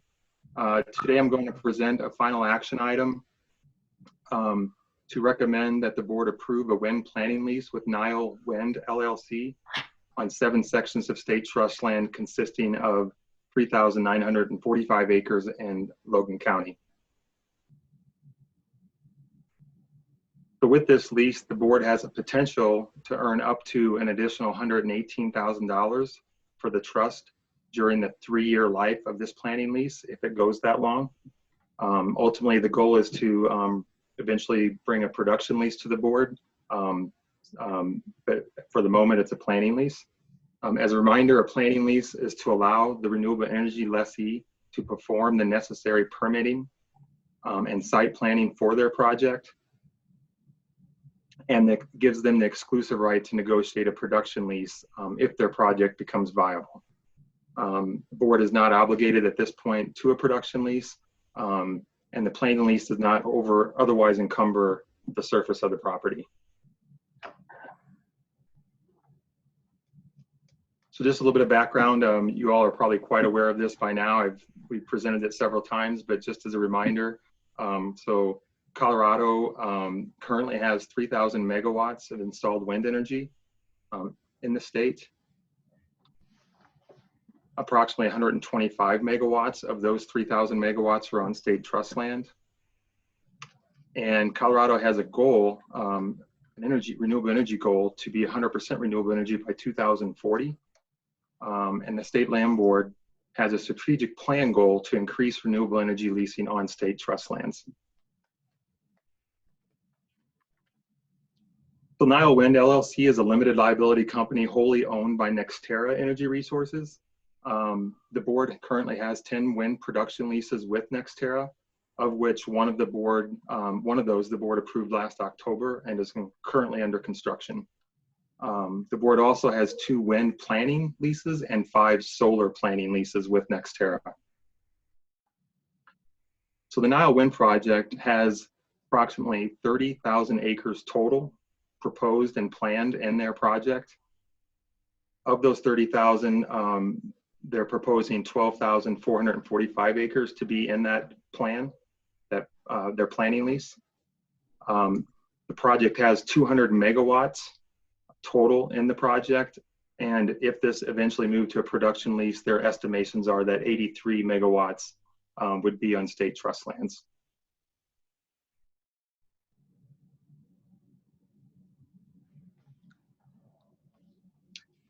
So this is a overall map of the state, and this is approximately where the project is located. And this is about 5 to 10 miles east of Sterling.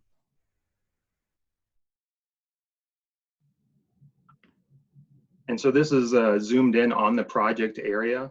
What I wanted to show you here is the parcels that are identified in yellow. These areas here, and then right up here. Those are the 3,945 acres that are the subject of this agenda item recommendation.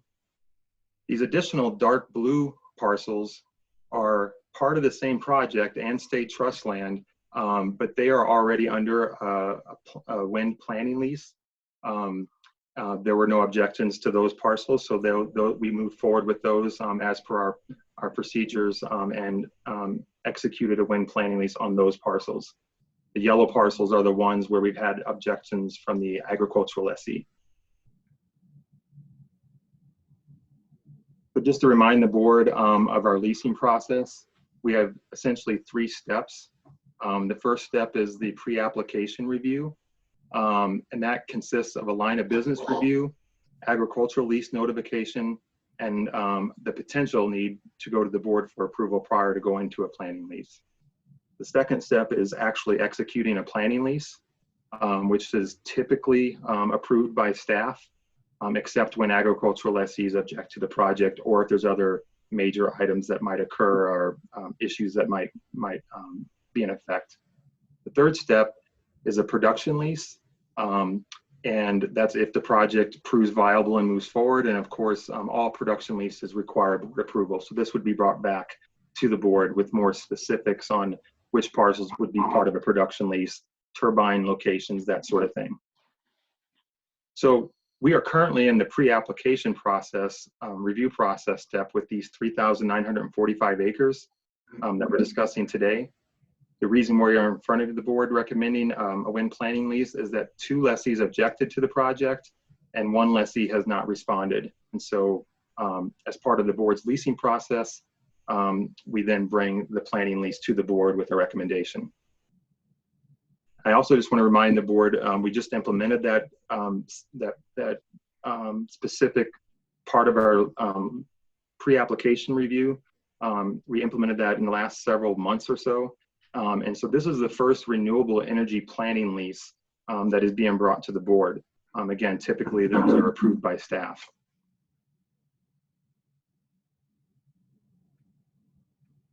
So again, I just wanted to bring this slide up again to, again, show the yellow parcels, 3,945 acres that we're talking about today. The blue parcels consist of about 8,500 acres and are already under an executed planning lease. In addition, I wanted to note that the majority of the state trust parcels related to the Nile Wind Project are in the public access program. The board approved that, I believe, last month. So it will be implemented into the public access program. And staff discussed with CPW this project, and they do not have any issues with the project. And of course, we discussed this with Nextera as well, and they didn't have any issues and thought the uses would be, hunting uses would be compatible. It happens on other projects of theirs. So this slide, I just simply wanted to show, there's a lot of information here, but these are the 3 lessees that either objected or did not respond. I also wanted to point out a correction to the cover sheets.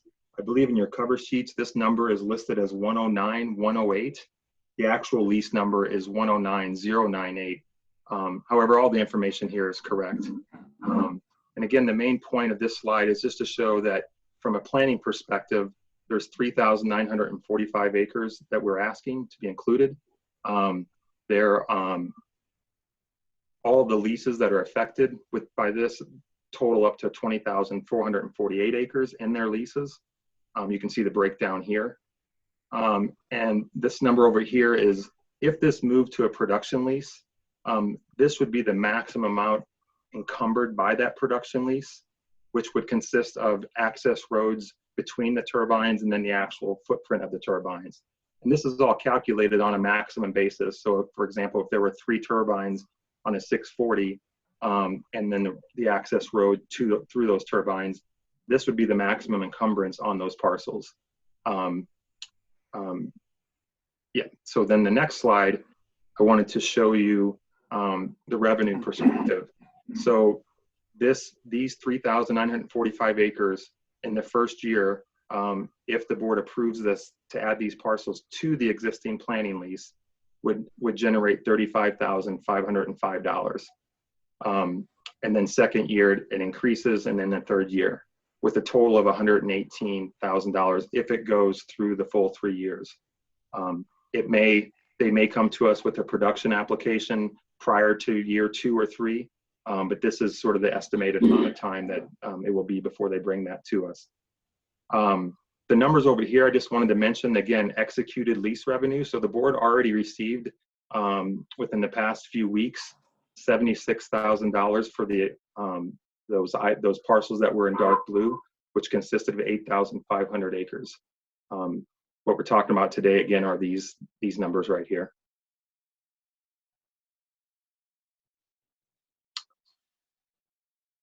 So staff identified a few significant benefits that the Nile Wind Project will have for the school trust. One is that it will generate significant revenue to the school trust, as I mentioned just in a slide ago, especially if it goes to a production lease. Those numbers would obviously be significantly higher. Second, the project supports the board's goals of increasing renewable energy on state trust lands. And finally, the wind projects in general are compatible with specifically agricultural leases. The board has 15 production leases that were related to the other 8,500 acres that did not have any objections from them regarding this project. So there were a total of 18 and 15 did not have any issues with this project, and therefore we executed the planning lease. And then also the board has 15 wind production leases that over the course of executing them, we didn't have any objections from our agricultural lessees. So the point there being that generally speaking, most agricultural lessees are in favor of these wind leases, and or I should say more, they don't object to it. They understand the board's goal to generate revenue, and some of them realize the importance of renewable energy. So with that said, staff recommends that the board approve a wind planning lease to Nile Wind LLC and to cancel the required acres necessary for the wind project from each of the 3 agricultural lessees. I just wanted to remind the board that if they are in favor of making a motion, they don't have to read the entire board order. They can just reference it. But if you'd like to read it, you can do that as well. All right, thank you, David. Questions, commissioners? Commissioner Heath? David, I noticed there are 2 property owners that objected. What is the basis of their objection? Good question. I only was able to reach one of those agricultural lessees. I was expecting that they would be on the call today. They indicated that they were interested in possibly speaking to the board about their objections, but I don't want to speak for them. But overall, I think there was concern about the value of their land with all of the wind projects that are coming up and surrounding their property. That was one particular lessee. The other one I wasn't able to get a hold of and did not offer any reasons why they objected to it. Thank you. And so in approving the planning lease, we have to why do we have to back out their property now? Well, the purpose is to because we're notifying them and asking for their approval or objections or their opinions, we want to just set the expectation of when we come back to the board. This is basically going to be their 1-year notification, so that we don't, when we come back to the board with a recommendation, that we're not then starting the time clock of a 1-year notice. Yeah. Commissioner Butterworth, I think that was clear. I just, if this proceeds to construction, we don't want the developer to have to wait a year before they can get on the site. Yeah, got it. Okay. I did also want to mention that there are a couple people from Nextera that I know are on the call if you have any questions for them. And again, I'm not sure if anybody from the public, specifically the agricultural lessees, are on the meeting or not. Okay, I'll ask for that in a second. Are there any other questions for David? Does anyone have questions for Nextera? Okay. Are there any members of the public who wish to comment on this item? If so, if you go into the chat feature, you can click on the raise your hand button and we can allow you to make comment. All right, seeing none, I would entertain a motion, and a motion to approve wind planning application 5939 by Nile Wind LLC per the terms in our of the draft board order. So moved. Okay, thank you. Been moved by Commissioner Shaw. Is there a second? Second. Second by Commissioner Scanlon. Any further comment or discussion? We'll take a roll call vote. If in favor of the motion, please say aye. Commissioner Heath? Aye. Commissioner Scanlon? Aye. Commissioner Shaw? Aye. Commissioner Carney?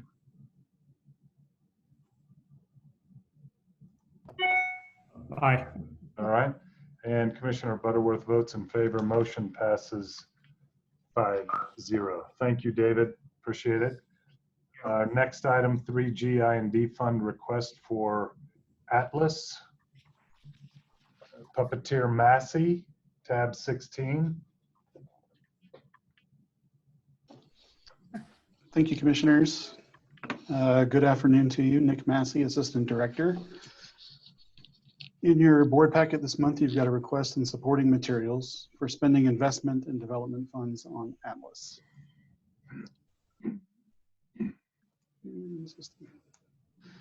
In recent months, you've heard me and my team present on Atlas, its management, its capabilities, and its needs a few times. To date, we've invested about $3.5 million in the system, and the system has ongoing needs for investment to keep it healthy and supportive of our work. For years, staff have been actively modifying the way Atlas does its work.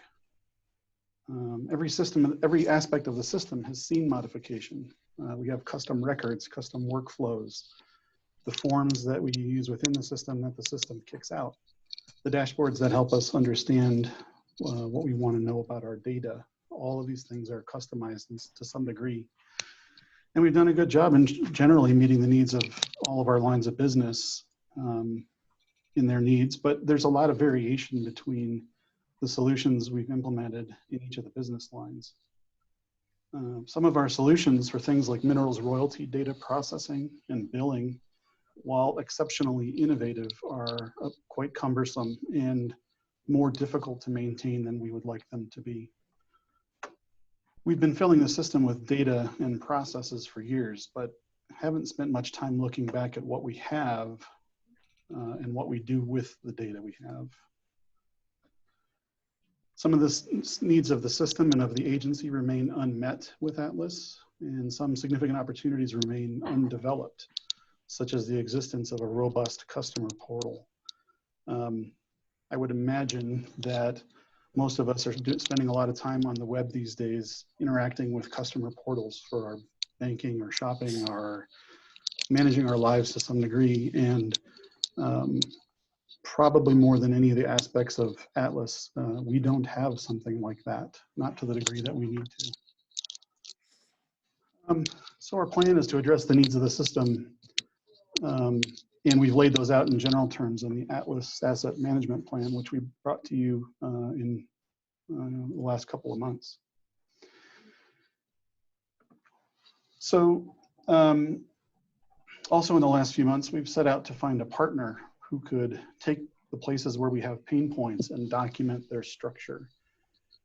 We need help to develop a plan to address the needs of the system with appropriate resources, be those internal or external. We've got great resources internal to State Land Board concerning NetSuite, but there's a lot out there that we don't have, and we need some help to get those resources, those skills under our roof. We think we found a partner that can do this for us in Blue Horseshoe Consulting. They're a summarized version of their proposal to us on a project we'd like to engage has been provided in the packet. Staff is motivated to find fresh ideas to solve system needs because, like any artist, IT system developers create solutions using a defined perspective on the possibilities. We need to explore a greater set of possibilities, plain and simple. If we rely on the same partners that brought us to where we are today, we risk making the same decisions that have led us to where we are now. And don't get me wrong, those decisions have led to some good work. We have a system that supports our needs pretty well, but we know that the horizon is vast with what we could be doing with the system. Oops.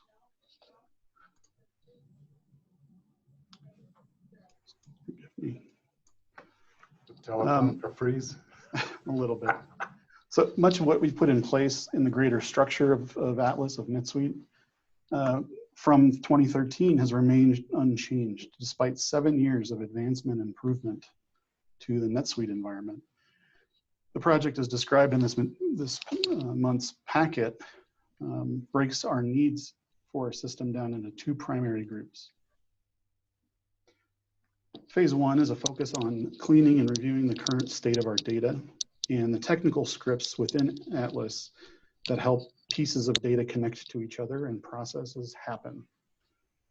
And it focuses on the core building blocks of kind of how Atlas works. We have our fixed assets, which are really represented by a serial number on every acre that we have or every piece of property we have in the entire state.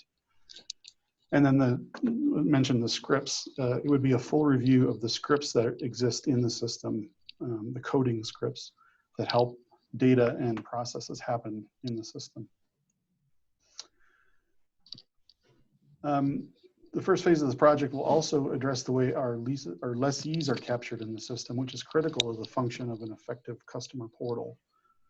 We need to work on the state of our data. We have situations where we have duplication in customer records. We have some messy data from old practices and old habits in our customers. And until we have a fairly precise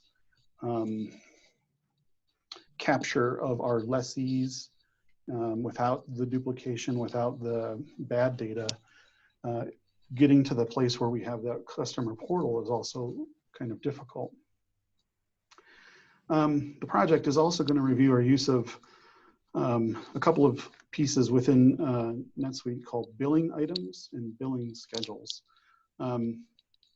Billing items, think of it as a shopping list at the grocery store. If we want to create a lease, we have to buy eggs, milk, sugar, and butter. And each of those things is represented by a line of information or a billing item in the system. And we need to look at the way we've set our system up to handle those things and see if we can't find a better way to do it, because with as many leases as we have, it's getting hard to manage some of this. This whole first phase, the consultant thinks would take about 5 weeks of focused effort. In the materials that you've been provided, I noticed after the fact that the sort of timeline for all the phases that we've been talking about with the consultant, there are some older dates on there. It just gives you a hint that we've been working on this for a while. But you get a sense of what 5 weeks might look like over the calendar. And so there's also a second phase of the project proposed. Phase 2 is going to focus on returning Atlas back to what we would call base NetSuite functionality. I mentioned a little bit earlier that there are lots of things that NetSuite that have been built and advanced in NetSuite in the 7 years since we designed our system that do some of the functions that we want a little more efficiently.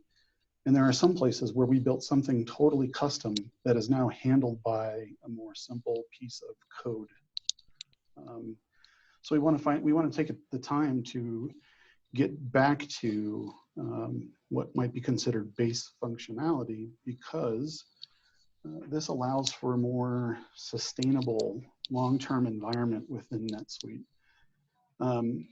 And it also enables some functions that we would like to approach in the future. The other piece that is a reality is that for all the things that are customized in NetSuite, in Atlas, when Oracle sends out kind of a master update to the way NetSuite works, we have to go in and make sure that none of our custom things are messed up by what Oracle has released to the world in an update. And that is very time intensive, and it's risky. It makes us nervous every time an update is coming, and they do it at least twice a year. So there's some opportunities to spend less energy doing those kind of things.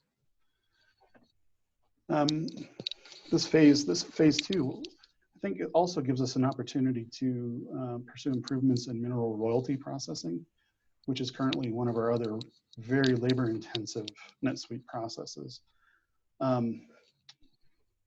Director Ryan was talking about some of the things we've seen in our data, such as 15 to 25% of the revenue we see annually coming from wells that are less than 18 months old. Well, we find that by the kinds of data that we keep in the system, and the data set that we were looking at for that number was 485,000 rows in an Excel spreadsheet. That's when the system spits out the report. It's that much data. Putting the data into the system for that same information, mineral royalty, you can imagine takes a long time and is pretty intensive as well. So there's a need to improve that. What we have works, but it's hard, and we want to do better. And then there's just kind of a final bucket of improvement that we seek to make, which is adding more automation to our system. Things like some of our accounting processes, some of our billing processes, these things have all been set up to be very manually intensive. We do a lot of data work outside of the system before bringing information into the system. And periodically, we have to pull information out of the system to do something with it and put it back in to do something else. Anywhere where we're handling data in a manual way is an opportunity for improvement. And then, so with all these processes that I've been talking about, kind of up in the air, being the focus of improvement, it's critical that we ensure that our team can maintain all of this new stuff within the resources that we currently have. My light just turned off. That we can maintain the system and all the new things that are in it with the resources that we have on staff now. Something we liked about this project proposal is that it includes training and documentation to ensure that as the state land board staff that we can maintain and further improve the things that we're working on in the project.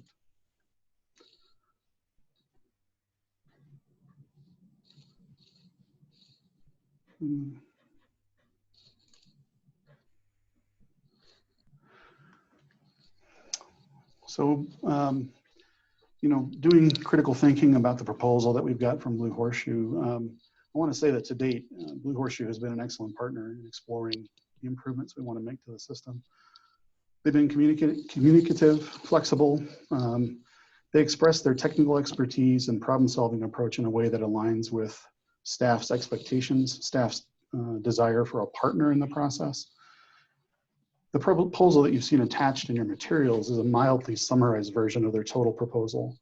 The depth of analysis that well, even in the summarized version reflects a considerable amount of review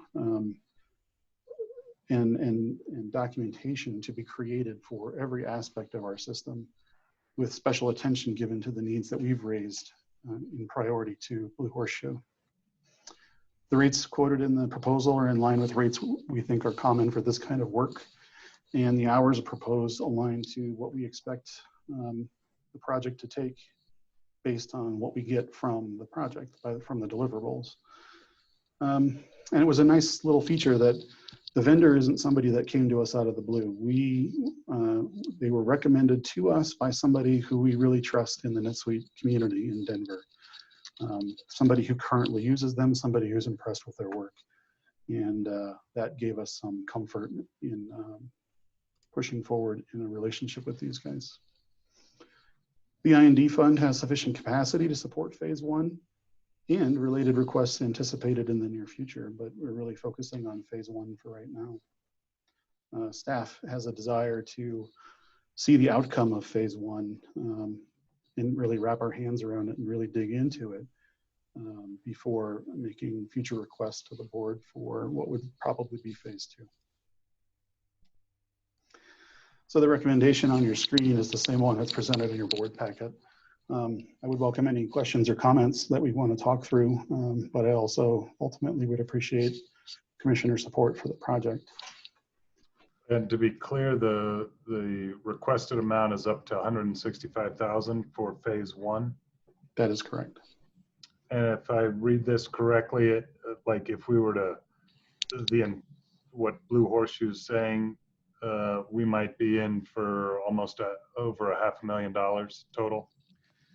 That is correct. If we were to pursue through phase 2, and I'm not going to hide the fact that staff thinks we should also pursue phase 2. The total costs as anticipated now would be about $550,000. Questions for Nick? All right. Are there any members of the public who wish to make comment on this item? Raise your hand. I'm not seeing any, Commissioner. I think, I don't know if it was last meeting or the meeting before, I think you referenced that we talked a lot about the value of Atlas as a tool for us, not only now, but for the future. So I think there was a general agreement that we needed to continue to invest in it to optimize it for a variety, for all of its power and usefulness. So any comments, or I would also entertain a motion to allocate up to $165,000 from the IND fund to support phase 1 contract with Blue Horseshoe.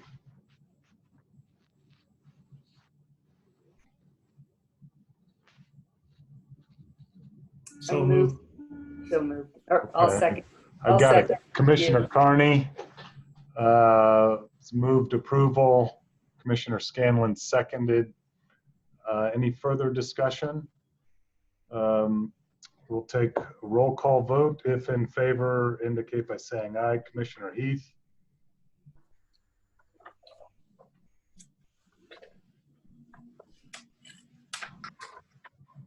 You're good. Commissioner Heath? I said aye. Okay. Commissioner Scanlon? Aye. Commissioner Shaw? Aye. Commissioner Carney? Aye. And Commissioner Butterworth votes in favor. Motion passes 5-0. Thank you, Nick. Looks like you got the next item as well. Tab 17. I do. Extension of approved IND funds.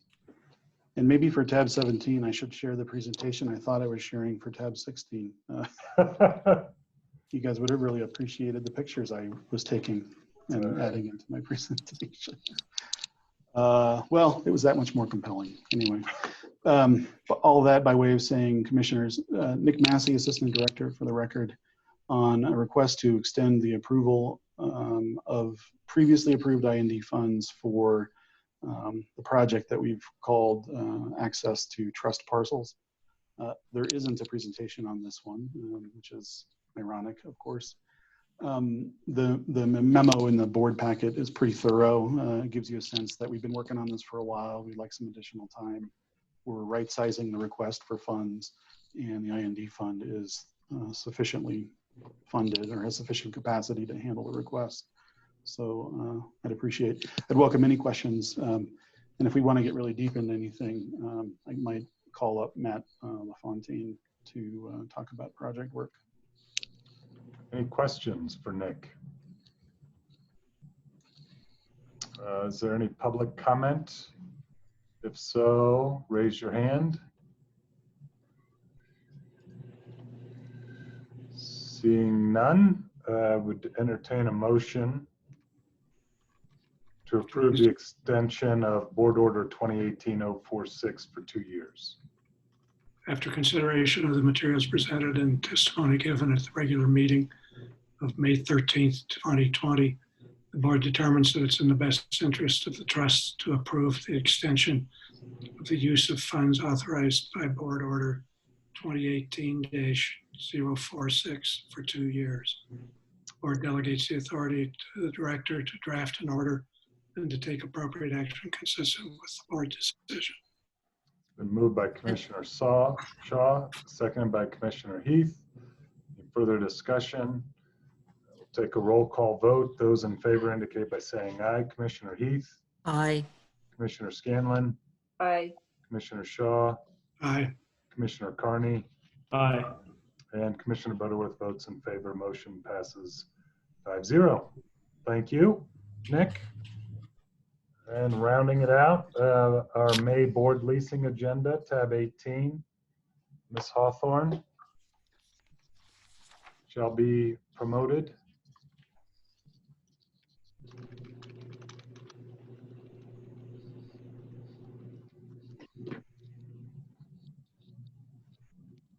Hello, Good afternoon, Commissioner. Alicia. Good afternoon. For the record, Alicia Hawthorne with the Transactions and Record Services team. I am presenting the board with the May 2020 board leasing agenda. We have 2 items this month. Both are new leases. One is an agriculture lease and the other is a recreation lease.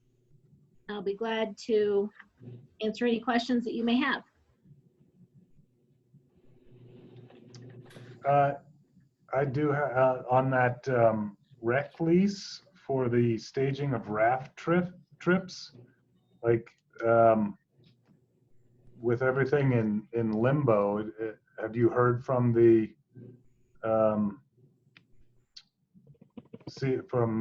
the folks who bid on this? Do they still seek it? As far as I know, yes, but I would like to call on my colleagues. I'm not sure if Matt Pollard is still on the phone, or maybe Abe Medina might be on the phone as well. And actually, so let me. Abe is not on the phone. Okay. I don't know this. This is Greg Okish, Assistant Director. I don't know the specific answer to your question. I would point out it's a 5-year lease, and it's quite. Oh, okay. They would want to still take it in order to have it in the future. Okay.